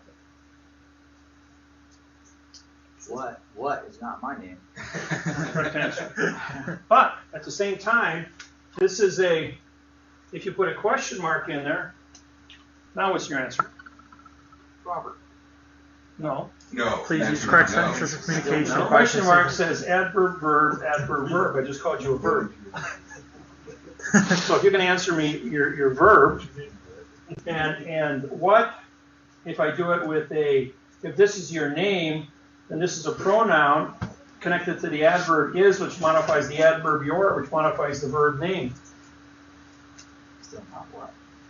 You're still not a what, and you're still not a verb. You got to read it backwards. For your name is with the claim of the what. Now you can go to Los Angeles, San Francisco, Sacramento, White Pages. Look at how many people have the last name of what. I have a friend, her name is Yu, Y-O-U. You say, what's your name? She says, you. And you go like, no, I said, what's your name? She says, you. And she has to explain herself all the time. I mean, it drives you crazy, but she did it on purpose. Yeah. A lot of people do that. There are certain names you can't take, though. The government passed a law on certain names. See, my name, full David -Wynn, full Miller, is copyrighted because I was the first one to ever do it, and my name is the only one in the world like it because I was the first one to do it. I copyrighted it right away. So anytime a government agency comes after me and wants to say anything about that, if they know I'm Lagarmy, I'm dead, and I show them the graveyard. If they want to do it with correct punctuation, they do it in italics, which removes the paper, and I'm still not there. Right. If they actually want to take time to write a quantum complaint and come after me, they have to answer the question. Do you have copyright release from me to prosecute me with my own material? The answer is case dismissed, because fiction can't touch quantum. Fact and fiction shall never meet. That's a mathematical fact. So when you know this, the fiction will leave you alone. You want to be free? In every Bible, it says correctness will set you free. So if you want your freedom, be correct. Yes, go ahead. So my knowledge is that you're saying, like, in America, everyone is getting this wrong, and I found that quite interesting because haven't we all been indoctrinated by the Rand Corporation, which is not giving us the correct knowledge in the first place? Hey, Russell and I went military-industrial complex. All right, Russell and I are both public school people. Yeah. I went to college full-time for 17 years, acquired 535 college credits, 3 PhDs. Yeah. And he's got an associate degree in law, and plus the work he's done here. For every 4 hours, you get a credit. He's got 50,000 hours. I got 82,000 hours. And that's just in our quantum. How do you measure that in PhD credits? You can't. We control this situation on a global basis with global advertising in 150 languages. So we are, and people come up and say, who taught you that? Who taught Nikola Tesla about all the 385,000 patents he published? It's just sometimes people come, or songwriters, original songwriters. Those are original copyrighted materials. We have original copyrighted material, and it's very complex because it's a global communication to correct 8,500 years of communications. We are in a skill set that is so unique that we have no competition on planet Earth, and no one has ever created a website like mine, and I have no competition or plagiarizing on my website. One guy tried it out of Ohio. Yeah, it was Ohio. And he went down to Fort Lauderdale, and he was charging $2,500 for a 12-hour seminar, and 62 people showed up. One of them was one of my students. He calls me up. I just happened to be over in Fort Myers at the time, and let me listen on an open mic for about 20 minutes. And I says, well, he's plagiarized my website. He's selling you $2,500. He's selling you my book for $2,500. And the people, everyone at the seminar bought one. They thought it was the greatest thing since sliced bread, and this guy walked on water. He got arrested in Kentucky and sent back to prison. He was on probation for plagiarizing. That's how he made his living, stealing people's identities. Was sentenced to 11 years in prison. Just got out of prison 3 weeks earlier. Been studying my website in prison on the internet. So when he got out, he thought he would go ahead and steal my identity, putting on seminars. They captured his money, paid back all the people, and recovered all the evidence. The CIA told me that there were 8 guys impersonating me in the Middle East. And they says, Russell, they would just let them set it up, get all the characters involved, and just harvest everything that they get, because nobody has authorization. You're you, and if you run into us, you're telling us where to get off. We know you, and you have a pretty pointed opinion or choice of words about who we are. So I'm trying to get along. I'm trying to change that image. Yeah. We're only here for a performance. Yeah. To do things perform correct. That's all we tell people to do. We never tell people to do anything that's not correct. So our program is squeaky clean. Which is how the program should be now, do the right thing every time, all the time, when no one's looking, and we just don't have that today in government anymore.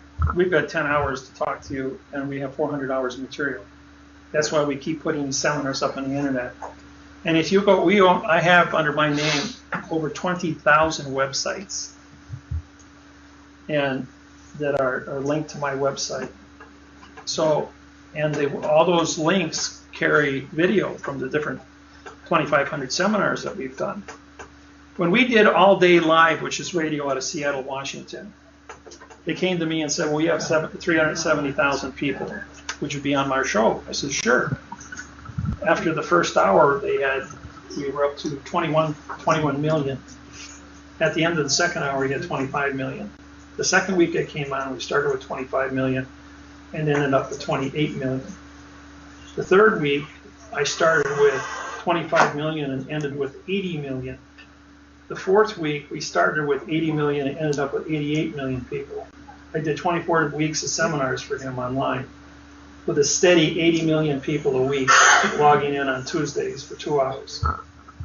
Then Carrie Cassidy from Project Camelot contacted me and says, we have 2 million listeners on the internet. Would you come on my show? I said, sure. After the first hour, we had 80 million, and at the second hour, we had 88 million. The second week, we did 2 hours with 88 million. Drake Bailey from American Freedom Radio says, we have 2 million regular listeners. Would you come on our radio?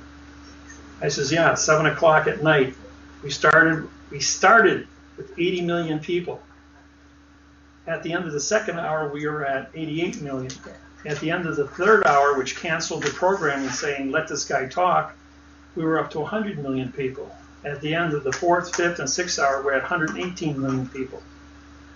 60 times his normal listening audience. Broadcasted worldwide and carried by a dozen major carriers, which rebroadcasted the show because they couldn't believe what they were hearing, and there was no commercials, no interruptions, no top of the hour news, anything. And the comment was, we're not breaking for news, this is the news.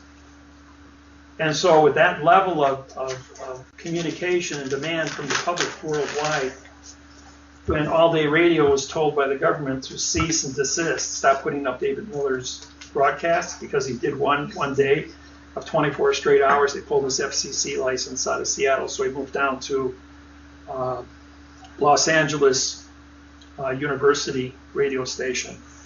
He did a couple shows down there, and then he pulled the FCC license for that. He went back up to Seattle, and he's still broadcasting out of Seattle again. So when we did Salt Lake City on a Monday, we were in court on Friday.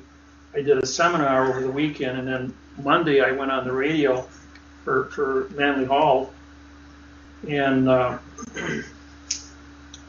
we started at 7 o'clock, and by 9 o'clock, when we finished, we had 12,000 cars parked on the expressway system taking notes. And all major thoroughfares in both Salt Lake City and Las Vegas, Nevada were brought to a standstill. The whole city was brought to a standstill for 2 hours while people took notes, and they were screaming out of each other's cars, pull over, get on this station, take notes down how to prosecute judges and attorneys. So the Senate, the Congress, and the legislature of both Nevada and Utah got together, and they banned me from radio and TV and newspaper. And William Rehnquist at the Supreme Court got a hold of this thing, and the Supreme Court met in emergency session and shot it down under a freedom of speech violation. So they pulled their laws back and let me do whatever I wanted when it came to stream or radio. So, and with all the information that's up on the internet now, people come to the seminar just to meet me or ask questions. And now Russell's bringing in all of his postal and his banking information. We also do trusts, but I haven't written a trust for some time now because I won't write trusts for people, because in the later days of writing these trusts, people misuse them. They wanted to do things that you can't do with trusts. You cannot put land into a trust. You can put a car, a title into a trust. You can put gold and silver. The trust can have a gold certificate and put a lien against property. So we give you quantum reasons and quantum usages, but I find that there's very few people that actually have a legitimate reason to have a trust. But for people that do want to get a trust, I charge $5,000 for one, because when I originally got into the trust business, I studied that for 6 years of my life. And I went ahead and I took 38 of the most popular trusts where there's been 2 or more million trusts written, like the Boston Trust and the Panama Trust. And I took all the best things out of all of those, quantumized them, and then we put our own material in there as a lesson plan. So what happens is, in the world of fiction, when you're a trustee of somebody else's trust. In the world of fiction, you can't be the manager of your own trust. In our trust, because they're quantum, you are the trustee of that trust. You put the commands of that trust in the minutes of the trust. Now, whatever it is you wish to do, you have to send to me as the creator, and I quantumize it. So it's a no-brainer when it comes to breaking it all down into an understanding of communication. So I monitor all trusts that I have in the market. They have taken, the IRS has tried, and the federal government has tried to take these into federal court, then they will not allow them into court because they don't have copyright releases to move into quantum. And they don't have a single law, rule, regulation, or code anywhere of the 4 billion United States codes to create any joinder with the quantum trusts. So if you want to protect certain things and you want it to last your entire life or for your family, you can do a quantum trust. But you have to prove to me that you understand quantum, that you understand what you're doing, because otherwise you're not a trustee. Yeah. So you can be a beneficiary too, trustee and beneficiary? The beneficiary part of that will be written into the trust with quantum language. Okay. So the same person, so I could be a trustee and beneficiary? Yeah, you could. You could. Because it's written in correct grammar. I have an idea. Switch hats. All right. We're going to get into a little bit about some of the other things that have been created on the quantum banking side that we don't get a chance to talk about much. First is the Passographic Treaty. What that is that are it's the closure on what your C treaty, on the communication that we're using, the functions that we're using, like A, B, C, D, E, F, G, H, I, J, K, L, M, your alphabets, your mathematical functions, and it's an educational that's filed in a timely manner through the Global Bureau of the Weights and Measures. The Global Bureau of the Weights and Measures, the adverb world calls it, adjective pronoun world calls it the International Bureau of Weights and Measures. This is the location where countries and nations, through their Secretary of State's office and their government printing office, create the legislation for the terms and rules in which they choose to communicate under passography, which is one country to another. And this is all held in trust to the International Maritime Organization, who David and I just corrected their charter out of London. And that contract is filed in London at the International, or the Global Maritime Company. They call it the International Maritime Organization, and the Global Bureau of the Weights and Measures. And this is the description of how we move things, elements, and matter in our banking construct in our own periodic function form to create matter. The periodic tables on the planet, when I first came forward with this, all periodic tables on the planet were in a box. Anything in a box is omitted. So I put it in a tetrahedron with a monoatomic periodic table built into the middle of that on the monoatomic level. So I claimed both 33 atom clusters and a reduced common denominator isotopes of atomic numbers and atomic matters through specific gravity, boiling point, weights and measurements. We looked at a lot of other things that are built into the periodic table. I'm kind of proud of that one because when I published that one, Department of Defense and the NSA grabbed me off the streets, and CIA was actually there too, and had a talk for about 3 hours just about what that meant for them, for their banking system. Their banking system was built on AU. Their AU, what their scientists believed to be correct, and their PT, and their elements that they were using to use as tangible commodities to bank were all fictitiously conveyed, and none of their scientists, all their scientists on the planet lost jurisdiction over my banking matter and the things that I was making. So it kind of like, wow, you're Nikola Tesla. It's like, no, Russell J. Cohen Gould, and just trying to be correct here. Nobody has filed the correctness in the way that they've presented their command for the monetary systems that they've created. So that was done. It's kind of exciting for me to talk about. I don't get to talk about it a lot. It took me 1 year to write the periodic table. It took me a lot of research. Now, I took out some elements that could be manipulated. Einsteinium, Berkeleyium, something that when you had to bombard molecular structure and electrons to collide things, to make so all of a sudden you see it for a nanosecond, there it is. Those things were taken out of my periodic table. So we use things in its natural function and form.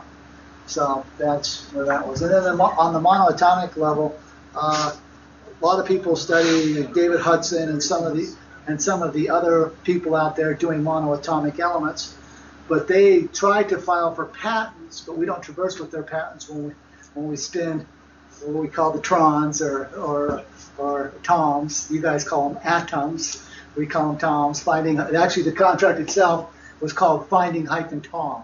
Is actually what the treaty name was, because atom, of course, is a vowel, and we don't use vowels in front of it. Vowel is a single syllable. To start a word means no. Yeah, so these were things that we did because David and I had filed a contract, the Global Banking Constitution, in 2003, and it dealt with me identified as the comptroller of the global postal currency. And so it was my job to find out what currency and monies were, the value and association, so I didn't traverse into the adverb world so nobody could accuse me of anything, so I could then become knowledgeable on how to identify specific things and specific matters to take command and put them in our banking system, the things that I showed you last time with the savings clause claims. Kind of did this in reverse order, but you can kind of see where I was going with the global construct of this. Because that way when I walked into a bank, I didn't traverse because the banker's going to pick up the phone and say, hey, do we have this hallmarked? You know, who assigned the seigniorage, which is the numerology, the passography, the Drogue law, the Bureau on Weights and Measures of identifying the values of monies. So I filed this as comptroller of the global currency with my own periodic table, and each contract we always put the weights and measures. So we are the only ones to identify the sums and differences of the values, which is it hasn't been done on the planet before, not to my knowledge.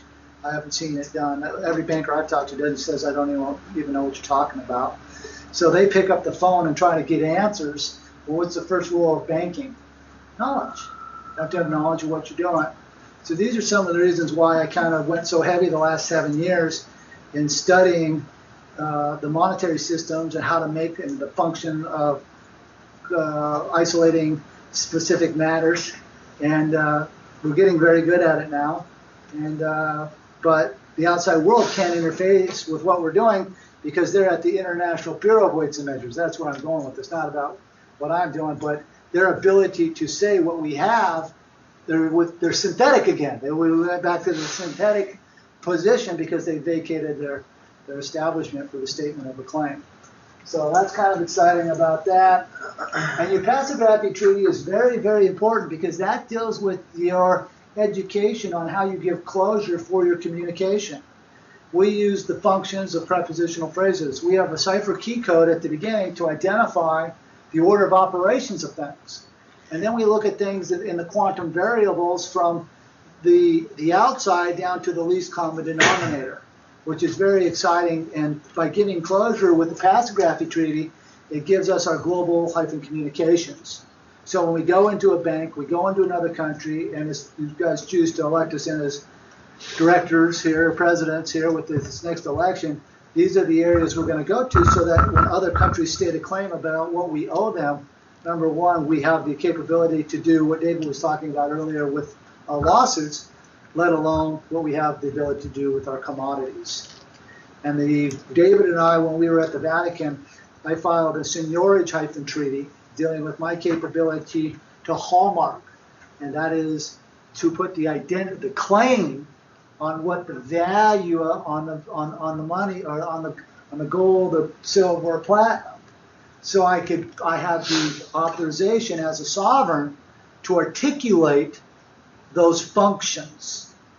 And I'm very good in my skill set there for outside companies that are looking to do a 4671 salvage on their fraudulent gold, because they have to call it of gold or of very fine gold.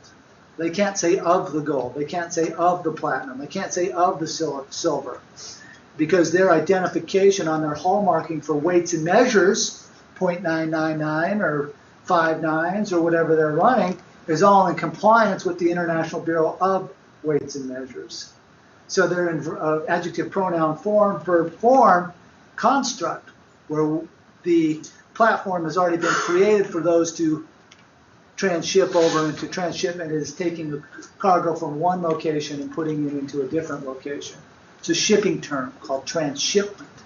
And so we have our clearance through knowledge of what we're doing. So if nations join with our program and join with what we're doing, there are certain specific authorizations through our weights and measures, through our periodic tables, and through our ability to find ourselves and graft ourselves in time and space through our postal station contracts, that we can give closure nation to nation and peoples to people, so it benefits the peoples of the world.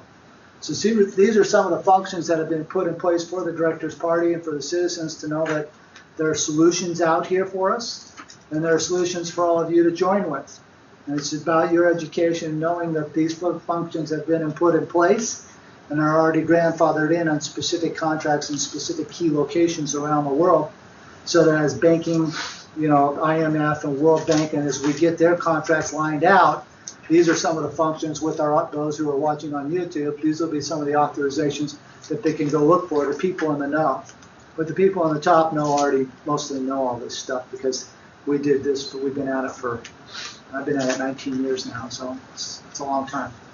So voting you gentlemen into our Oval Office, our White House, you guys could ship all the current treaties, trusts, and any legislature, etc. Yeah, the legislation itself, one of the first things that David and I would do is we would go into the House, into the Senate, surround them with the military so they can't run out, because usually they're too busy running from us. So that would be a change of pace to make sure they couldn't run. And we would sit them down, and one of the functions that needs to be done is for them to learn how to do it correct.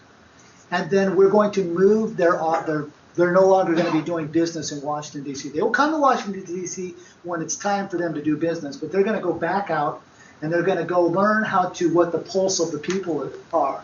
So they're going to go back, and their job location is going to be in their specific territories, not in Washington, D.C.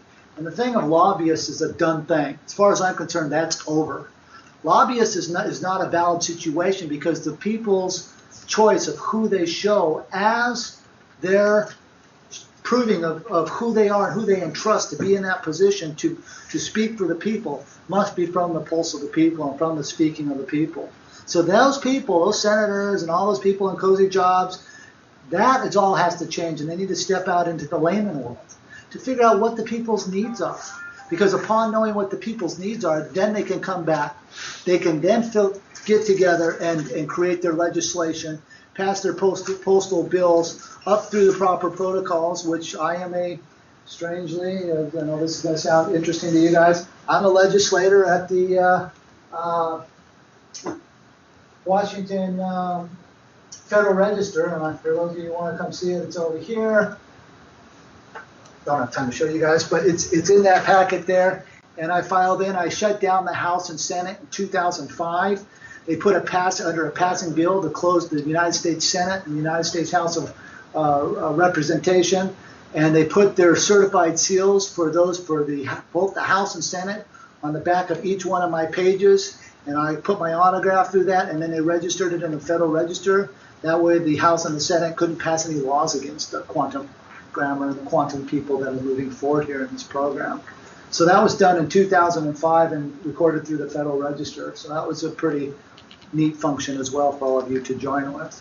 So to answer your question is that the senators and the representatives of the people will have a different type of function, and they will learn how to pass laws, bring legislation. Also, one of the terms of the legislation that we're going to see to it is that the laws that they pass do not interfere with, I mean, that's not a good word, do not block the happiness and the prosperity and the gain of the people. That is a very valid point for how we choose to articulate our laws and our rules and our regulations. Because upon that, the people then can now feel free that the laws that are being written do not infringe upon their right to happiness, their taste, and the things that they all have the right to. So these are things that are coming up with the Directors Party, and it's going to be a new thing for Washington D.C. I'm sure. And they're going to, we'll lead by the sample of our lives. We will also be out amongst the people and figure out what they want, and as well as the global community, because the global community needs a lot of financial solutions, and definitely I with certainty have that.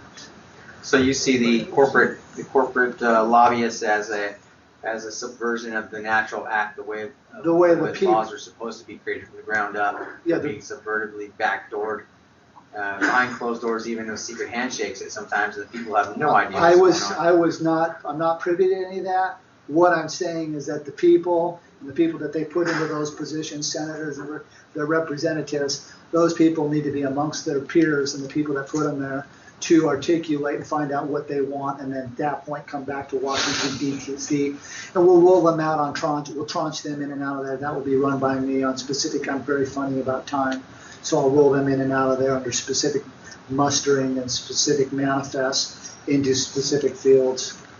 You still have the committees, but the committees will have the concepts of the people. If you gentlemen aren't elected as directors for the presidential campaign here this year, will you be moving into any other venue to support the American people? We are looking at this more of a global situation. So not only running here, but running simultaneously elsewhere. And so we're going to continue to run and continue to educate for basically every 4 years, or at least till the people have comprehension, because this has some valid solutions to it. And the people of the world really need to, take into consideration. There's been a lot of hard work put into this program by David and myself, and many others, not just us, but many others have put some definite value and some definite hard time into this, and they need to see some of the benefits of what can be. Any other questions?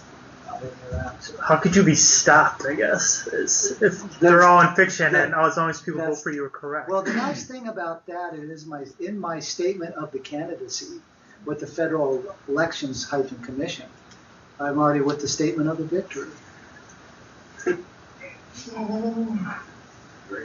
See, when Russell and I were in court way back in Madison, Wisconsin, the judge had been on the bench for 38 years. And for the first time in that judge's history, he came off the bench and he sat across the table from Russell for 2 hours. His bailiff walked up to him afterwards and said, that judge has never left the bench. You're the first person he ever showed the honor to get off his bench.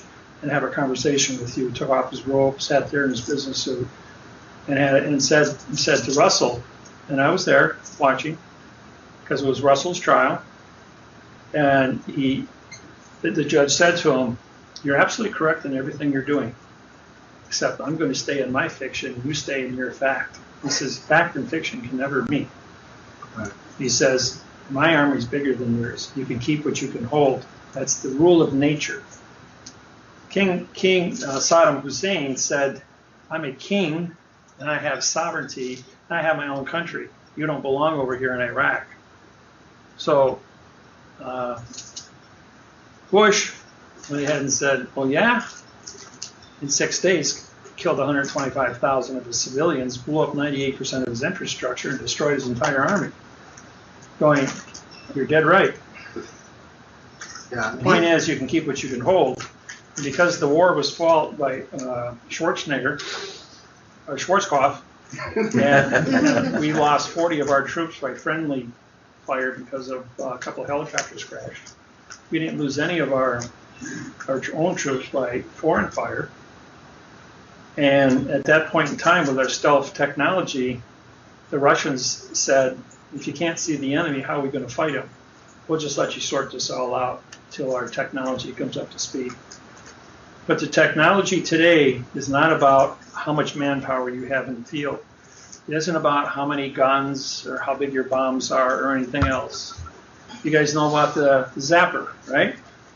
We use the zapper to kill viruses, Hulda Clark's technology. The new game on this planet is called a satellite with a frequency zapper.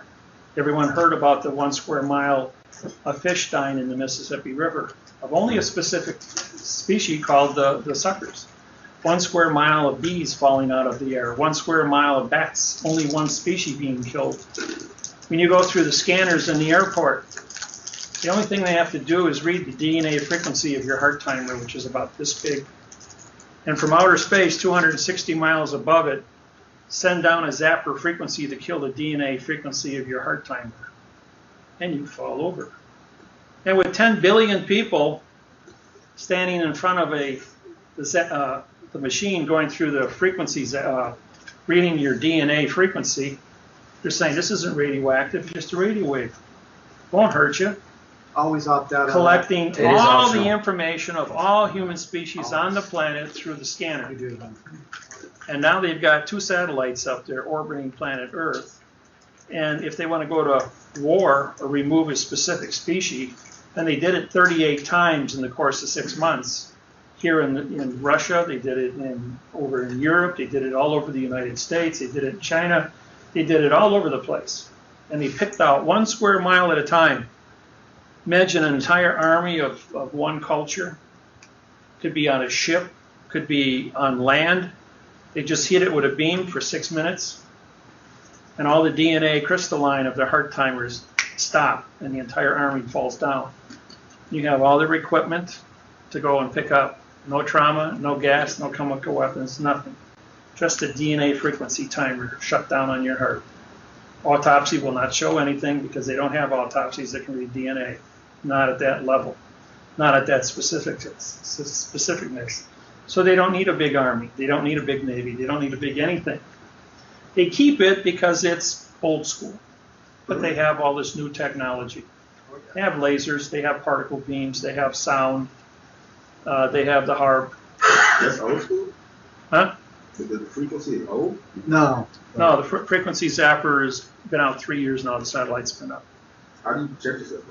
I do not know which group it is, but I do know they do exist. I have friends. I have information. There's been many times through the last 20 years of my lecturing that I've told the government, like your Big Ten in San Francisco here in the San Andreas. We had 3 years where the temperature was 40 degrees above normal in the North American plate. And at the end of the 3rd year, I told them that the temperature was, and this is in March, temperature was 85 in Milwaukee and almost 100 degrees in Austin, Texas. I told them you had 1,000 days to heat up the North American plate, and El Nino was on the Pacific plate, covering over 2 million square miles. When two plates heat up, San Andreas has got to go bang. That would have been a 10 on the Richter scale, wiping out the entire west coast of the United States. So I told him, I says, you know, your oil wells that are 18,000 feet deep along the San Andreas have been accelerating in temperature and are exceeding 400 degrees Fahrenheit. I says, and they've been accelerating at 10 to 15 degrees per day. You need to shut down the pressure of the United States, which means you have to drop the temperature 85 degrees. It must be 25 below zero in the state in Milwaukee for 22 days. It must be below freezing in Austin, Texas for 22 days. 72 hours later, the entire temperature of the United States of America was dropped, where it was below freezing in Texas for exactly 22 days, and in Wisconsin was below zero for 22 days. At the same time that happened, they had to change the wind which blows over the Yucatan Peninsula from east to west. From west to east, bringing El Nino up to California and reversing the wind at 50 miles an hour for 22 days to blow El Nino offshore and bring in the cold water from 3 miles down and cool down the Pacific plate. And that wind blew 50 miles an hour for 22 days. I gave them a public answer to a problem. Told them situations that they had that was impossible. They said it was impossible for me to know the information that I gave them.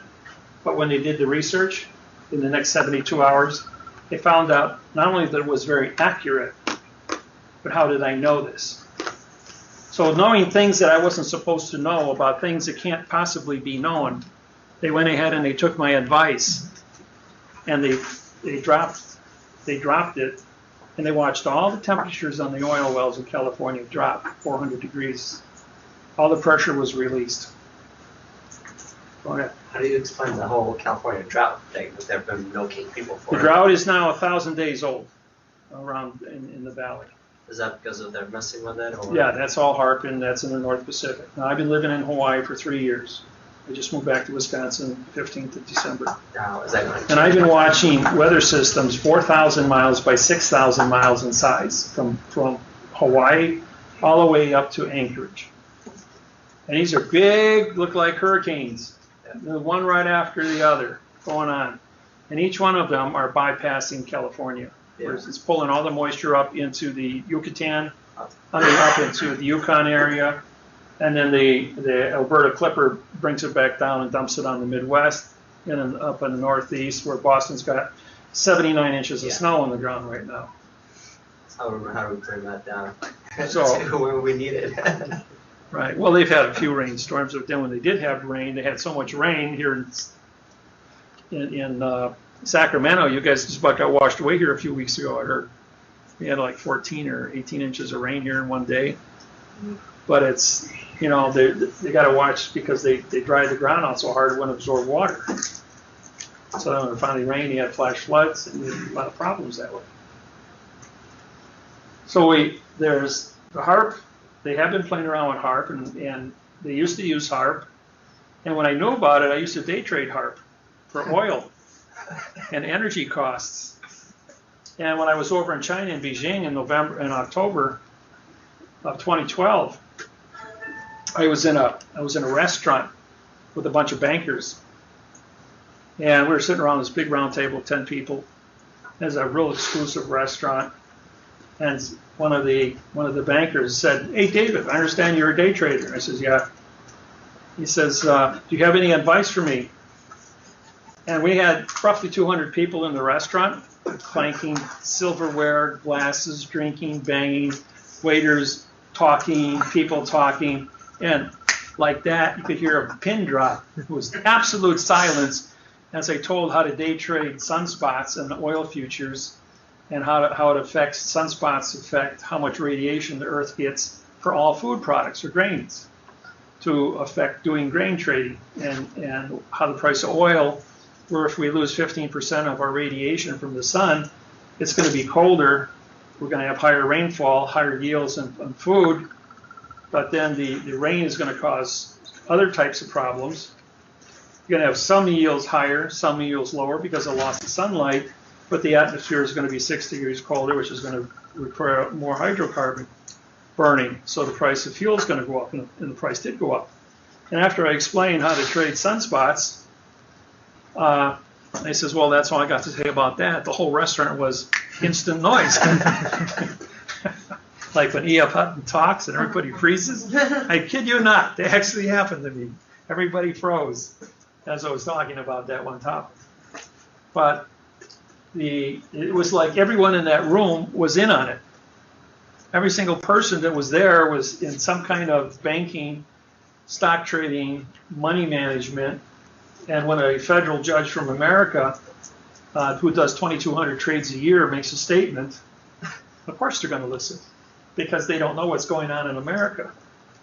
But then in the week that followed, the meetings that I had, I was treated very favorably with meeting people and been invited for one meeting after another meeting after another meeting, where people wanted one-on-one time to get more of this information. Because the banking, always follow the money, folks. You got a problem, follow the money. And you're going to find out where the corruption comes.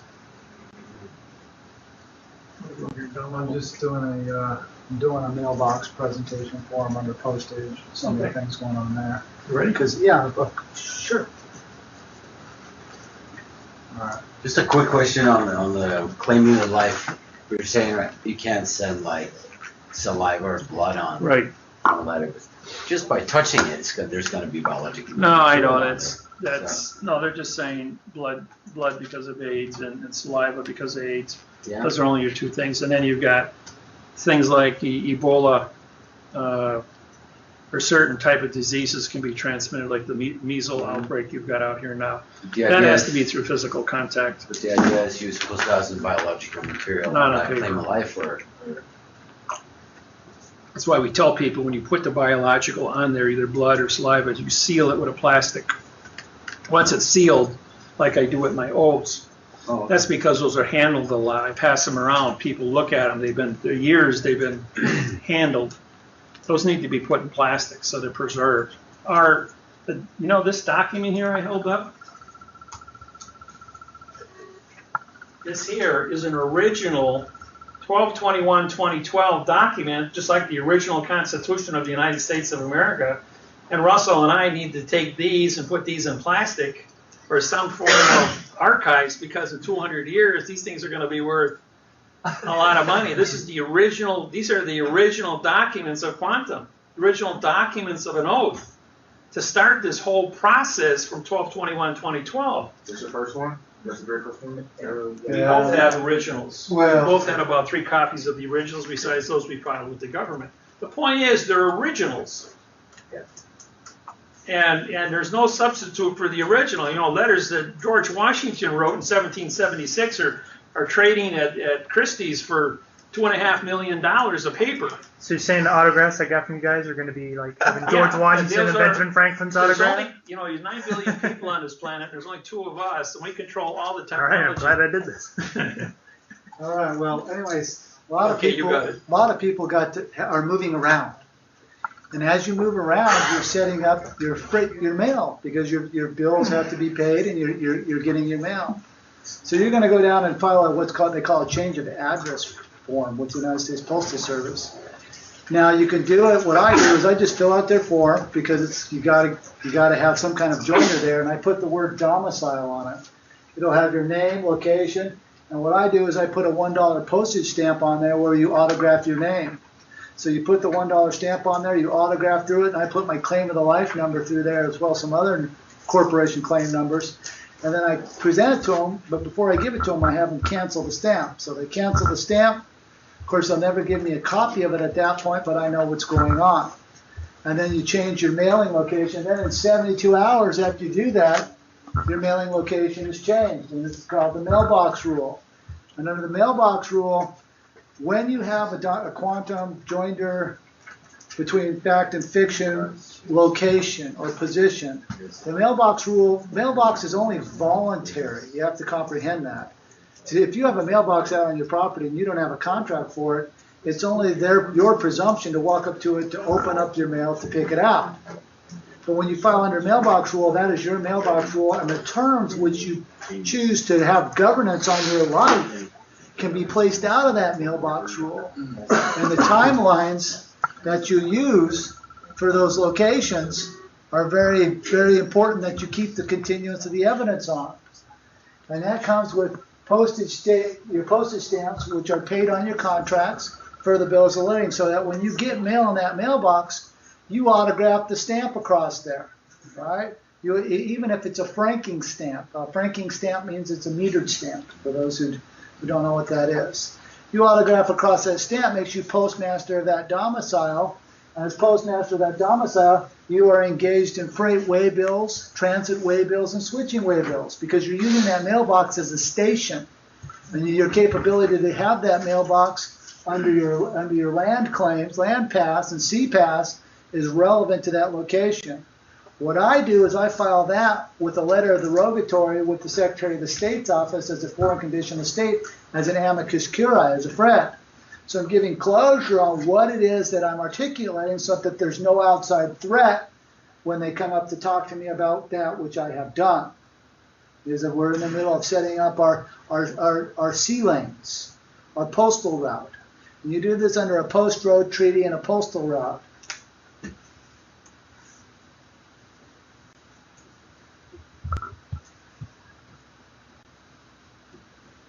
And when we went to the Benjamin Franklin Post Office,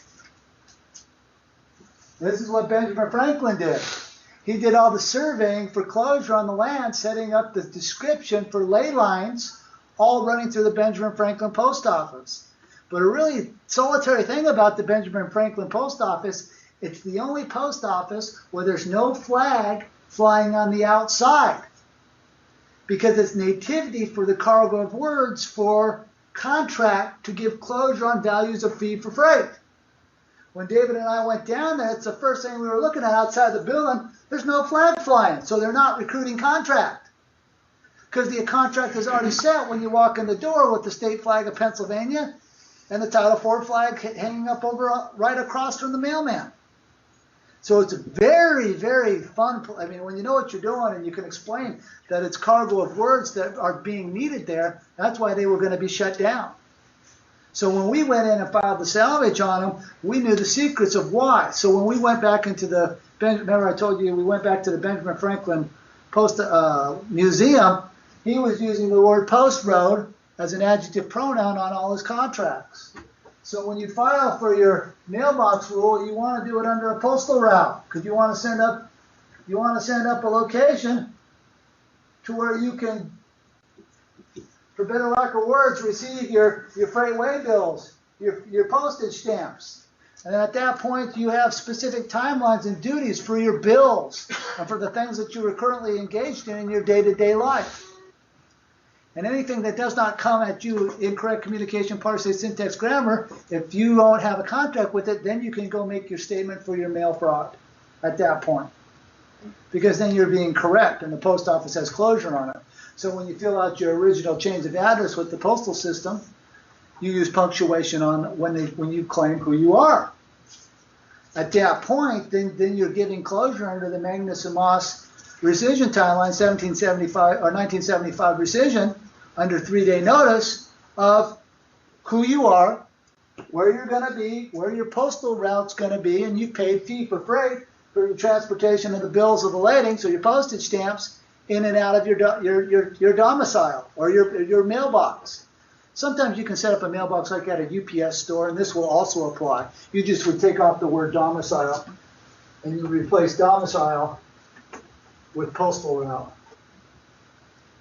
Aren't there forms in Eververbs? There are, but they're not going to accept it any other way because they can't traverse in fiction, because that is you are a postal employee from cradle to grave. The answer is correct. Yeah, their forms are. You can syntax them and you can follow yours there in quantum. That also works as well. What we do is we'll take both of them and we'll bond them together with super glue, and our fact always overrides their fiction. So they'll move everything through for what they understand in their language, but we still haven't traversed because we've syntaxed their fiction and put it in quantum. Correct. And then we've also autographed the stamp, which makes us postmaster of that document.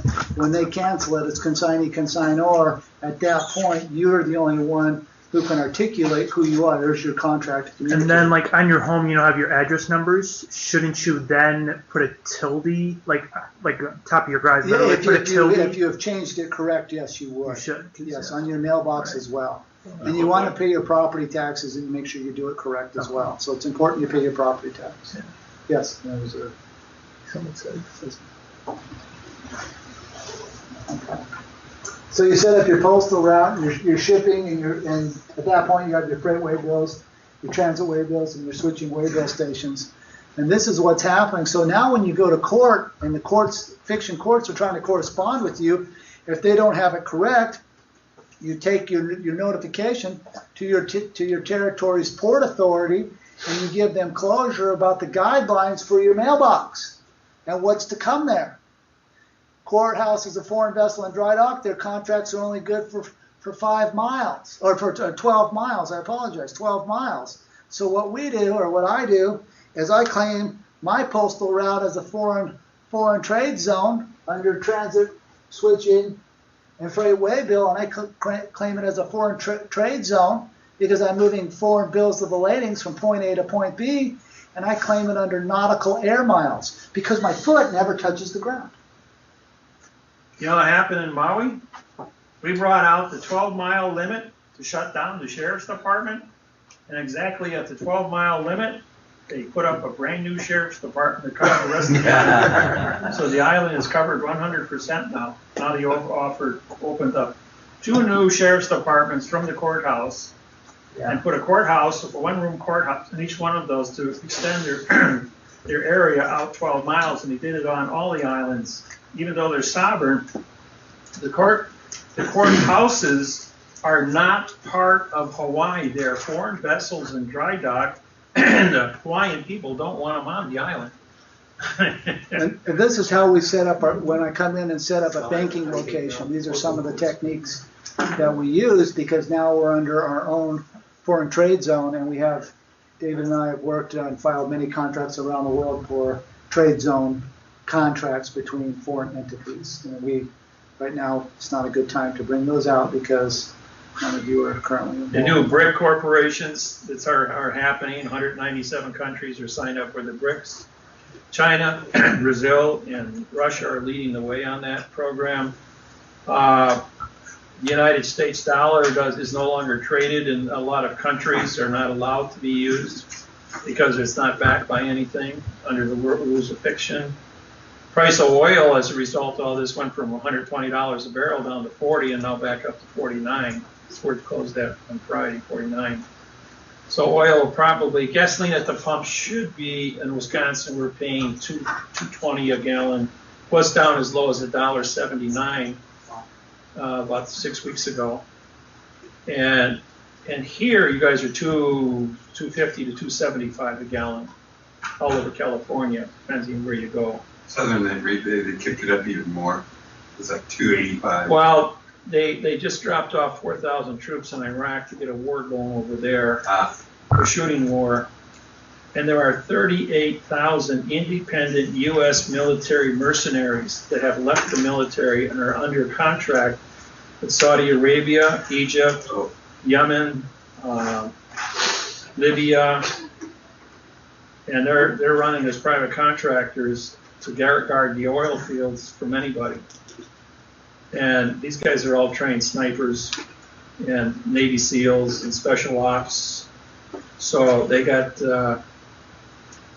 it's getting kind of hot over there in the Middle East. So anyway, yeah. So we have nautical miles versus post road mile markers. Post road mile markers are what's going to be on your tickets, what's going to be the guidelines from a sheriff or for a courthouse at a 12-mile post road, what they call a linear mile. We come under nautical miles, which is different than linear miles. And so when we file for our post roads, we do this under pi r squared for circumference, which now gives us a circumference circle of our trade zone for the mails to come in and out of. So. How do you post your roads when you're moving from point A? You're talking about posting roads and you're going. Oh, you file it with like the local postmaster at that. File what exactly? Your contract.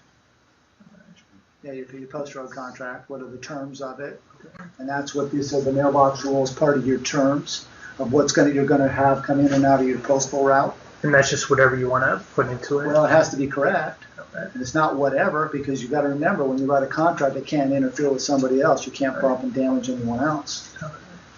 But you can also safeguard yourself in the mechanics of grammar and how that grammar comes upon your foreign trade zone location. So if I ever do one of those, you'll check it. I'd have to. Okay. Yeah, you'd want me to, for sure. Yeah, if you guys take the time to write stuff down and you need a check, you send it over to me or Russ in that, because I don't want you guys going out there using our names and putting out a fiction document that's going to either get you in trouble or show embarrassment to the organization as a whole. So it takes us only a few seconds to read several documents, several pages. Yeah, because there's so many people plagiarizing me in banking, it's comical. They're never going to get anywhere unless I'm on it specifically, and David and I are on it specifically. David can't be on it without me, and I want him on it because he's my witness on all the contracts we filed around the world. See, we're corporate everywhere, and as long as we stay corporate, we are protected under our nation status. For either one of us to go off and do anything by ourselves, then it's just an opinion, has no standing whatsoever. Correct. So everything we do, even all my clients, I'm corporate. I'm on every lawsuit that I write to sue for fraudulent mortgages as a claimant, as a federal postal judge, because I do the syntaxing on those contracts. And I have the specific knowledge. They can't keep me out of the court as a witness because my name is on there as a claimant.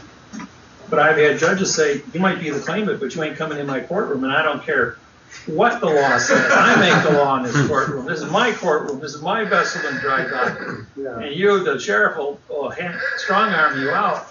And then I walk in and I walk up to the bailiff and I tell him, you're my tipstaff and I'm a federal judge. This is a real oath, and you're gonna do what I say. Arrest the judge when the judge walks in, and the judge sees they're running out the door, going, no, we're gonna vacate everything in this trial. Yeah, it's quite shut it down. Quite a thing to watch the foreign vessels in dry dock. This technology works, and so you've got to be very, very give the necessary closure to the necessary places. Otherwise, you will lack knowledge, and the protocol's already been set. And if you don't know what the protocol is, you get slammed. When I did the Indiana case, I took the witness stand, I held up my oath of office. It says, as director of the Unity States of our World Corporation, and our land of my country is the land of the courtroom during the time of contract. It says, I have an oath of office. Do you have an oath of office, Judge? You're not on the same plane as the rest of us. I says, here's your oath. I syntaxed it. You don't have an oath. I've got an oath. I'm taking over the court. Put his head down on his arm like this for the next hour, 45 minutes, as I conducted the entire court from the witness stand. Are there any questions? Educated the jury. The jury wouldn't give back my books. Are those the steps? Oh, my bad. Do you have like an outline of the protocols? Because yeah, you were jumping around all the time, the whole time, and I'm kind of like having a hard time connecting the dots as to. Well, yeah. First, you want to set up your postal route, your main location. What's 1, 2, 3, 4, 1? Yeah, Oh. Yeah, I was like. Oh well, these are all like built in within the Post Road Treaty. These are all specific paragraphs. The Post Road Treaty is listed on my website under the Yeah. CPAS, Trove Law, Tier Treaty, CPAS.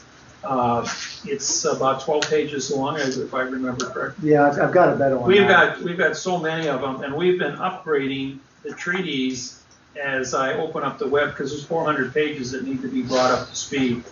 And we're talking maybe 10 words and maybe a couple prepositional phrases that can be compounded, where I can take for the pen of the black and just say for the black hyphen pen by using a hyphen instead of another prepositional phrase. And I've been doing that, rearranging the sentence structure so it's easier to read. And where I write a document and repeat a statement 3 or 4 times, I'm taking those out and consolidating almost a half a page into one sentence now, because I'm removing all doublespeak. And so we'll take 12 pages and reduce it down to 8. And it's an easier read, it's faster, the mind can flow with it better.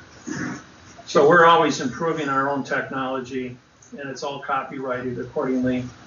But our original programs Grandfather. are grandfathered in, and these documents are not 2 or 3 pages. These are 100, 120, 114 pages, where we had to publish, go out and spend $12,000 on printing at Kiko's and put these together, bond them together. We had an assembly line we took over a Kiko's store. Oh, it's wild. And we were working long hours into the nights, and they stayed open working for us. We paid them cash to work with us to get these things together. And we're walking around with 1,200 pounds of paper, delivering it to 82 countries for our treating at the United Nations. We put a lot of hard work into the stuff we did in the research of years and years of studies. Trial and error. Down. Yeah.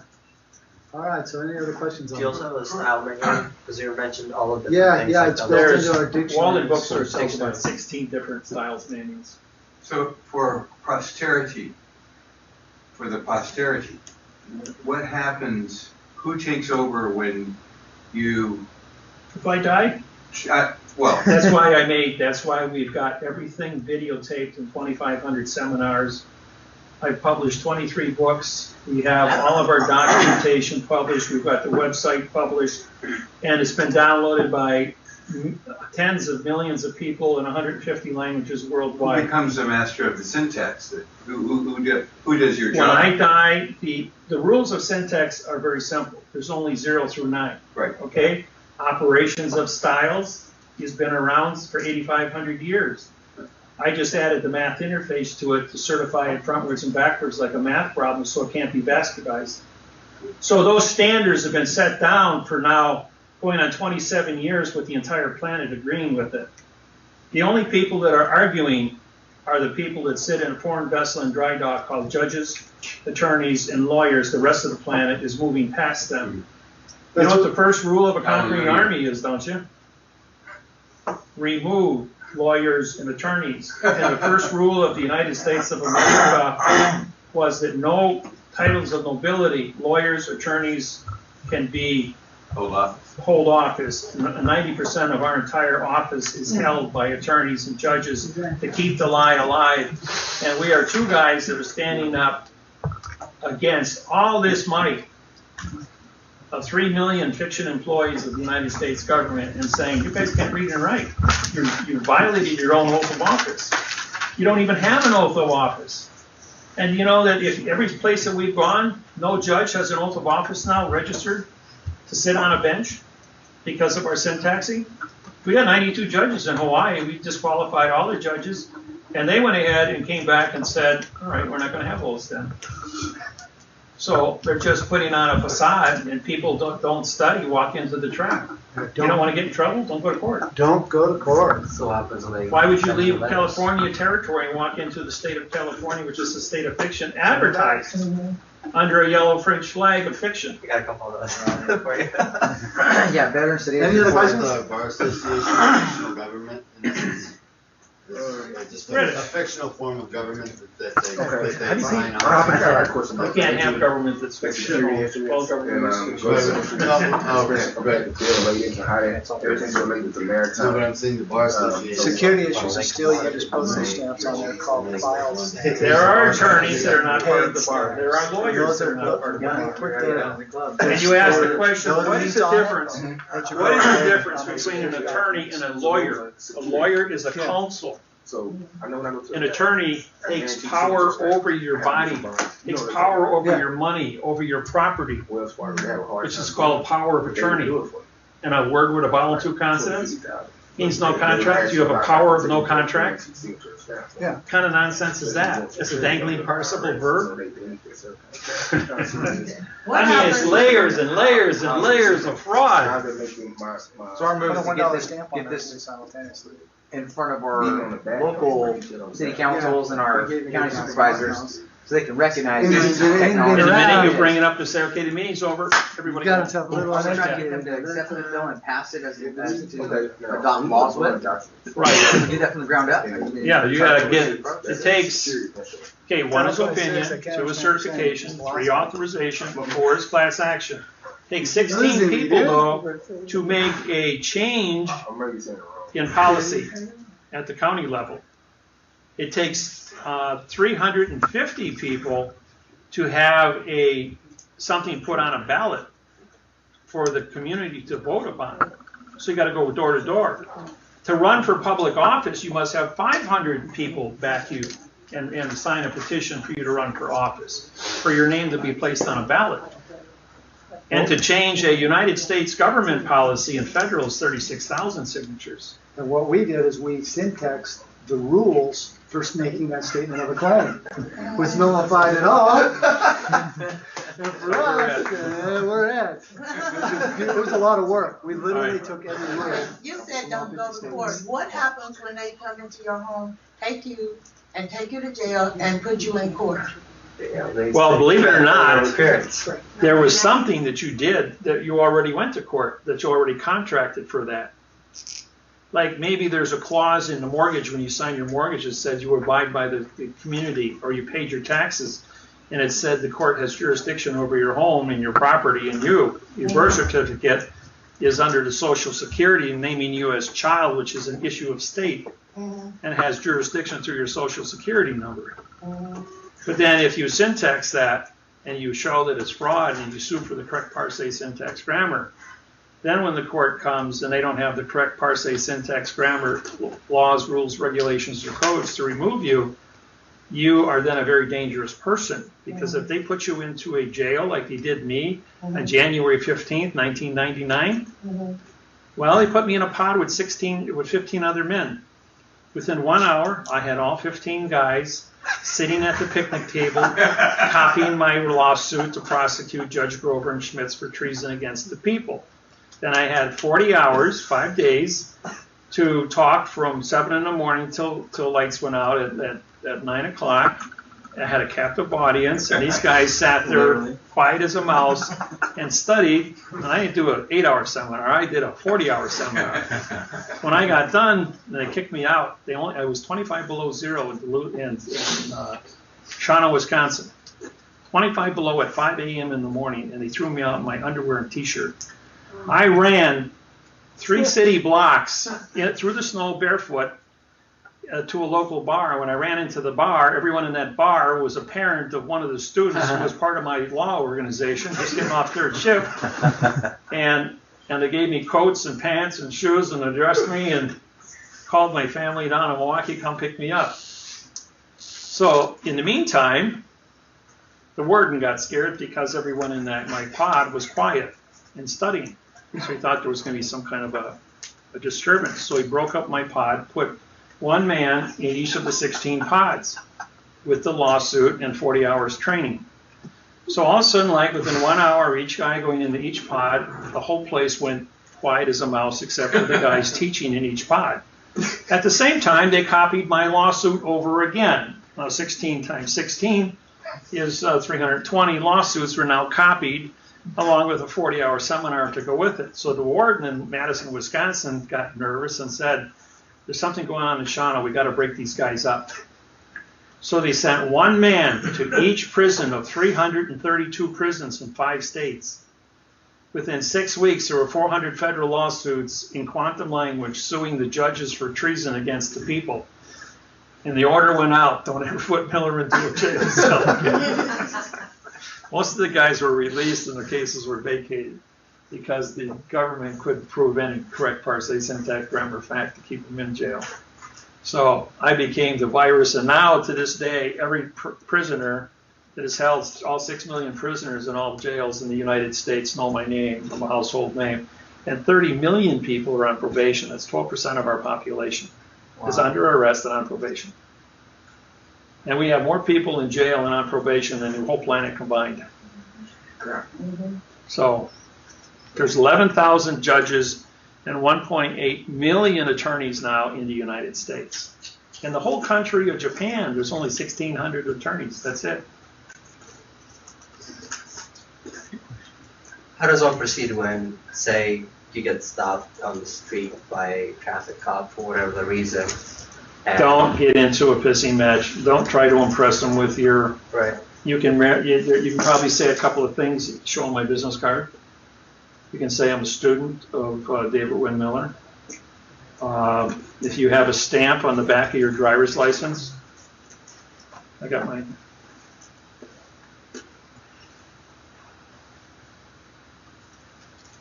See, you take my business card and you tape it. Shipping tape works really good, 3M shipping tape, because it's waterproof and it's very durable. It's as strong as the actual binding on your driver's license. Is that Hawaii? No, this is Wisconsin. Oh, So anyways, when you put a flag on your vessel, all vessels must fly a flag, and your driver's license, it's a vessel, okay? So by putting a flag on there, you can take one of my business cards and cut it and glue it on there, that's fine. And then you put a $1 stamp, and they currently have the $1 Rockefeller stamp. When you print your name, autograph your name across the stamp, it makes you a postmaster of the vessel. The vessel is your passport to drive your automobile, also says you have competency as a citizen of that state, and your voting registration is followed by your driver's license. So when you take this document, it now says that you are the postmaster transporting the vessel of your body, and a police officer is not allowed to stop the postmaster from delivering the mail. Your body's the mail. These are the laws he breaks under the correct parsing, syntax, grammar that you are protected by. And when you register your domicile with the port authorities for your specific territory, then they know who you are. And then when you take the... And it works real well. Yeah, and people... Yeah, tell me your story. When people call me up and every time they get a ticket and they got my business card with their driver's license, and any one of my students gets pulled over for anything from speeding to blowing a stop sign, they call me up immediately at the stop and say, I just been pulled over, and the cop said, be careful and drive nice and let me go. Didn't say anything about anything else. He says, but without that on there, he says, I know I would have been cooked. So they are aware of the... See, even the citation you showed me, it had 400 syntax errors on the back, and it was boxed on both front and back. Yeah. So but we don't make it happen. Explain this, like in the training for the federal officers at places such as Quantico, where they're trained. Are they given a general? Yes, there's police officers now all over the United States, because I do seminars in all 50 states, and I'm pretty public with 5 billion people now worldwide, and He's other more people public calling than me. They know to study this material. All judges in the United States study this at Scottsdale and Reno, Nevada Judge Institute. And so it makes a difference. So if you want to go driving in another country, then you just do this, you get a stamp from that country and do the same thing and sign it. Right. And when you drive in that country, so. Well, okay, now when you go into a foreign country, I take my passport, when they stamp it, I immediately print my name across the stamp of that country. That makes me Immigrations and Customs officer and federal judge, because I also take my oath in, and I walk down to the first courthouse, and I give them I file my oath with their court. As a result of that, when I was in Australia, I walked up to the judge under amicus curiae, because she took 7 children from parents, and she jumped out of her chair and said, "Get that away from me." 30 seconds later, the clerk come after me out in the hallway and says, "The judge wants to see you in chambers immediately." And so I walked into chambers, and she goes like, you're a federal judge in America, but you're not a federal judge here." And I held up my passport, and I says, "Yes, I am." I signed autographed my name across the Immigrations and Customs stamp. I says, "And this is an international treaty, enter foreign vessel and dry dock, which is what this is. Not only to enter your foreign country, but enter the foreign vessel in dry dock under sea treaty, sea pass, and drogue law." I says, and I have my medical papers with me, so I'm 100% legal here, and yes, I am the federal judge in this, and you committed all these crimes. And under the syntax fraud here in Sydney, Australia, you guys are in trouble. And I've got a signed confession for a 30-year prison sentence and $25 million fine. When they all came back from lunch, she immediately walked in and says, "You got 2 hours to put these children back in that house, and I don't care how you do it, because I'm not going to take the fall for this." And those children were taken out of the house for a year and kept away from the parents. And they returned all the children, 7 of them, to their parents that day. And they've been united with those children now. It's been 5 years since I did that case for them. But that they were afraid, and that set up over 1,800 people that came into my organization in the next several weeks, where I went all the way around Australia. I went to started in Sydney, went up to Brisbane, then over to Gold Coast, down to Melbourne, and over to Perth. And I had large audiences at all of those seminars and that. And then I went out in the bush with the Aborigine tribes. And I had huge groups of Aborigine tribes that I did this and taught them and showed them how the fraud was being used to capture their land and genocide the people. Did you know up until 1967, they were issuing bounties to go out and kill Aborigine people? Just like killing too many kangaroo on the land, they would shoot and kill. Yep. That, in our day of age, they were still using genocide against people. The British government was, to take over their lands. And then what they do, and this is not known here in the United States, you see lawyers and attorneys advertising bankruptcy on the TV to encourage you to file bankruptcy. When you're in a foreclosure situation, do not file bankruptcy, because when you file bankruptcy, we prove to you that that treaty says nothing, that mortgage says nothing. If you file bankruptcy against that, you give nothing credibility. You give it value. The minute you put value on it, I don't care if it is a verb pen, a verb house, a verb law. You just put value on it as a fact. You said you owe a debt and you want to be forgiven, but you made a value out of it. So they cancel your bankruptcy and the value stays. Second cause of action.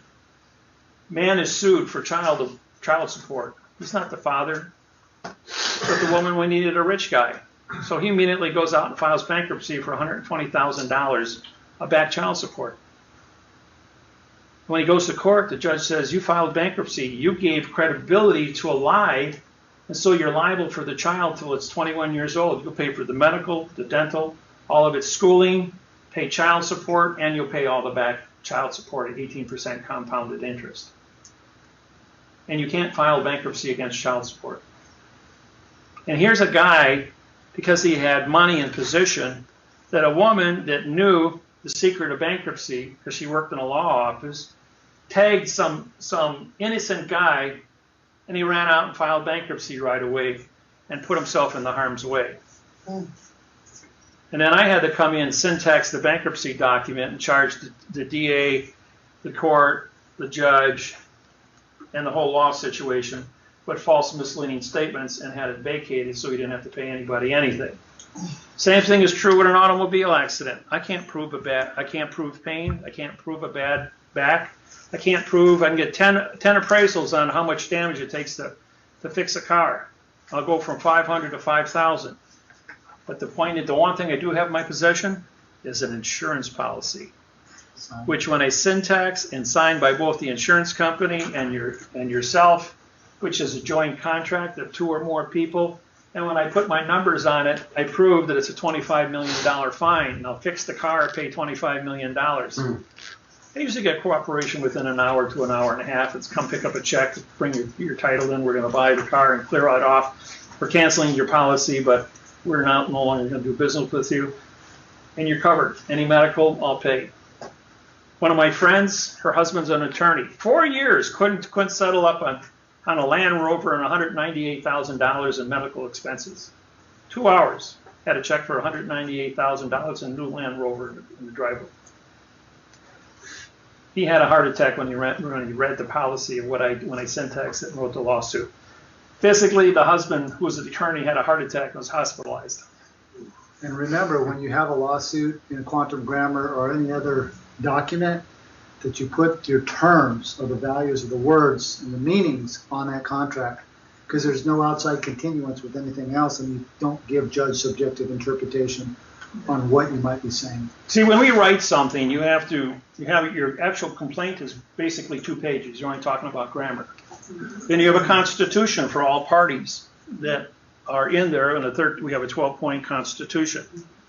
We have a 4-sentence now to establish venue on how this is going to function. We have a abbreviation page Without the abbreviation page, the document would be not 9 pages, but 18 pages. So we save a lot of print. People don't like to read the correct sentence structure, communication, parse, syntax, grammar over and over and over again 132 times. But when they see just the abbreviation, they don't even read it. It's a muscle, what we call muscle memory.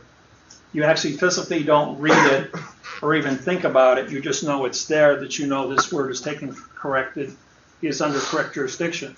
Then we have 46 words that we define in a quantum definition, which are written in 9-point print, because they're only there supporting testimony to the words that are being used. If we put them in 11-point print, it would make 2 more pages of print. 2 more, the paperwork would be heavier, more ink. So we consolidate that. In all the United States codes, West Publishing, you have 1 sentence in 11-point print, and you have an entire page of definitions in probably 6 or 7-point print underneath that page, and that's how laws are written. And so we're following the same rules and regulations to establish a foundation of common ground here. And then we have a command page where I, as a federal postal judge, or Russell, as a federal postal judge, issues a command and a judgment for both the caretaker fees for taking care of the property at minimum wage, 24/7, 2,000 hours of straight time, 67,000 hours of time and a half, $87,500 a year for the mortgages. That goes in against the bank because you did guard an expensive property worth $500,000 to $1 million. You should be able to at least pick up minimum wage for something like that. You're there 24/7, so it's a fair claim. Then you have the penalties with the government for criminal activity for modification of grammar at $25 million. That's a no-brainer because we proved engineering. It wasn't an accident that 4,700 mistakes took place, frontwards and backwards. That's a given. And when I put that down there, the government owes us 35%. Gotta do. So these are things that we're working on. We cover everything. Yeah, we're going. The next rally is April 4th. Are you going to take their paper, though? Would you take their paper? What paper? The government paper? Well, you mean as far as gold? I mean Federal Reserve notes? Exactly. Or even a check from them? Yes. As long as they honor it, and I can trade it in for gold bullion or silver bullion. Yeah. Okay.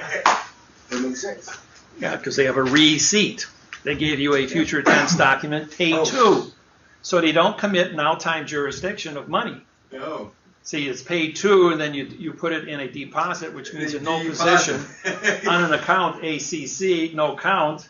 And that's why they come in and steal the money back out as fast as you put it in. So you keep your cash in your pocket, and you keep your debt, called MasterCard, in the bank. You buy everything on MasterCard. You get your airline tickets at the end of each month. You go out there and you pay off your balance.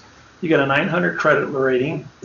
You get everything you want, and it's always there with a cushion of $10,000. So you've got room to breathe every 30 days. You got with a $10,000 cushion. So you can get what you want when you need it, but make sure you have the money to pay for it at the end of the month, unless there's some kind of a super emergency like a car accident or an abscessed tooth. By the way, the cure for an abscessed tooth is 30 kilohertz. It gets rid of it in 6 minutes. What? 30 kilohertz shot?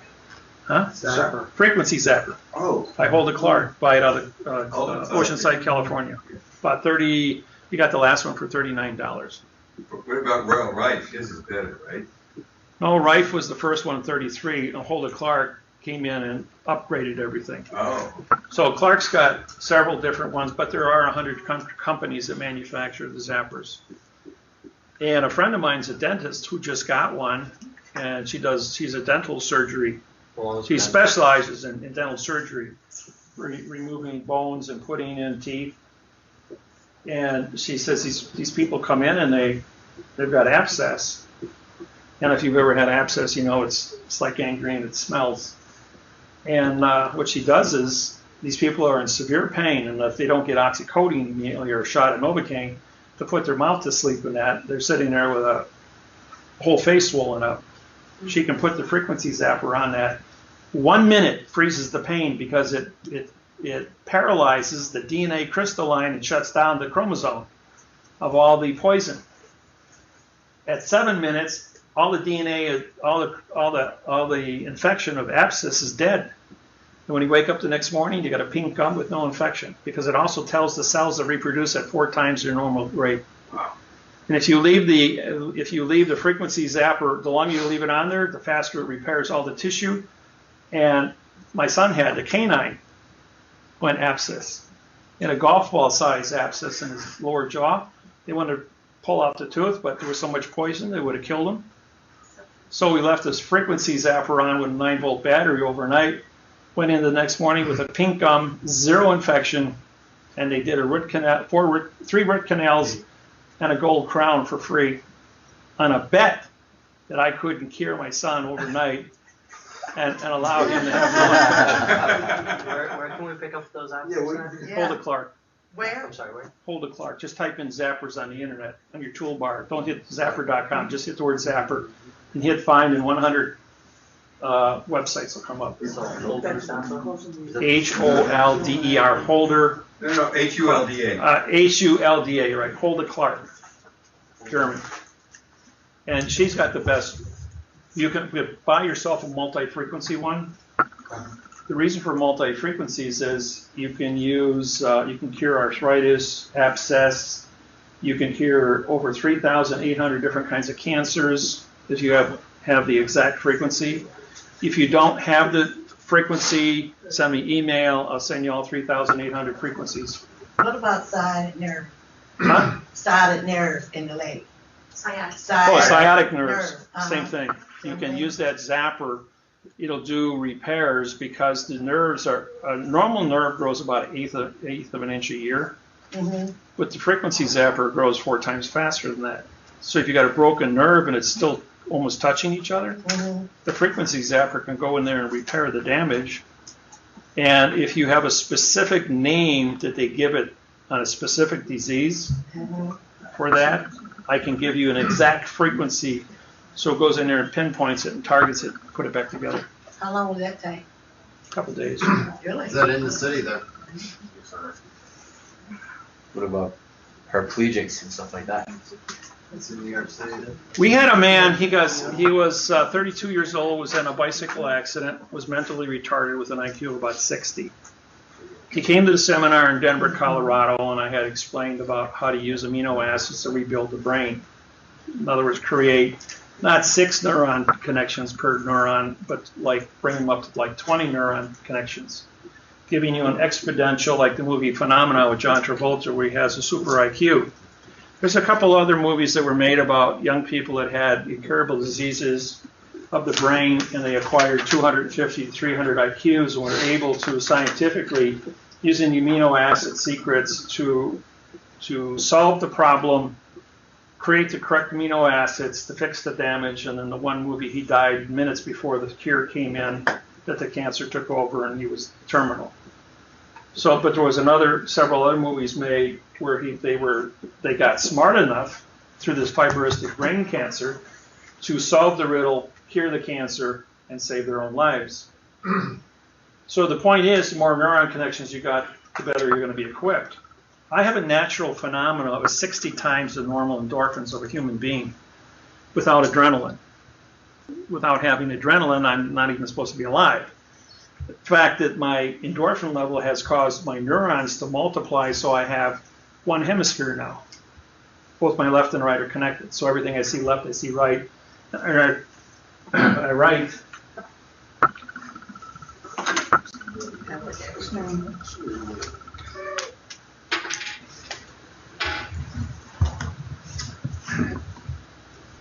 Good thing though.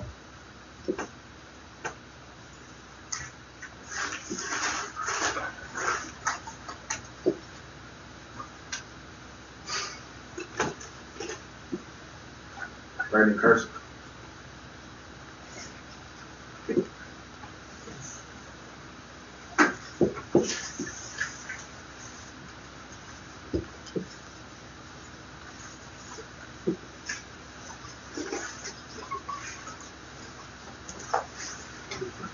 They can do it frontwards, backwards, and in both directions at the same time. This is the schedule for where I'm going to be. Dave will be, I think, with me on some. Yeah. And New York, April 4th. Boston, Texas, 16th. Fargo, North Dakota, 27th. Colorado Springs, the 8th. Boston, 19th. If the snow melts. If the snow melts. Raleigh, the 31st. And I'll be up in Great Falls, Montana on the 12th. Then from there, we'll figure out next year's schedule. We'll have to just figure that all out. But it averages every 40 to 45 days through this year. Just kind of putting out feelers for the director's party, see how the citizens like it, if they like our solutions, and then we'll go from there. So I had one guy at one seminar, only one, in all the years I've been doing this. He could do it upside down. Right, it frontwards, backwards, and in both directions upside down. And as well as right side up like me. But I could never master the upside down part yet. Yeah, that would take some. That would take some real funkiness. Yes, sir. Well, hey, Dave, how do you do a true bill? What is a true bill again? How do you make one of your Well, the world of fiction writes true bills up for money to say you owe me money. But the way that they do it is an adverb verb fiction, so therefore you're talking about fiction money with a fiction grammar to get a fiction end result. When I do a true bill, I assess the value of it. I'll take the mechanics written under UCC of the true bill and then I'll quantize, just like I took the bad word sentence there and turned it into a good sentence. I do the same thing. Whatever state you're in, the true bill language is a little different in each state. So I take their basic format and I just write it up that you owe me money for work that I've done. The true bill is what we use for the caretaker fees on our mortgage claims that we file. And then I issue an order as a federal postal judge that the work was done, the contracts were signed, you had insurance, you had the water on, you made sure that the building was clean and bug free and you didn't let the pipes freeze and you shoveled the walk and cut the grass and you kept the upkeep. You did all the work. The contract says you have to buy insurance. You have to defend at the court with any lawsuits to protect the property. So these are all things that they gave you a list of things called volition.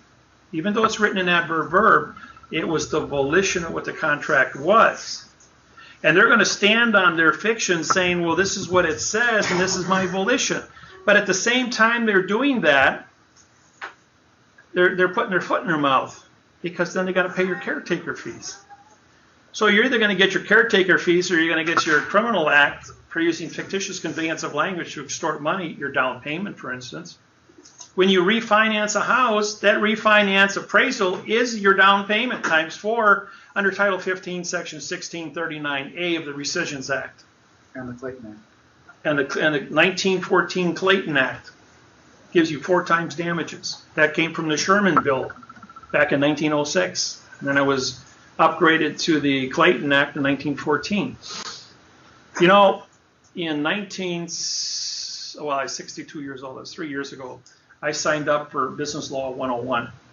Put on my surfer shorts and my surfer shirt, threw a duffel bag over my back with a pair of flip-flops on, colored my hair, and I walked got myself into, at 62 with 3 PhDs and a federal judgeship, got myself put into Business Law 101.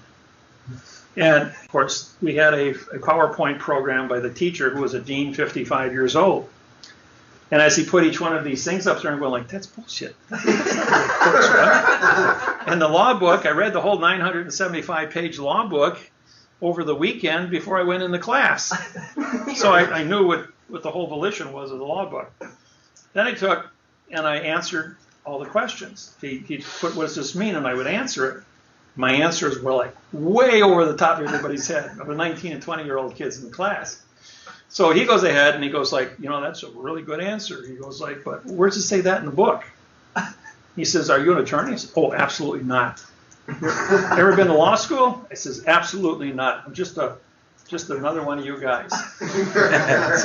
So I go ahead and at break time, he says, would you let some of the other kids answer questions? Wow. You see anybody's hand go up? So I did all the questions and answers for the first day. Day number 2 comes to class. Classes are 3 hours long, by the way. Day number 2, this time I came in, I had my business slacks on, or dress slacks in a white shirt, and my duffel bag, and so I looked a little bit more presentable, and the kids sitting next to me go like, how old are you? You dress very nice. And so I says, I'm old enough to come to school. And I answered questions up until the break time, hour and a half. And the teacher says, out in the hall again. He says, I said, I'll tell you what, I'll give all the chances in the world for anybody to answer. Well, keep my answers under 10 words. How's that sound? He says, yeah, we can do that. So some of the other kids now jump in at the end of the second day. Day number 3, we're going to talk about Constitution of the United States laws. He got about 20 minutes into that, and I'm going like, I can't teach this anymore. It's just complete idiocy. There is no Constitution in the United States. I just blurted it out. It said it expired November 2nd, 1999. And I stood up, and I had just come from federal court in Milwaukee. So I had an $850 3-piece suit on, and I was looking really, really spiffy when I walked into court, and into class, and everybody's looking at me going like, what's your problem? Everybody else is in shorts, because it's September. And so I walk, I says, I'll take it from here, sit down. And the dean sits down, and I go up on the blackboard, and I do a presentation on the history of the United States banking and the Constitution of the United States of America. Have you guys seen that?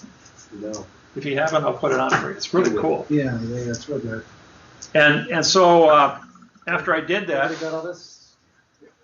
After I did that, the one kid on the left corner goes like, where the hell does it say that in the book? And then the teacher says, I'd like to introduce United States Federal Postal Court Judge David Wynn Miller. I said, how old are you, Dean? He says, I'm 55. He says, well, I'm 65, or 63 at the time. 62 at the time. I says, and I have 3 PhDs and 535 college credits. And then the dean says, we're going to break up into groups of 5, and we're going to work on this problem together.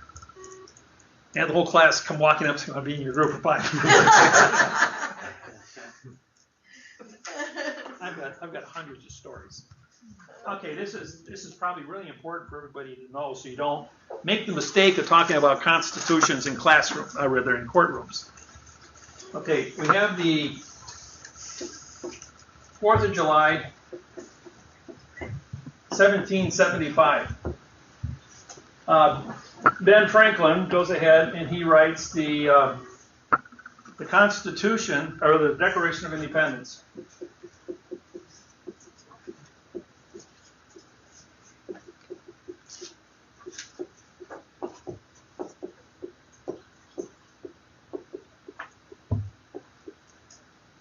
So we have an adverb, 1, 2, 1, 2.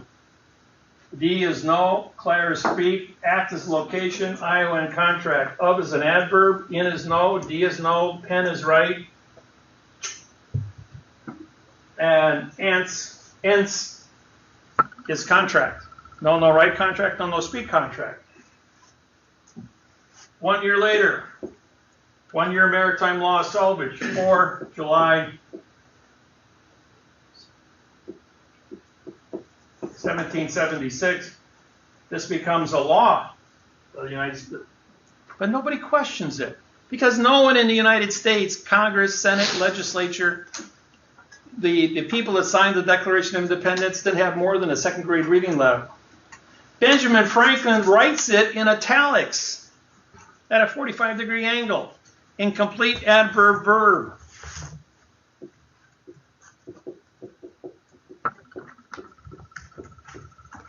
We, pronoun, the, adverb, making people to be a verb. Then he calls it the United States of America. 1, 3, 4, 1, 2. We have a verb America with the verb people. State of California. Pronoun, adverb, verb.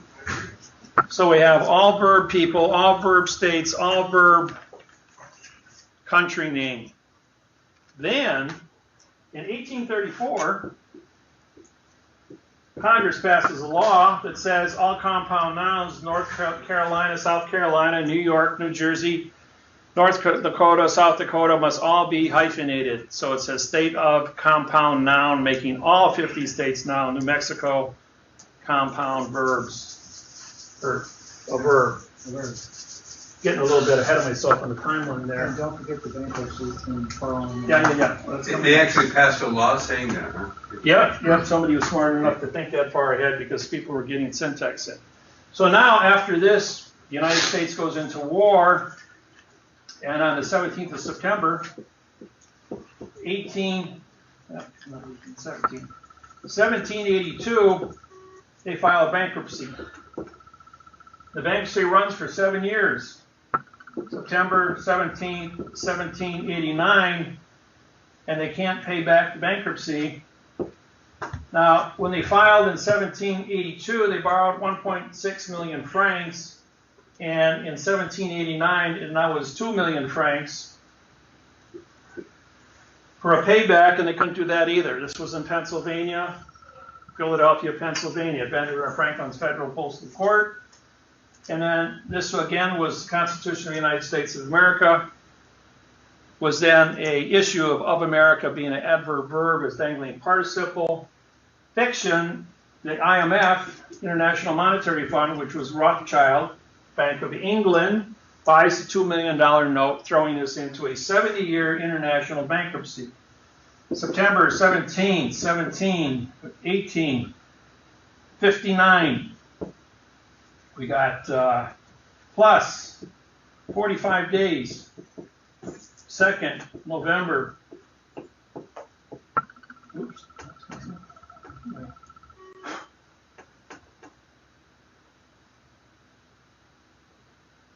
Yeah, I regret. Yeah, 1859, 2nd of November, 1859. We are now out of bankruptcy. But Fort Sumter gets bombed, and the South declares war on the North. Now, the South is a sovereign country backed by gold. The North is now coming out of bankruptcy, but it has no banking. It's only all your money in the United States, after the bankruptcy ends, goes from $1 to 10 cents. In fear of a collapse of all banks and credit unions, because the money is not backed by anything, and war was just declared against them, where the South is in a gold standard, and the North is in a debt standard of nothing, they have no way to pay the people. So the North re-ups the bankruptcy again for 70 years. And 70 years later, it's September 17th, 1929, and plus 45 brings us up to the end of the bankruptcy on the 2 November 1929. But then you have to subtract the 5-day notice, which then brings us into 29 October, bankruptcy 1929. Plus 70 years brings us up to 1999, September 17th, November 2nd, the end of the bankruptcy, and as a result of my syntaxing the, what says I did? Oh, I did the post office, you did the Constitution. Well, no, it wasn't the Constitution. It was November 2nd. We changed the money. Oh, it was the trust industry. Oh, yeah, that's right. That was the 15 March. Omega Trust. Yeah, Omega Trust, March 1997. Yeah, it was Omega Trust. Yeah, Omega Trust. I syntaxed it on the board in front of 2 IRS agents who showed how to break trusts. So, by the way, there's $40 trillion in trusts, and there's 25 million trusts in the United States and in Europe. It took 100 billion the first week. It took 100 billion every week after that.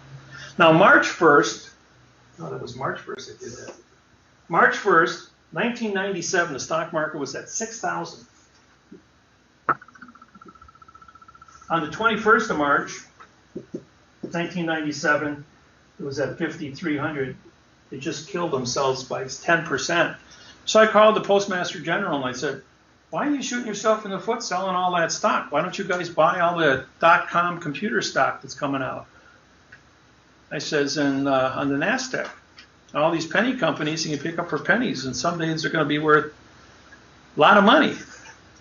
So what they did is they kept on harvesting 100 billion a week, where the trust had cash, old money, 300-400-year-old money, just accumulating. But because the grammar was written in adverb verb as money laundering to avoid taxes through false and misleading statements, they could steal all the money out of 25 million trusts. And they harvested $100 million a week, going after $50 to $100 million trusts every single week, charging the people who owned those trusts, once they showed them syntax, that they didn't own those trusts. And that's how they took the stock market from 5,300 to 14,200 until the 11th of September 2001, World Trade Center. They shorted all the airline stocks. They made 900% on the airline stocks. The World Trade Center is a building 1,300 feet tall. You drop an anvil off of here, it takes 12.8 seconds to hit the sidewalk. The World Trade Center fell down in 4.8 seconds.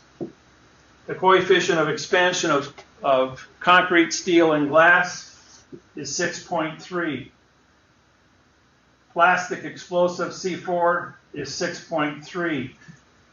When a C4 detonation takes place, it only affects one molecule, 6.3. There's only two things on planet Earth that can change gravity: an atomic explosion or hydrogen explosion, and C4 hydrocarbon, which is 6.3. When the detonation takes place, you've got a 1,300-foot diameter bubble.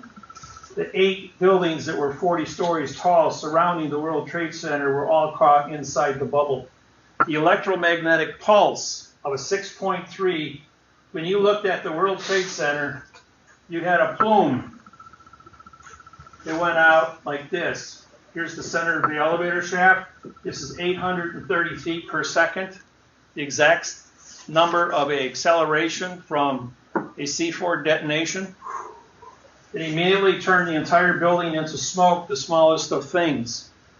Therefore, smoke would be held there until the electromagnetic collapsed, sucking the smoke into the basement and only producing a small pile because all the air was removed from the smoke. Now, asbestos is not a 6.3. The concussion disturbed it. All plastic computers and chips were completely turned into smoke, so there would be no way to transfer and track $12 trillion that was transferred through Honolulu banking into Singapore Central Bank. You saw the movie Millennium with Sean Connery and Zeta Jones. This was the movie made from this.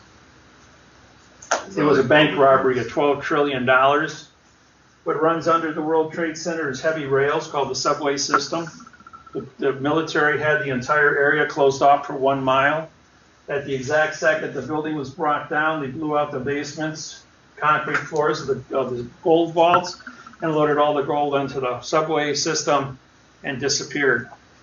It was only about 4.6 trillion in gold bullion, billion gold bullion down there that they used for the central bank for exchange. But when they vaporized the building, there was no computer chips. There was no living entities. There was only 3,800 people. 50,000 people a day work in the World Trade Center during business hours. There was only 3,800 people there. Everybody was told to stay home. The mayor of New York knew what was going on. The Pentagon knew what was going on.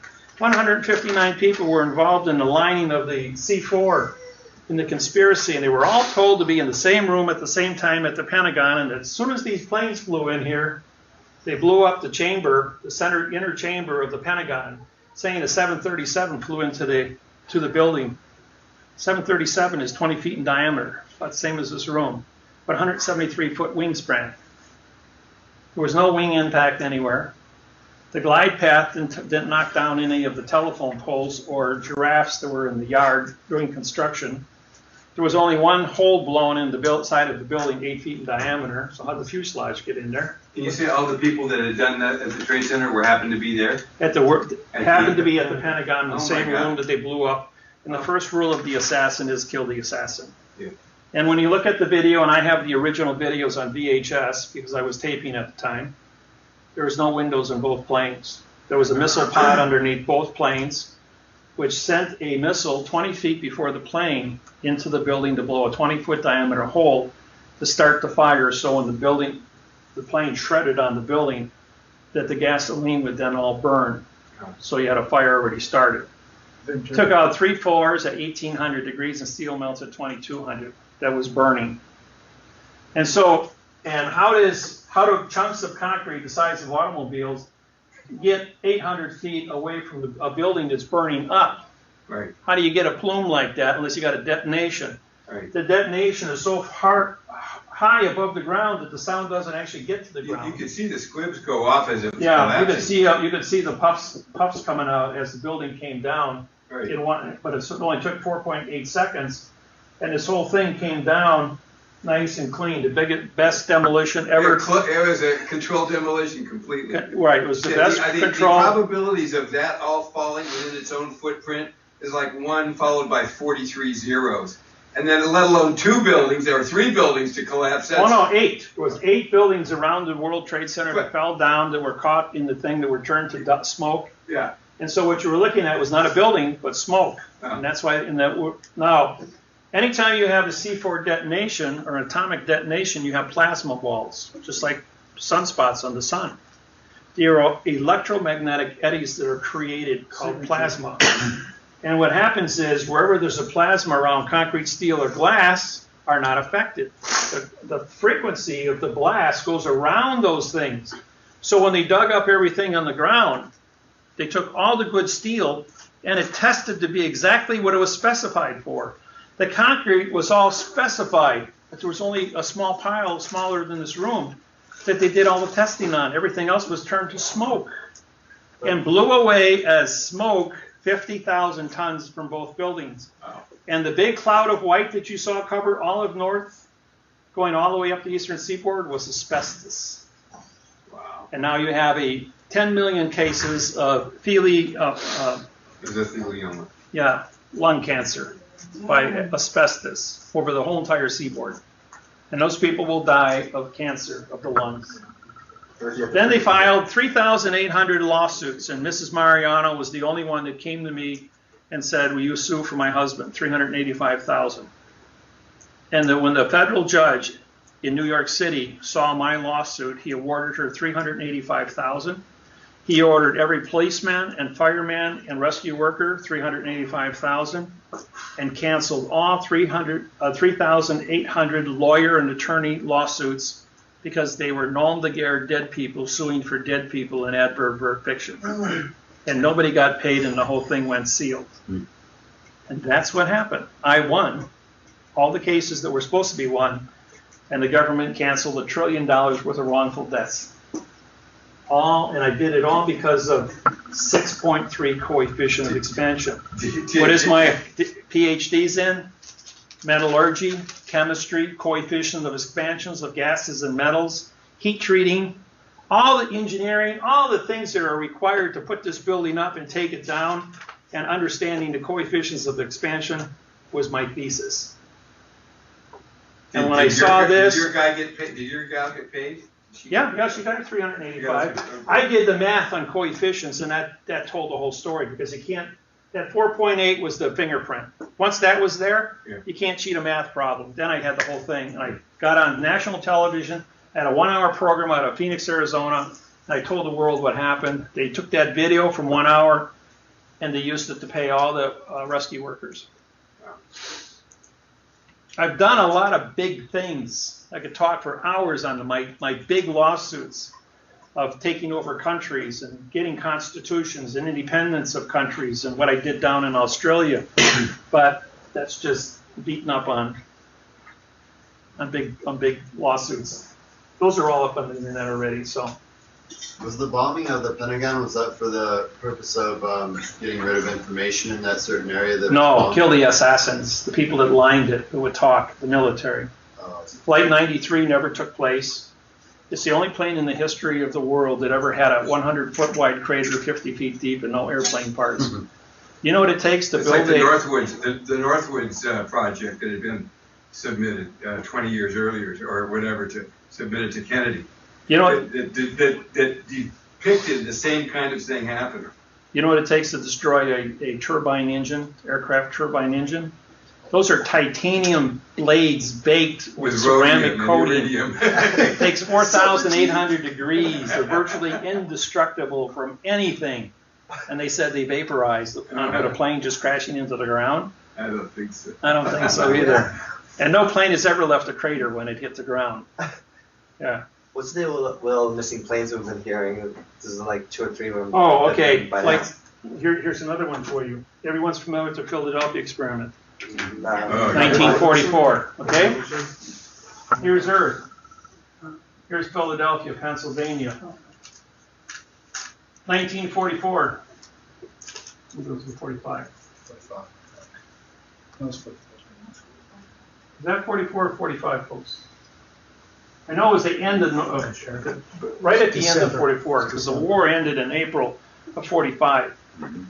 With the second the Eldridge disappeared, right here in South Carolina, in 1988, 2 B-2 bombers disappeared and landed in Germany in 1945. They punched a hole open, and while the field was open, 2 B-2 bombers with 4 20-megaton nuclear warheads on board landed in Nazi Germany. They were then put into an airplane hangar.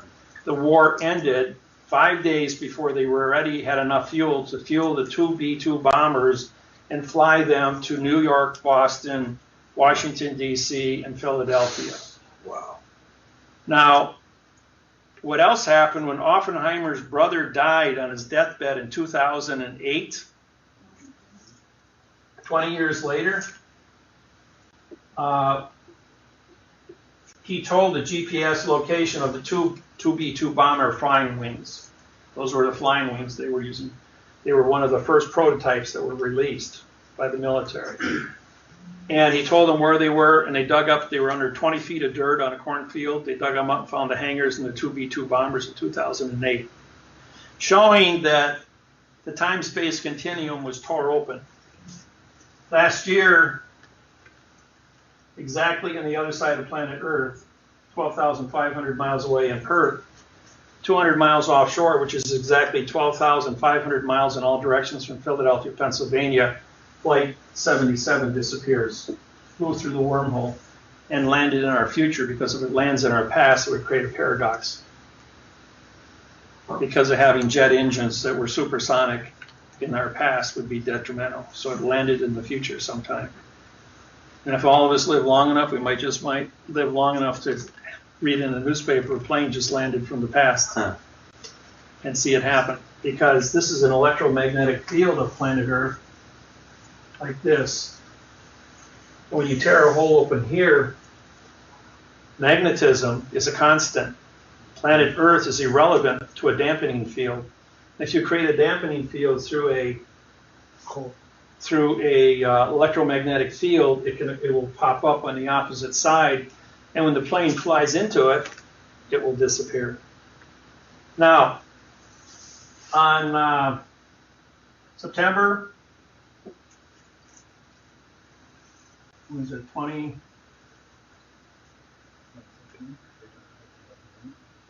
This is the moon now.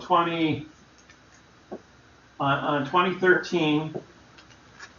What was that in I know the exact dates. That was 15 September, 2 days before my birthday. 15 September on 2012, I was contacted by my friend at NASA who works for the Hubble telescope. He says, Dave, we just picked up 3 more objects that are identical to the spacecraft in Greenland. Those that don't know about it, it's 55 miles wide, 2 miles high, and 300 miles long. It's a weather machine. It created the last ice age for 50,000 years, and it's been in Greenland for over 100,000 years now. I had done a full workup, because I was in the Air Force with top secret clearance, of all the people that were involved with the discovery in 1947 of the spacecraft. I told about all the officers that were involved when the plane crashed. The movie was made From Here to Eternity with John Wayne, flying in, trying to take a shortcut across Greenland, and crashed in the glacier. When they tried to send in rescue planes as they flew into and hit the different limits, because Greenland is up here like this, and the craft is here. When he tried to cut across, this field goes out around 200 miles from the spacecraft. And as he tried to cut across the south end, he hit the dampening field, which shut off all his electricity, and he crashed. So when they went ahead and sent in rescue planes, they tried to come in, and they were able to map a circle. When they plotted the circle, they came up to here. Then the CIA established a base here with dog sleds, went 200 miles across the ice, and found the spacecraft. They got into it in 1947, which gave us all of our new technology, our microchips, our cell phones, our plasma TVs. Was there anybody living in that spaceship? No. The people that came from there were called the Moys, the same ones from Easter Island. They're 85 to 88 foot tall people. Oh. Now, on planet Earth, you've got, here's Earth, here's Greenland. And when you go from Greenland through the Washington Monument, through the Yucatan Peninsula, through Colombia, you end up in Easter Island. It's a perfectly straight line to the Moys on Easter Island. So, and they chopped all the trees down and genocided their existence. So this same spacecraft, 3 of them were photographed beyond Pluto, coming into our solar system. 1 year later, it took them 1 year to come through our solar system, and they landed on the 15th of September on the dark side of the moon. The moon then moved on the 21st of September, 17.6 degrees out of orbit, giving us 5 full moons a month. Now the moon has a crater at the 3 o'clock position, and it has that big starburst. When you look at it, white spot where it blasted almost 25% of the moon's crater. It's a really big one. Yeah. The very next day, after the 21st of September, well, actually it took 5 days to move the moon, you have to put a dampening field where these 3 spacecrafts now create a spacecraft. It looks like this.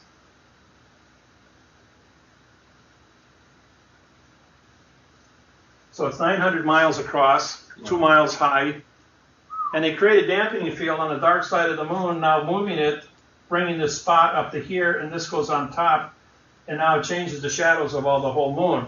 And if you look at pictures of the moon on spaceweather.com from these dates, and you watch, you're going to see the different photographs and paintings that have been done over the years by different people. And I watched it every day. I mean, I watched it go up, and now it's been coming down 10% a month. And right now this dot is at the 5 o'clock instead of the 6 o'clock position. So the moon, because of its gravitational position, has changed. Here's Earth, and now we have a 222,000 mile to 250,000 mile elliptic orbit with 4 full moons a month now. And it'll be permanently like that. When people say this is nonsense, going like, yeah, I explain 4 full moons a month, when for the last 50,000 years it's been 1 moon. All over the planet, everybody that lived drew only 1 moon in our sky. Makes for better skiing. And timetables were all set up. Everything was set for, now you have 4 dark moons and 4 full moons. So this craft is now at the dark side of the moon. Are these people bad? No. As a matter of fact, they saved planet Earth. All of you would be dead today if this didn't happen. Now, in February of 2013, we had an asteroid. I picked it up on the dark, as it came around the sun. I was in Haleakala one morning, got up, I saw this bright dot right above Haleakala. Way brighter than any star I've ever seen in the sky. Well, here's the sun, and as this thing came in an elliptical orbit around, and here's Earth down back here, I saw this real bright. I says, well, that's not Mercury. I know where Mercury is. I know where Venus is. And none of them are that bright. This here asteroid was 126 miles long and about 78 miles, I believe it was, wide. Shaped like a kidney. And I took my camera, which had a 60-to-1 zoom on it. I took a picture of it. And when I blew it up and put it on my computer, I had a 250-to-1 magnification. And I could see the exact shape of a kidney. Well, each night this thing came around. It got closer and closer and closer and brighter, and I got really good pictures. And as it moved across the sky, from 4 o'clock to 4:15, 4:30, 4:45, and finally, darn thing comes and it misses us by only 160,000 miles. The moon is 250,000 miles, but this is a planet killer. Is that the one that they No, this is the one. This one was up there the whole time. You could see it. I even photographed it the day it went past us in the morning. I got up and I knew it was bright daylight, like 9 o'clock. And you could see this thing going across and it was close. When something's that big and that close, I got some really good pictures of it. I showed it to everybody saying, that's an asteroid. And then, of course, NASA came out. They put it on the news that we just got a near miss. 4 weeks later, out of nowhere, and nobody had this one, the moon being 17.6 degrees out of orbit gets hit with an asteroid at 41,000 miles an hour, blows a crater 65 miles wide and 10 miles deep. If the moon had not been moved by the spacecraft 17.6 degrees out of orbit, it would have impacted Nebraska. And the crater from that would have set up a dinosaur killer. The shock wave of detonating. Now, 12,000 feet below Nebraska is a cistine of water that goes down 2 miles from the Gulf of Mexico all the way to Canada. It would have penetrated, cracked the crust of the earth, detonated the underground water supply. At 1250 degrees, water turns into hydrogen and oxygen, which is rocket fuel.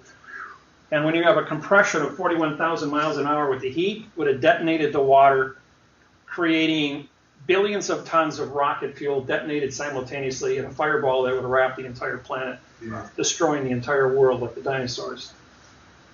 So these people, if they hadn't moved the moon, we'd all be dead today.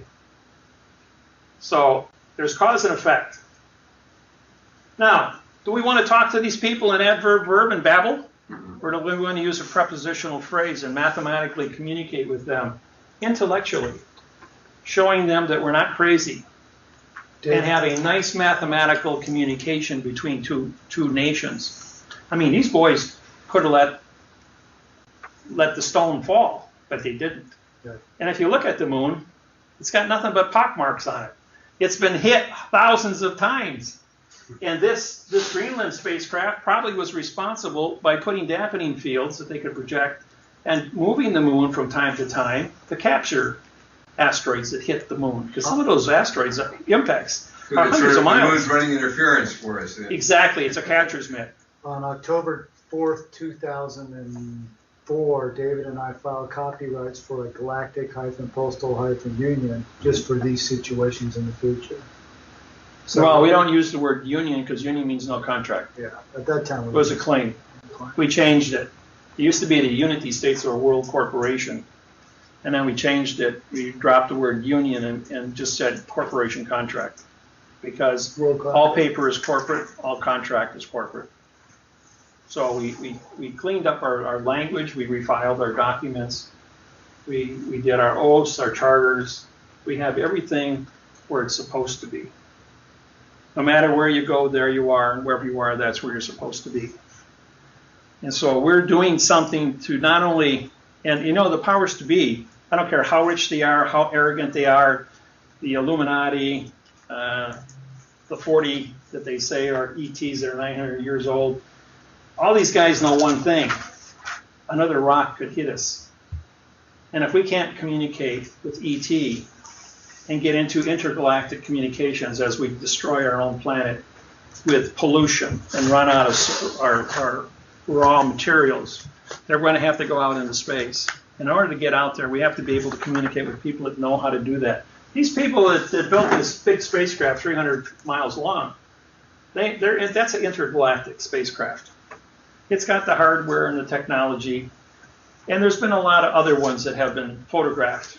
You know, in 1950, there were 5,000 UFO sightings per year. And now every single cell phone has a camera on it.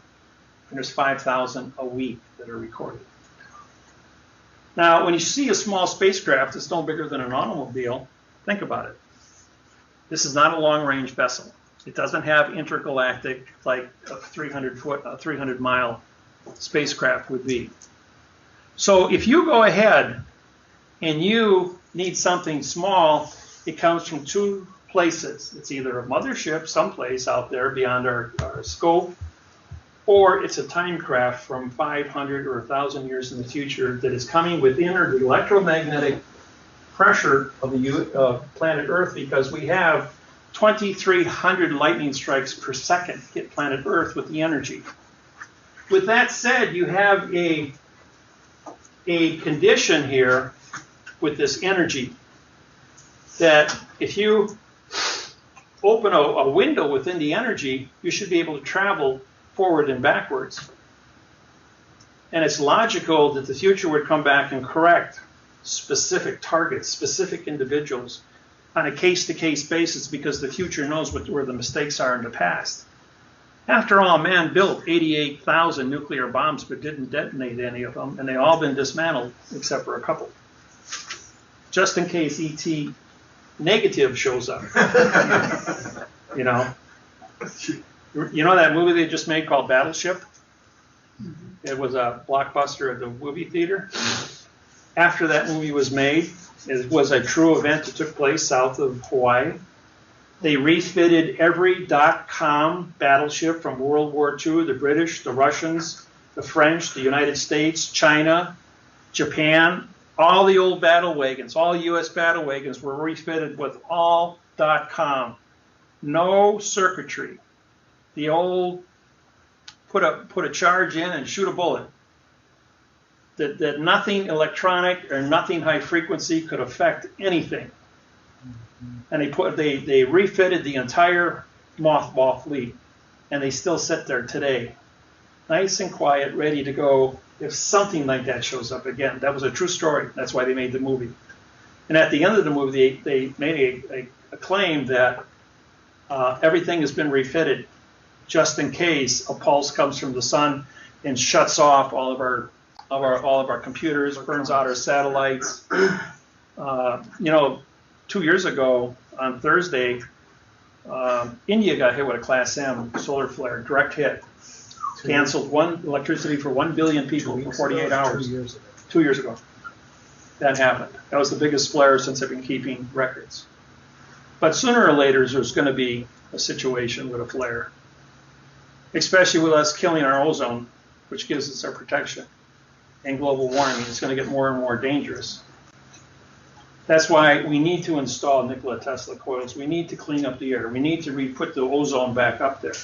We need to protect the electromagnetics. There's a lot of things that have to be done, and we need 10 times the more power than we have today to generate a bubble or a defense field around this planet just because of our own sun and our own polluting our own atmosphere.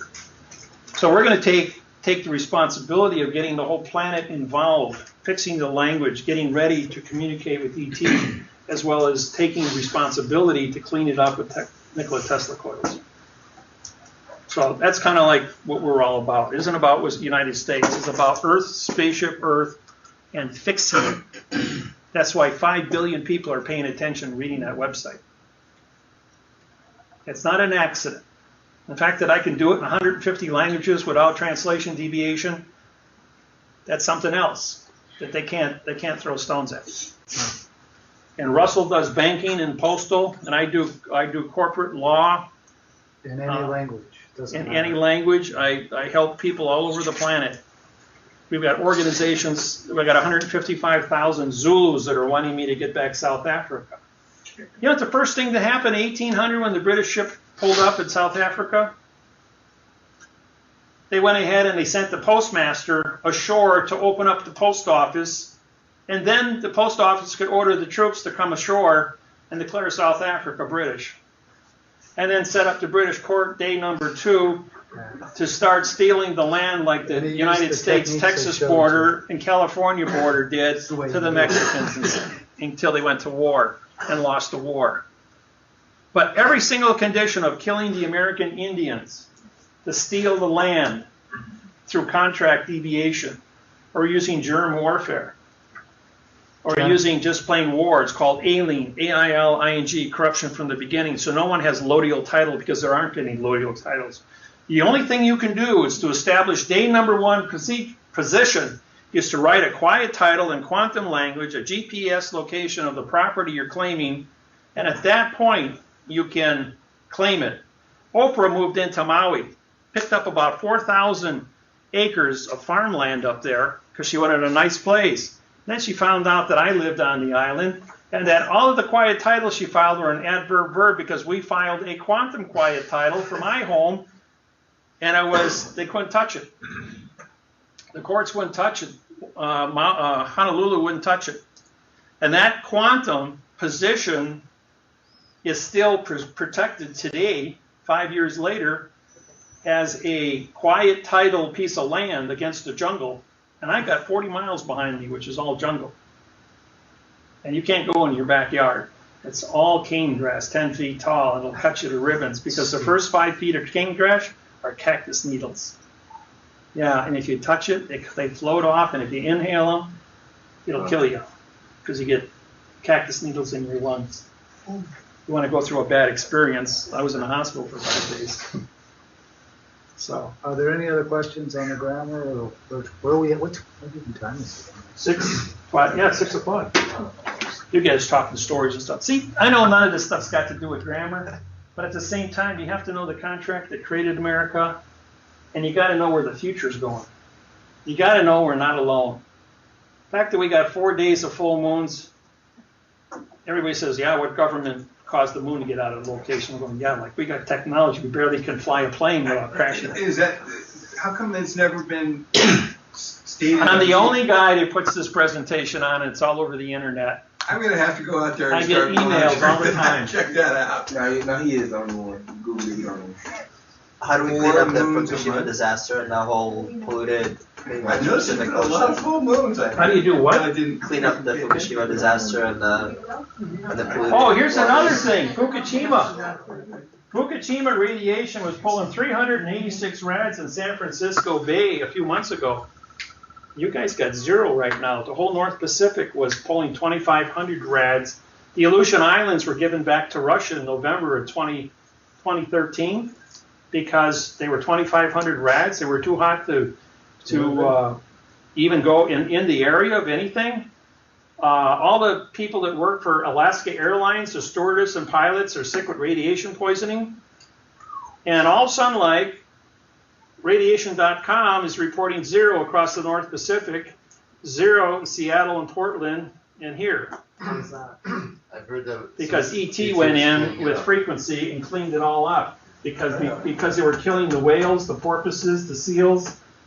You know, whales are intelligent. They have a brain that's 6 times the size of ours. And so, because of the responsibility of the innocence of our aquatic life on planet Earth, has changed things.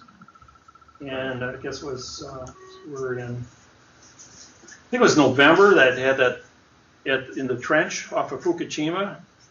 They had a squid with an 80-foot body and 120-foot tentacles, and 4 times bigger than anything that's ever been recorded in history, came up and grabbed their 6-foot diameter bathysphere at the end of a 60-foot pole that they had lights on and photographed the whole thing. It's all over the internet. Video of it. The fact is that sea monsters that big, and we have other pictures of in the old, like 1800s, where octopuses come up and pulls crafts down. Look at a sperm whale, 300 feet long, and a sailing whaling ship is 225. If you go to Dodge County, Wisconsin, at House on the Rocks, built by Frank Lloyd Wright, they have a building with a 300-foot blue whale and a 225-foot whaling ship in the same building, 600 feet long. 120 feet tall and about 200 feet wide, to give you a perspective of what a blue whale was in the 17th century with a whaling ship. I mean, when you walk in that building, you're going like, wow, what a mind perspective to see something like that. That museum at House on the Rocks is bigger than the Field Museum in Chicago. It's got over 2 million things in there. Wow. And it takes you 9 hours to walk through it. And it's on a single path. And they got bathrooms and restaurants along the way because there's so many things to see. It is well worth the trip. What is the museum?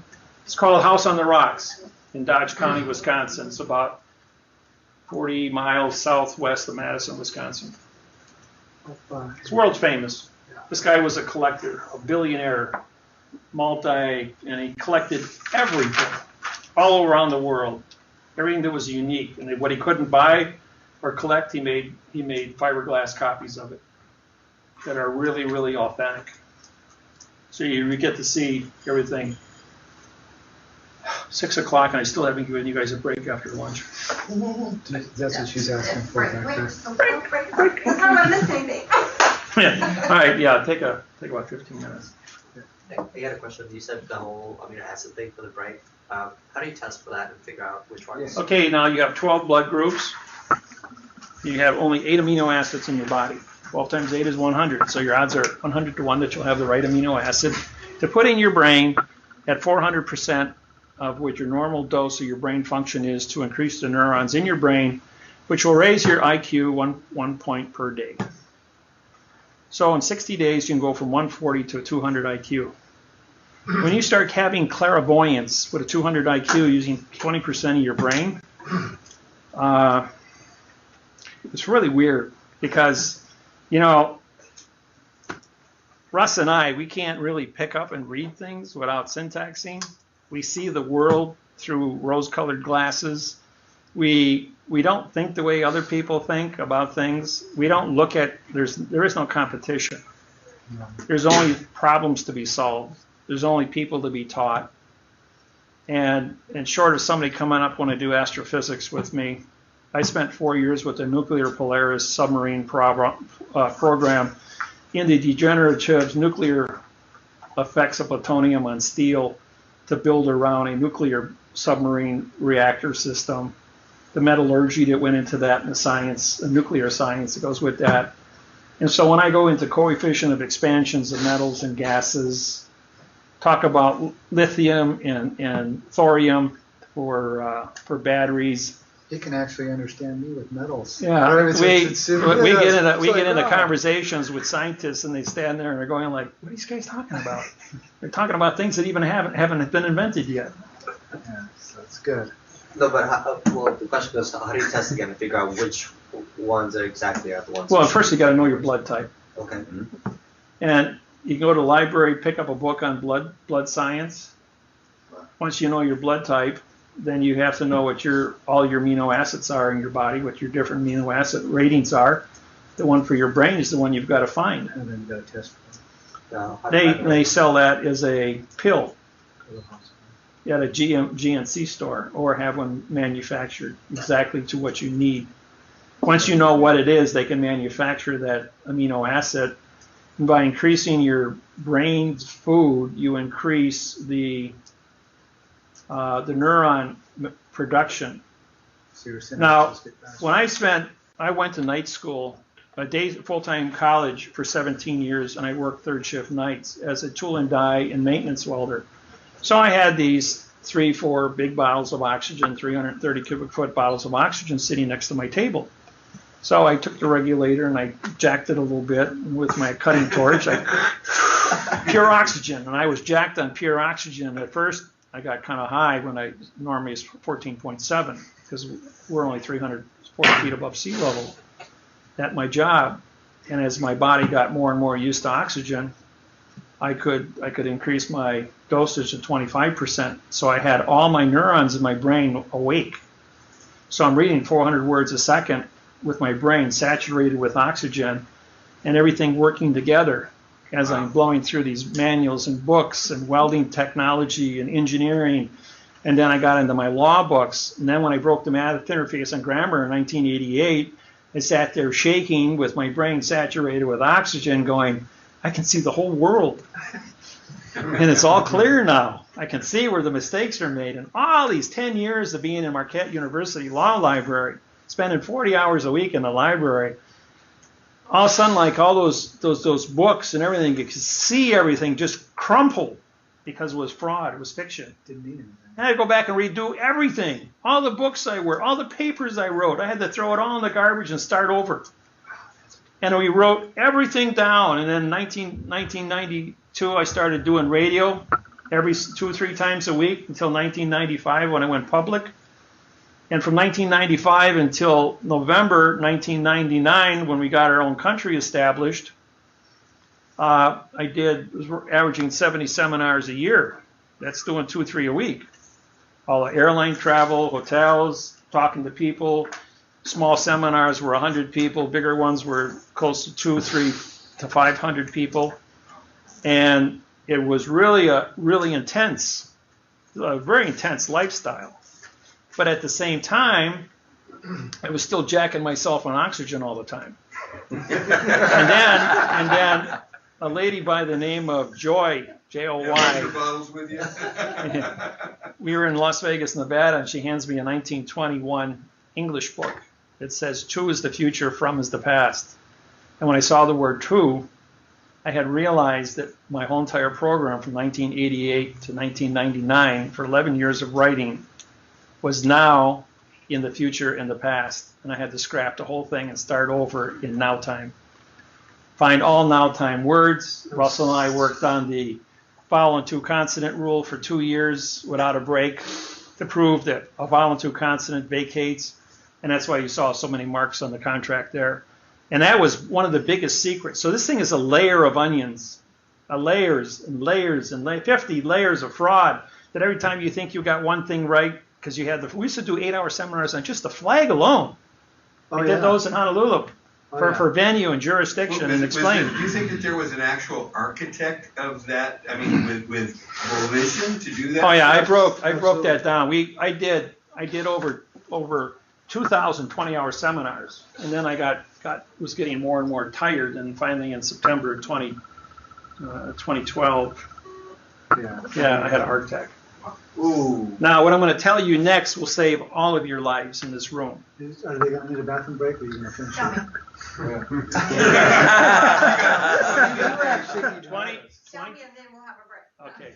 20% of all humans on planet Earth die from scoliosis of the veins. You eat salt. Salt activates your thymus gland in your throat, size of your thumb. Mine was as big as my fist. And it choked me. I couldn't even swallow food. Created a secondary tumor on my heart between the aorta and carotid artery, which cut off 95% of my aorta and carotid artery blood flow and 100% of my blood flow to my left arm. So my left arm blew up like a balloon. Well, as a result of finding out I had this tumor, I had open heart surgery and had all the crap removed. Then I found out I had scoliosis with 95% vein blockage. Then we learned about the word ribosine. And ribosine is an enzyme that comes from night crawlers that the Chinese have used for 2,000 years. Yeah.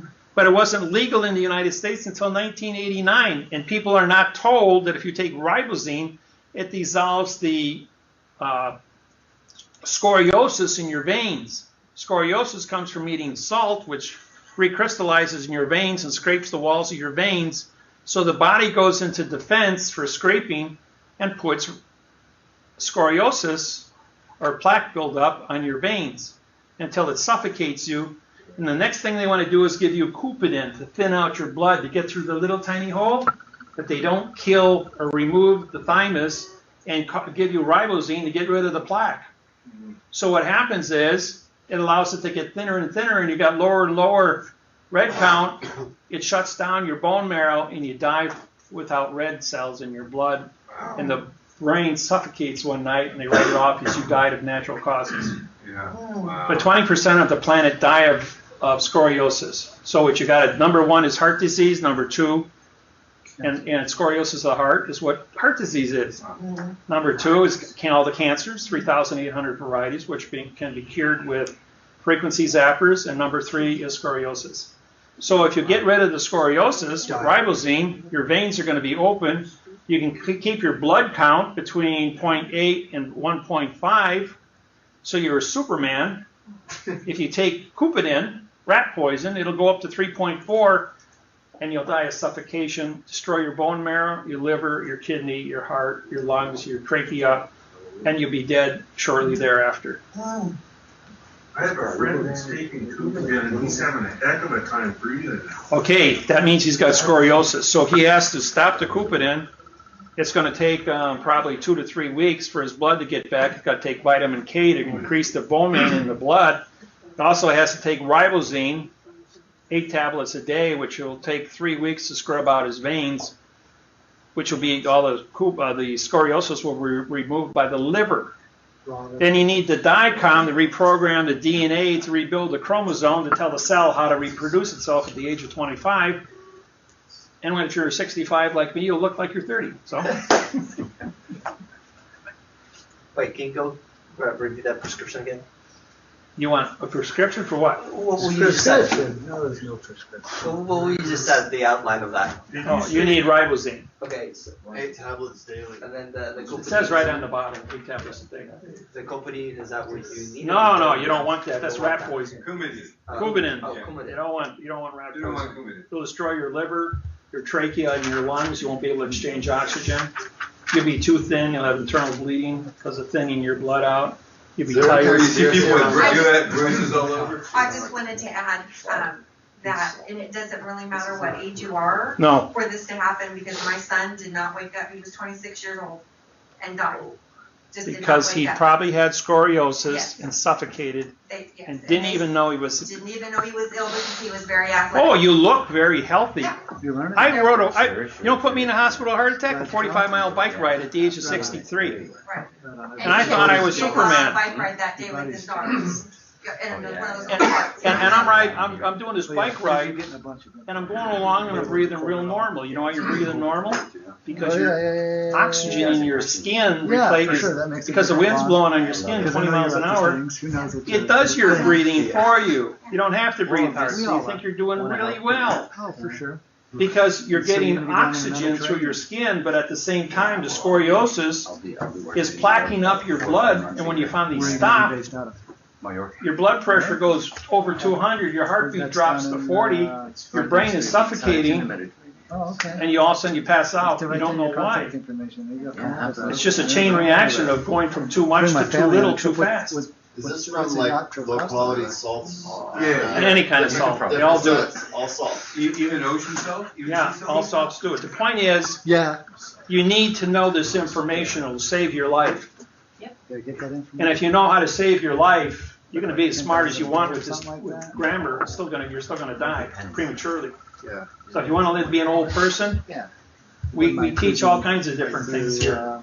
Sicily. Besides, we teach you how to be super smart. We teach you how to be super healthy. We teach you how to be super clever when it comes to contracts and avoid taxes. Because you say, I want to pay my taxes with the correct parse syntax grammar. I'm suing you to give you my money. But if you can't do it correct, it's extortion. So you don't owe us anything. Leave me alone. So this one kind of relates to my mom's business. December when I get done with all this She owns a stuff. dental office in the city. 'Cause I'm She's a touring. sole operator. She has 2 other people working out there on the front desk, but that's about it. So lately she's been really stressing out because of, I don't know, I guess how the business goes. Does it With the freeze over taxes there? and the fees and everything through the house, and the house taxes just went up this year too, so she's really like in a constant state of So are you like taking intense cargos stress. when you go on the trips? All right, here's the secret for you guys.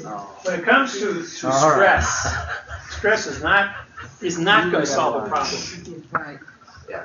You know what happens to stress? I got you All nailed. your veins contract under stress. If you didn't have enough oxygen before because you got scoliosis, the stress is going to suffocate you. Then you're going to drop dead of a heart attack. So if you take your Robazine and get your veins out pumping again, where they're all nice and clean, that will reverse your stress feeling. Your brain's going to get more oxygen to solve problems. And instead of staring at the wall trying to figure out what to do, call Dave.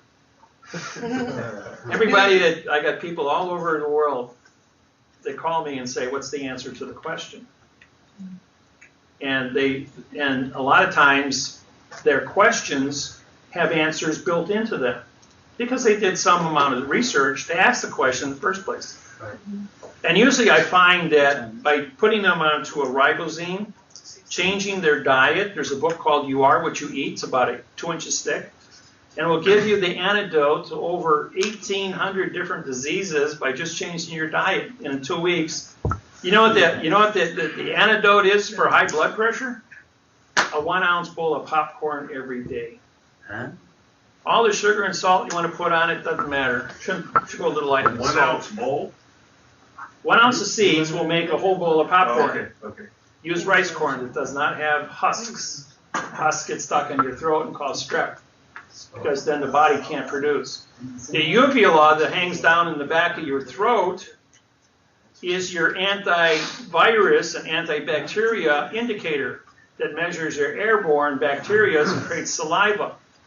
If you get anything, strep, sore throat, you take 12 milligrams of zinc, 6 in each cheek between the gum. It takes 4 hours to dissolve. But when zinc comes in contact with all human saliva, it creates a super enzyme in your saliva that kills streptococcus in 6 minutes. And all cough syrups made on the market are made with zinc oxide. So for a penny, which is what a zinc tablet costs, because you get 200 for about $4 or 100 for $4, you can take 1 tablet and cure yourself a strep throat, reduce your fever, increase your 185 different body functions 400% more efficient, and it's also an aphrodisiac. I'll be on that first thing tomorrow. If you took a zinc tablet, crushed it up, put it in your soup or your mashed potatoes or something, you ate it, and you took it with a meal, you wouldn't even know it going through your system, but in 2 weeks you'd be climbing the walls looking to have sex with someone. And you wouldn't have a cold, right? You wouldn't have a cold. Yes. What about the Dicon with the ribosine? That's what I did. I spent $12,000, bought the Dicom, and took the ribosine together, and I cleaned up my veins in 2 weeks. Oh. I didn't have to wait 90 days for the ribosine tissue to die after my thymus was removed. But the operation was $150,000. Wow. Okay, where would you find Dicon? It's sold out of Washington State. Just type in the word. Dicoms are produced in Los Angeles, California by Doctors Ulysses. When you type in Dicom, and look for the Russian type because Ulysses from Russia. And then the ribosine comes out of Washington State at a pharmaceutical facility there that imports it from China. Can you buy it online? Yep. All that stuff's available online. Zappers are available online. Do you have links to like these kind of sources on your from your website? No, I'm not allowed to put that up there. I just do it at the seminars. I tell people. What was the thing? I heard what's his name? Kevin Trudeau was talking about cold virus or the. Do you know anything about that? Eliminating the what was it? The cold sore virus. Herpes? Yeah. 105 degrees Fahrenheit will cure all known diseases. It's called incubator technology. That was proven by 8 Japanese doctors in Tokyo in August of 1976. It was a 12-page article that I just happened to read and memorize back then. And then all the science and health magazines were destroyed in order to remove from the market because they didn't want anybody to know that incubator technology would replace chemo and all the cures for cancer. I heard you say that. How long would you have to be in that incubator? What's that? How long would you have to be in that incubator? 125 hours at 105 degrees, 2 atmospheres of pressure, IV drip of sodium pentothal to put you to strict sleep. You got feed tubes in, waste tubes out, and so you fall asleep for 125 hours, and you wake up 100% cured of all known cancers. If you, in the event you had Some of them you can cure at 103 degrees. You could go in the incubator with just 103. It wouldn't hurt you for 60 hours. You just got to find out. And you do a test grid. You have a biopsy taken of the cancer, or if they have a specific name. You start at 100 degrees Fahrenheit to 105, and you grid it 1/10 of increments and time. So you're testing it for time in 10-hour increments, and you're testing for percentage of degrees. And from the plotting, from the plotting of a chart for both time and temperature, you know, you got 100, you got 101. So you got this graph here, and so on, up to 105. And then you do your time from 0 to your time goes up this way, and this comes down this way, and where it crosses, that's when the disease is killed. So you have an exact time of temperature and time, and it will die of old age without reproducing, and it purges the body, whether it's active or inactive. You mentioned there was a hospital, I think there were 2 hospitals in the whole United States. Mayo Clinic, Minnesota, and Mayo Clinic in Florida. Mayo? Or Georgia. Yeah, it's Georgia, Florida, Minnesota. Mayo Clinic did it. Have you heard that sodium bentonite does metabolizes to become volume in the body, that which they're using as preservatives in foodstuffs such as breads and other things? I know there's a lot of that GMO stuff. You've got MSN with chlorine that's used to cure a lot of stuff also right now. It's being outlawed because it cures so many different diseases. Well, yeah, sodium hypochlorite too. I mean, sodium chloride. Yeah, sodium chloride with MSN. Oh yeah, the miracle mineral. Yeah. M&M. And then if you've got joints, if you have joints, cartilage, you take glucosamine. I have to take mine every day. And my joints and elbows and everything are 100%. And green-lipped mussels also, very good. Green tea is real high in that. That's really good for anti-cancer. Oxidizers, yeah. When you were talking earlier, you said something about nightcrawler. Are you talking about the worm? Yeah, nightcrawler worms produce ribosine, is an enzyme that's found in nightcrawlers, and it's manufactured artificially now. So where is it found in the nightcrawler? It's an enzyme that lives inside the nightcrawler. And how do you The Chinese have been doing it for 2,000 years. You gotta suck it out. The Chinese have been doing it for 2,000 years, but I think what they do is they just eat it, and your body absorbs it, but they were able to isolate it artificially in a lab and produce it after 1989. So it's just a tablet you take, and it gets released in your intestines as an enzyme powder, and then it goes ahead and it cures your scoliosis. And I don't know if anybody's tired or has problems with endurance problems. It's probably because you have early stages of scoliosis, but your doctor won't be able to detect it. So if you start taking ribosine and all of a sudden like you feel like Superman, it's because you're fixing a problem. Anything for hair loss? My cousin, he's 27. Hair loss is caused by testosterone. Okay. If you got so guys that are bald have a high level of testosterone. Guys that got a full head of hair don't have any. I only have half of one kidney, folks, so I only produce 1/4 my normal estrogen and testosterone. But what about females? A lot of females have a lot of hair loss. So what would is it their They just have to take testosterone. That's all, and their hair will come in full. That's the cure for that. And this Rogaine. If you take it, you'll have hair on your liver, and it'll kill you after about 3 years. You'll look good, but you'll be dead in the casket. I think they get it from what's called Sanjeevani. That Sanjeevani plant or something that grows in the mountains. I don't know about that. I don't know where they're doing Send me an email. So is there a way to re-stimulate the hair follicles in somebody who's pretty much going bald? I don't know, just you can buy testosterone tablets and your hair will stay full. Oh, here's another thing that for everybody to know how to do. When we filed our oath of office, we also told them that we're going to have a graph with 33 things on here. So in the graph, as judges, we put across the top here, we're going after the court, docking, the district attorney, private attorneys, sheriff's department, police department, judges, port authorities, cause, effect of duties, name of deeds of trust, trustees, and trust contracts themselves, just as a few examples. Now, when you violate grammar, these are all the charges. We actually have 152, but we're only using 33 here. 33 times 10 gives you 330 causes of action, which are all criminal and signed confession certified. I don't need 1,500 to prosecute you. I got 1,000 years in prison right here. And I got $60 million in fines with just this chart. You know, there's such a thing called overkill. Is that on your website too? Huh? Is that on your, Yeah, it's in my books. In my books, I've got all this stuff. You know, for all the books I've done over the years, no one's ever, I have that one. yeah, no one's ever complained about this book. And if you don't keep a leash on it, when you say here, you know, your neighbor, your friend or family to read it, they won't give it back to walk out the door with it. They don't give a shit. They need it more than you do.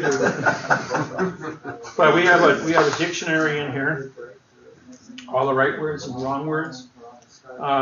We've got lawsuits.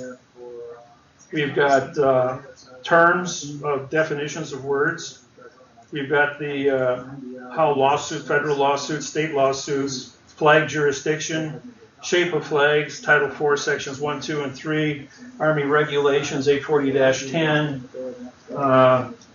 We get into more word terms in here, parts of speech, how to write correct sentence structure, how to do foreclosures, the criminal acts of adverbs, adjectives, and turning verbs into, or taking facts and turning them into verbs, how to write a de novo.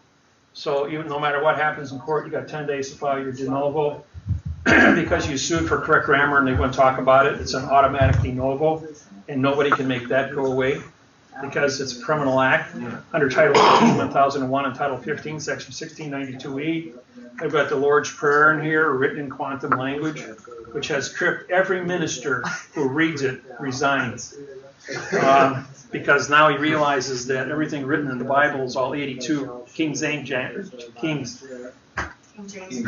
James versions are written in adverb verb. All hymns are sung in parse of no contract. And when you learn how to do this, you can see right through everything that's going on. Is there a cutoff for filing the de novo, or can you do that at any time, or does it have to be within the 10 days? Well, some courts advertise 30 days, others advertise 10 days. Federal is 10, state courts are usually 30 days. That's 30. All state days is Monday through Friday. All federal is continuous. Weekends also. Holidays don't count in federal. So, how do you file something on a holiday or on a your timelines? You don't push it to 45 days. Trust.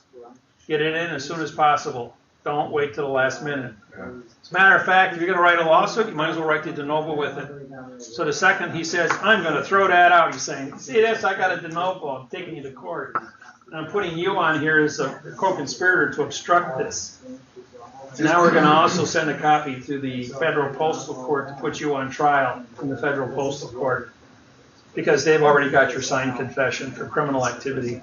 That makes them feel real warm and fuzzy. How do they have the signed confession? Is their judgment, is their signature on the denial? Yeah. On the judgment? Oh yeah, as soon as he signs it, he's a co-conspirator to commit fraud. But then we got qualifications for foreign courts under 44.1, how to do copyrights and protect anything you write. We have syntax, grammar. Did you know that rape has nothing to do with sex? It means to take anything by force using fictitious conveyance language. Yes. You can rape a town, you can rape a forest, you can rape a country. You can take anything you do by force in fiction language without a contract, an oath, or authorization is rape in the first degree. And I've had police officers play their little games of intimidation that says, you know what? You're doing a rape against me, and I'm going to charge you with rape, criminal rape. That's 30 years in prison. You think, and whatever you write down, I'm going to syntax and adverb verb, and the end conclusion is you can't read and write. You didn't pass your civil service exam. You don't have an oath of office. Therefore, you're a civilian and raped another civilian without an authorization, and you carry a gun, so you use force to conduct the rape against me. That's another 30 years in prison. You feel warm and lucky today? The cop goes, get away from me. Get out of my county. I'm not taking you to court. You're not going to check my grade scores in school on my civil service exam. You're not going to flush my 30-year pension down the tubes or anything else. See, depends how efficiently you talk. You make it sound real easy. What's that? You make it sound real easy. Well, it is. I've been stopped many times in different states. I know you did a book in the original. Was that the first one or second? This is the 23rd one. I keep upgrading these. And you know when I repair them, I write in the borders here because there's so many things that are changed.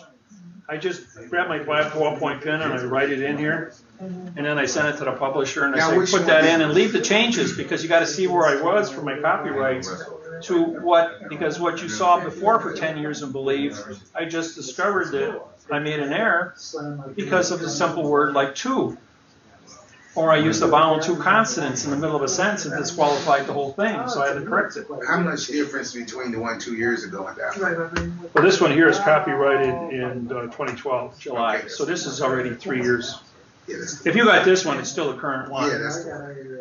But when I had the old spiral notebooks, I took the witness stand in 1996, and those were 185 pages. And those books weighed 4 pounds apiece, and I always carried 2 40-pound boxes, reams of 3-ring notebooks.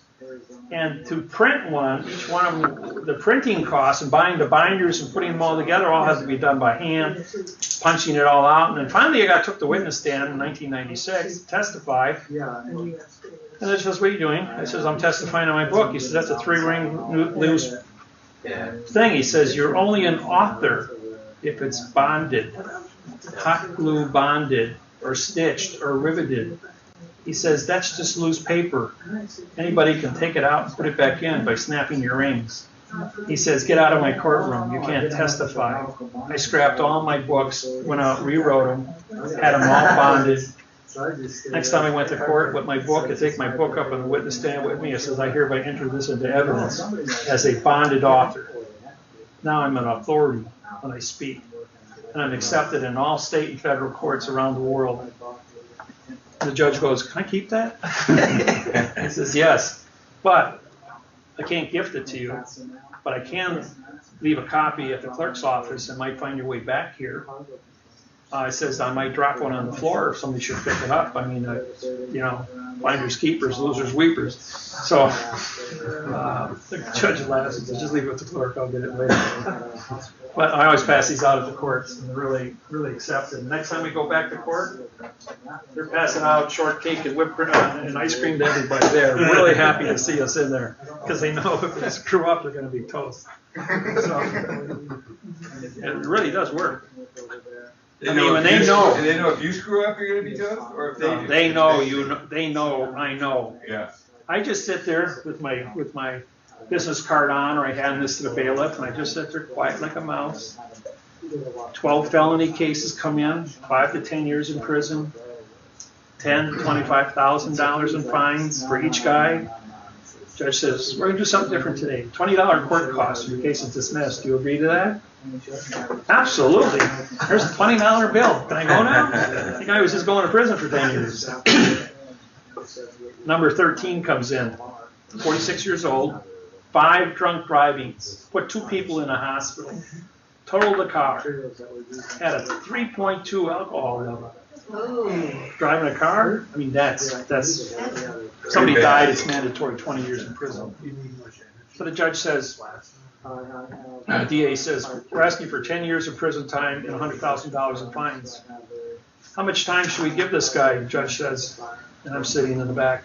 We go like, we're going to give him 4 years instead of 10. What should the fine be? Is there a $5,000 fine? District Attorney Stem says, why are you being so nice to this guy? He's 46 years old, got 5 kids at home. And yeah, he needs time out.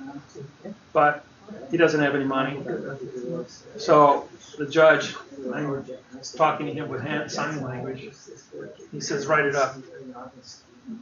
And the judge, so the guy wrote it up. Says, here, judge, sign it. I ain't signing that. I held my hand up and I went, okay, I'll sign it. See, you have the puppets and you have the puppet masters. And so he went to jail, and he volunteered to go to jail. He signed a contract to go to jail for 4 years and pay a $5,000 fine. Because at 50... Well, that looked pretty good in comparison to what the others faced. I had another case, the DA wanted 20 years on 2 gun charges. The Nana had an 8th grade reading level, 8th grade education. He had... the DA wanted 20 years. His own attorney pleaded it down to 12 years. And I told the judge, I says, no, he needs to go to school for 2 years and get his GED. So he has a trade and he has a family to take care of. And the judge was going to suspend the bar cards on both the DA and his attorney. He says, I'm going to take Judge Miller's advice and send you to school for the next 2 years. You're going to be in out like a halfway house, where you have to go to school 12 hours a day and study and learn a craft for 2 years, because it's still a gun charge and drugs charges, but we're going to educate you. And so he went to school for 2 years, got out, became a mechanic, body mechanic to rebuild cars, and he got his GED, and now he owns his own shop. Yeah. So that was a good thing all the way around. And he became a productive member of the community. I had 12 other guys who were sentenced to life in prison in New Mexico without parole. And I worked with them for 1 year. And I got all 12 of them out of jail into a halfway house. I got them all jobs, making over $50,000 a year. They were all rejoined with their families and became responsible. They were ages between 40 and 50 years old, but sentenced to life in prison without parole. See, that's the way it works. Because when you syntax how they got there, the judge lied, the police officer lied, all the laws were a lie, the Constitution was a lie. They were in a foreign vessel in dry dock, and the end result was they all sued to participate or to perform correctness, and state could not correct, so therefore they had to vacate and had to set them all free. And then I worked with them and made arrangements to get jobs for all of them. Half of them became welders, construction workers. So, can I help you guys with any other questions or situations? I was concerned about the mailing situation I mentioned before. This understanding that we had was that such as maybe a gas company or electric company. Oh, how bills are sent through the mail? That comes under your eminent domain as your backyard of all your properties. You have, when you buy your properties, you have right of way for gas, electric, sewer, water, fencing, telephone wires. Those are all grandfathered into everything that's built in our society. Doesn't matter where you are, if you're putting up windmill. No, well, okay, so like when they send me a bill, comes they're under gonna send eminent that domain. name in 4 or 5 different variations. Then go down to the electric company and explain to them that you have a claim to the life, that you want your name corrected on the bill, and this is the way you do it. My checks with my banks were supposed to be all non-legaire by the bank laws, but after they saw me syntax the bank, and I says, we can do this nice or we can do this naughty. I says, I can disqualify all your mortgages at $25 million a pop. Every one of your clients are come back and sue you for $25 million. Or you can punctuate my name. If anybody complains from the banking association, they can deal with me, not you. You don't have any laws, rules, regulations, or codes in banking, even though it's as thick as the Los Angeles phone book. But it's all written in adverb verb. So get with the program here. doesn't say anything. Is there a way to prevent anybody from coming into the bank and either freezing your account or taking assets because of whatever the reason? If anybody comes into your accounts and tries to freeze you or issue a court order, the court order was issued from a foreign vessel in dry dock, which has no continuance of evidence to go upon the road under mail and bring an order written in adverb verb into the bank, which is another vessel in dry dock. There's no continuance of how to get there. So as a result of that break in the continuance of evidence, that's why when you're arrested, you're put in the handcuffs. You go from the courtroom, you're still in a vessel in dry dock, put into a vessel of a bus, which means you don't get to touch planet Earth, and they take you to a prison, which is a vessel in dry dock, and they let you off the bus onto the ship because all the concrete that's poured around the prison, the driveways, are foreign vessels in dry dock. When they came to Hawaii, and I was in Hawaii, I told the Hawaiians, I says, you got an island, it's volcanic. The white man came here, and he went ahead and he put roads in. Those roads are foreign vessels in dry dock because there is no such thing as concrete in Hawaii. It's all volcanic rock. You got to bring limestone from the mainland to bring it over here as a foreign object and pour a road. Therefore, when people got killed on the road, they went to sue in the court for saying, that's not our venue, that's not our jurisdiction. Your people died on a foreign vessel in dry dock. Hawaiians are responsible for. Take it to the Hawaiian court to sue. So I became the federal Hawaiian court and prosecuted people. Yes. So if they can't freeze a bank account because of the fiction, then what about like garnishments and things like that? If you syntax the grammar on a garnishment, it's mail fraud extortion. It's a $25 million fine. That'll slow them down. Yes. Okay, if a foreclosure happened a while ago and the house was sold, someone bought it, remodeled it, and it's up for sale again, is it salvageable? Yes. Because there's no statute of limitations for fraud under Federal Rules of Civil Procedure 9b. 60b closure, they never gave closure for the modification of grammar to take your house. And the word for, F-O-R-E, means no. Closure. The mortgage that you had from the bank was fraudulent with 4,700 mistakes. Therefore, the bank tricked you into stealing your down payment, stole your money out of your Social Security account without a contract. Therefore, they're subject to a $25 million fine, which you have $8 million coming your way when turned over to the Department of Justice and the Secretary General of the Treasury of the United States Treasury under the Whistleblowers Act, Title 31, Section 3729. How much do you charge to do something like that? $3,000. Same for everybody.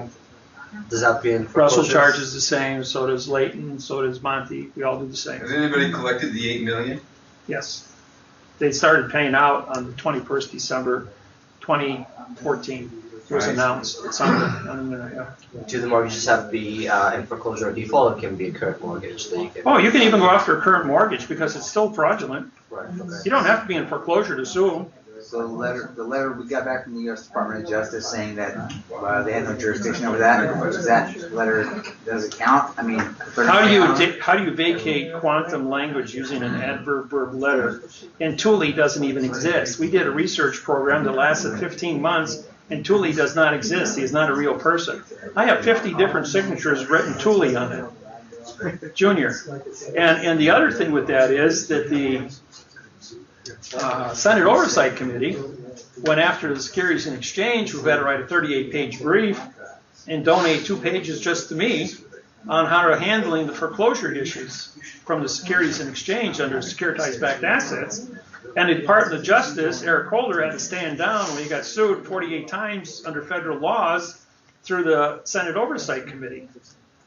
Then when they dropped off 10 airplane loads of weapons to ISIS, and it was reported that the CIA did that, Eric Holder did nothing. Why did they do that? Yeah. Oh, you see a letter from the FBI he got? That retired FBI agent? Yeah, and he went ahead and the Senate Oversight Committee said enough is enough, you're out of here. And so now Loretta Lynch is the new Attorney General who was roommate with Obama for 4 years in college. So the inside fix is still on the inside. Yeah. Cronyism. Produced for? What about Well, yeah, like because assigned adversarial law creates commerce. Same way if they got like a mortgage, like an assignment deed, they gotta transfer. That's so sad. I know assignment says no assignment. You know what a that's why deed we gotta is? bring this DE means program no, up. and ED is in past time. You know, I didn't know. It means no contract. The word deed means no contract. Deed of trust. Of is an adverb, making deed a pronoun now, and trust becomes a verb. You want to show me the verb trust in any dictionary of the world? Doesn't exist. So how does one take correct possession to a property? Yeah. How do you take possession? You file a quiet title in quantum language on your documents, and you file it at the clerk's office. In Hawaii, you do it at the Bureau of Conveyance. It's the only place because Hawaii is an independent country and only uses Bureau of Conveyance. Alaska has boroughs because it's under lease from Russia. Any place that was purchased is a borough. The whole Northwest Territory, North Dakota, South Dakota, Nebraska, Missouri, Louisiana, those are all boroughs. But Louisiana purchased the entire damn swamp. 1800. Lewis and Clark came in 1834 with Sasha Gowean. She signed her name across the stamp to send to the President of the United States of a sovereign territory not in the bankruptcy of 1834 with the United States of the first bankruptcy. Because that was a purchase from France. It was a purchase, so therefore it was sovereign territory, and Sasha Gowean then became a sovereign postmaster by canceling the stamp to send to the president, putting her on the gold coin November 2nd, 1999, as the first female postmaster of the North American continent because she did it right. And Lewis and Clark were postmasters, officers of the military, and carried the letter to the president. That's why when they came out of the third international bankruptcy, went back on the gold standard, Sasha Gowean was the only postmaster on the North American continent that could be put on a coin. When Susan B. Anthony signed her name across the stamp and took it to the White House for women's rights, she was the first woman to cancel a stamp declaring herself to be a postmaster, and so she went on to 1776 $1 clad dollar bill, or dollar, and that was a one-year publication. You got to know who, only postmasters appear on money. So you got to know why people get there and what the power is of signing, autographing that stamp and what it means to you when you do it. And when you put that stamp in your driver's license and sign it, you're pretty much guaranteed freedom of travel from that day forward because you have the understanding of who you are as the postmaster thinking to transport the mail of your body. M-A-I-L, not M-A-L-E. In charge of your own vessel. Yes, you're in charge of your vessel in quantum language. You can syntax the Maritime Bill of Lading on the highway, which is written with 400 mistakes. In adverb, verb, it says nothing because it's boxed. So it's a fraud. So it goes away. Yeah, the minute you challenge it and you sue for the performance of correctness, they vacate your ticket. And you have a clean driver's license. Yeah, do you still syntax it although it's in a box? Yeah. Okay. Just to prove that you understand syntax, because the DA is not going to say what's on the ticket. He's going to come up with a second or third charge. He might charge you with 20 other things. But if he writes it in adverb verb, there are no laws, rules, regulations, or codes, and you're blowing them out of the water. So he's obstruction of justice, Title 18, 15, 12. It's all an opinion of how he thinks you should be arraigned. And O is a vowel, is a single syllable, so pin means to join, and ION is contract. Opinion is no joining contract. So you vacate his position. Okay. So you understand that, like you said, they got guns and clubs. You be saying that, y'all, you go in front of them, they be like, you crazy, you don't know what you're talking about. You're so much wrong with your psyche, you're mentally, Okay, you say that. All right, answer this question, and I'll leave you alone. What's 5 plus 5 divided by 5? Give us the answer. 5 plus 5 divided by 5. It's 6, right, but he's going to say 2. Says you didn't follow the operations of math, you got the wrong answer. I says you didn't follow the operations of grammar, you got the wrong ticket. So you can't read and write and you can't use math. that means you cheated on your civil service exam. I have to bring that to the attention of the Civil Service Board. You cheated. You wrote your civil service exam in an adverb verb, and I can prove it. That means you lose your pension, your gun, and your club, and you're kicked out of the police force. You still want me to come to court with you? No, I'm not going to invite you to play in my sandbox today. So you be a good person and don't speed, don't drink and drive, pay attention, don't blow the stop signs away, and I don't want to ever see you again. It works every time. You make it sound so cool. It is cool. And you know, you do it with a smile on your face. You're going like, hey, I'm an amicus curiae. I'm a friend of the court. I'm a friend of the government. I'm a friend here to protect you from doing wrong things. The only thing I'm asking you to do is be correct. I mean, what's wrong with being correct? I mean, how bad is that? The IRS comes to me and says, I got 2 inches of complaints here from you. I says, from where? From the internet. I says, like, everything on the internet is supposed to be certified? And so I said to these guys, you want to ask me questions? Okay, let's go through your list there. I start syntaxing everything. I says, who put you guys up to this? You can't read and write. Do you have an oath? Do you have a badge that says you're an IRS agent? Do you work for the Treasury? He says, yeah, we're the United States Treasury, adjective pronoun for the United States. That means no citizen. I happen to be a citizen. I have a driver's license. So how's that got to do with with you having a trying to ask me questions in adverb verb? And I says, and what did I say? He says, you told people to pay their taxes using the correct parse, syntax, grammar. I says, well, of course I did. We don't have anything that's correct. Well, thank you for the confession of perjury. You're not going to arrest us, are you? Our supervisors put us up to this.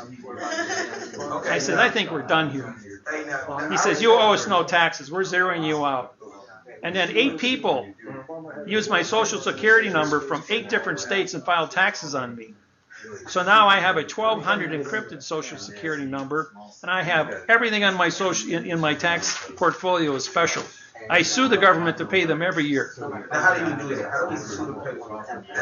You syntax your 1099s, you syntax your 1040s, you syntax all of the paperwork to give you, and then you send them a letter.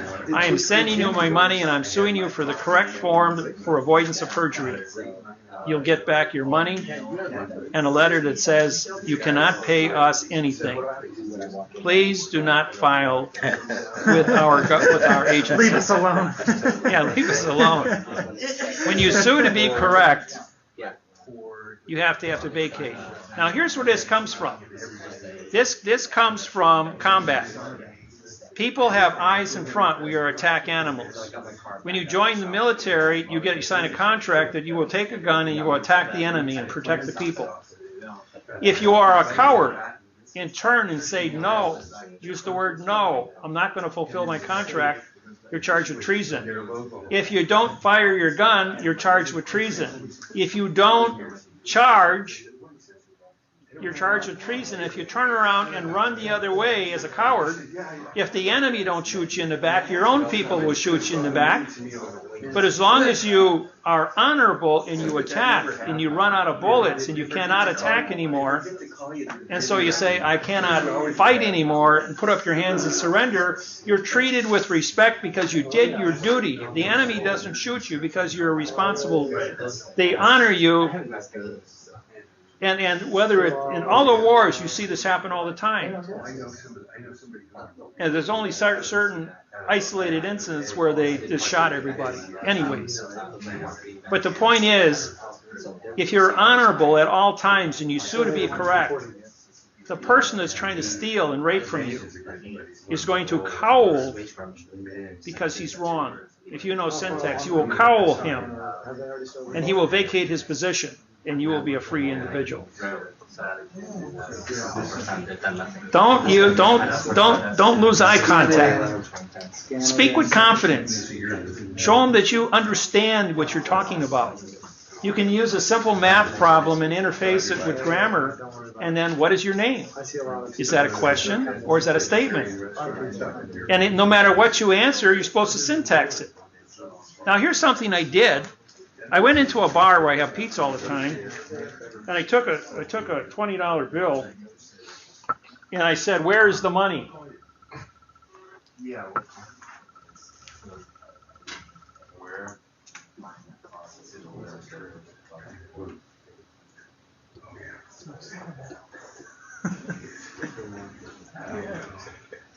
In the next 14 weeks, 2,000 people tried to answer this question, "Where is the money?" And I had a $20 bill hanging there.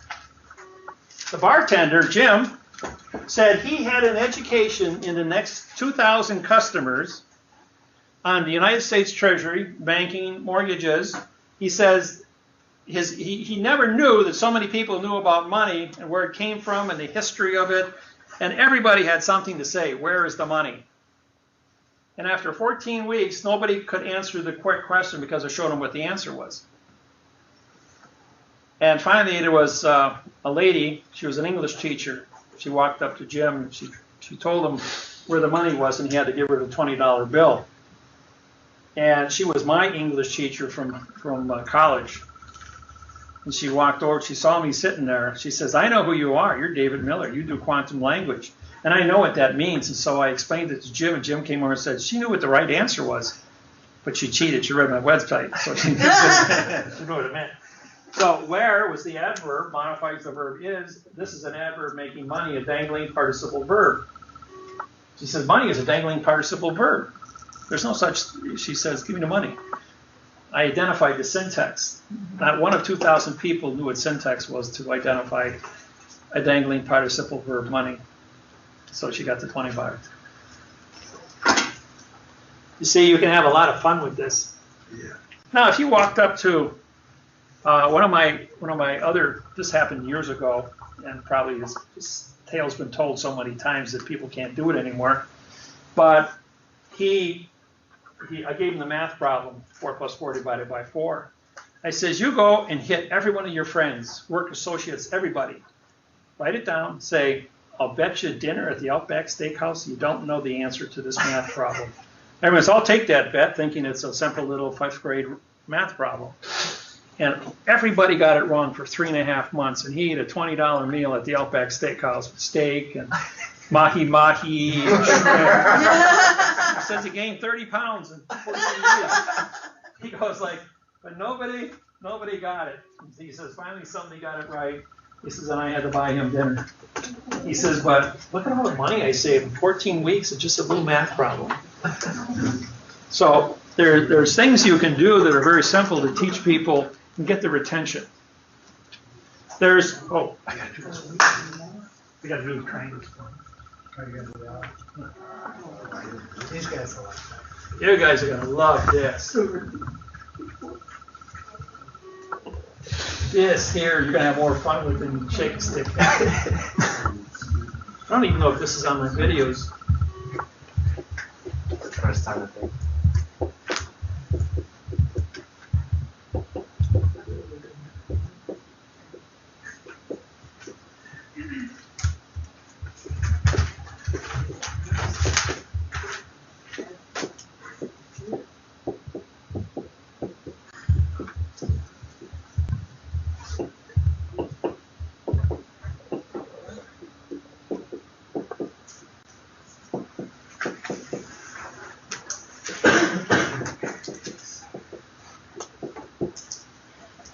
Now read what it says in the 3 triangles. Out loud. Paris Paris is is praying once in a lifetime. bird in the hand. Now count how many words are in each triangle.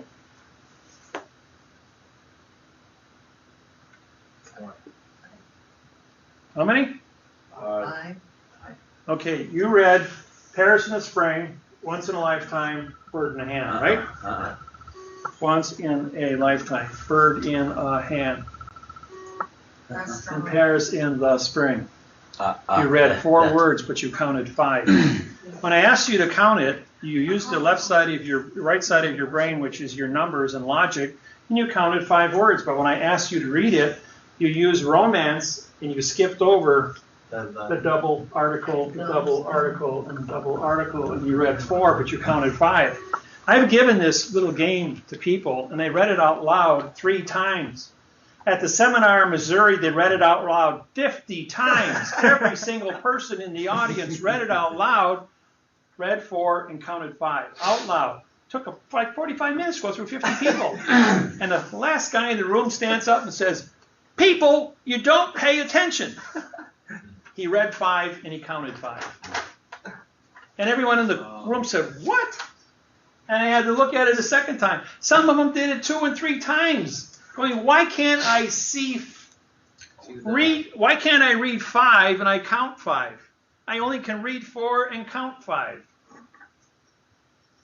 How we play games with our brains. And as a public speaker, I have to take control of a room and show you. I have to convince you that you go through life, your whole life, and you never once look at syntax. You never look at math and syntax. You got math wrong. You hated it in school because you didn't pay attention to basic operations, and you got English wrong because you didn't pay attention to syntax or how syntax is used. How many of you did I really get here? Half of you? I say half of you. That's a good puzzle. I didn't realize it was 2 D's and 2 A's. See, your mind, you were all brainwashed since you were 9 months old not to read an article. TV, newspapers, magazines, everything you touched was brainwashing you not to see an article. Rothschild told Stalin, "Yeah, I'll give you all the money you want, but nobody can see the article. Nobody can use an article. And anybody who does use an article will be shot in the head and buried in an unmarked grave." And 80 million people were executed for using an article and failure to conform to adverb verb. That's the seriousness of this. This planet they've been killing people through adverb verb wars for 8,500 years, but they never went to war over a math problem in 10,000 years. So don't think this is just such a big game. This is serious. And when you're talking about E.T., and you go ahead and you play word games of fiction, they're going to throw a rock at us to kill the dinosaurs. They just about threw one at us in Nebraska last February. But there was probably enough broadcasting with quantum language that said, "No, we better move the moon in location and save these people." They're finally getting it. Thank you. Hey, it might be a factor. Okay? So that's my game.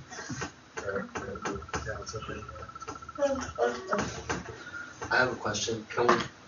Can one become a banker and act in a bank capacity? Knowledge. If your knowledge, go to school for banking, you can get into it and then go ahead and quantumize after the fact. The only thing we are doing with banking on a global basis is we are not putting bankers out of business. We are not closing down banks. We are not prosecuting anybody. The only thing we're doing is teaching them how to perform a correct contract so they can't cheat people and they themselves can't be cheated. We are taking an honorable position. We're not scaring people. We're just educating people. So we're being a really good guy to everyone. Yeah. They don't have any. And we're keeping the banks open. We're keeping the governments functioning. We're keeping the food and the energy and the shelter, transportation, all moving without glitches. We only have, the government tells you we have 4% unemployment. Only one person out of 4. Only 25% of the population has a full-time job. So 25% of the people are supporting the other 75%. That's how bad it is. And it's worse over in Europe.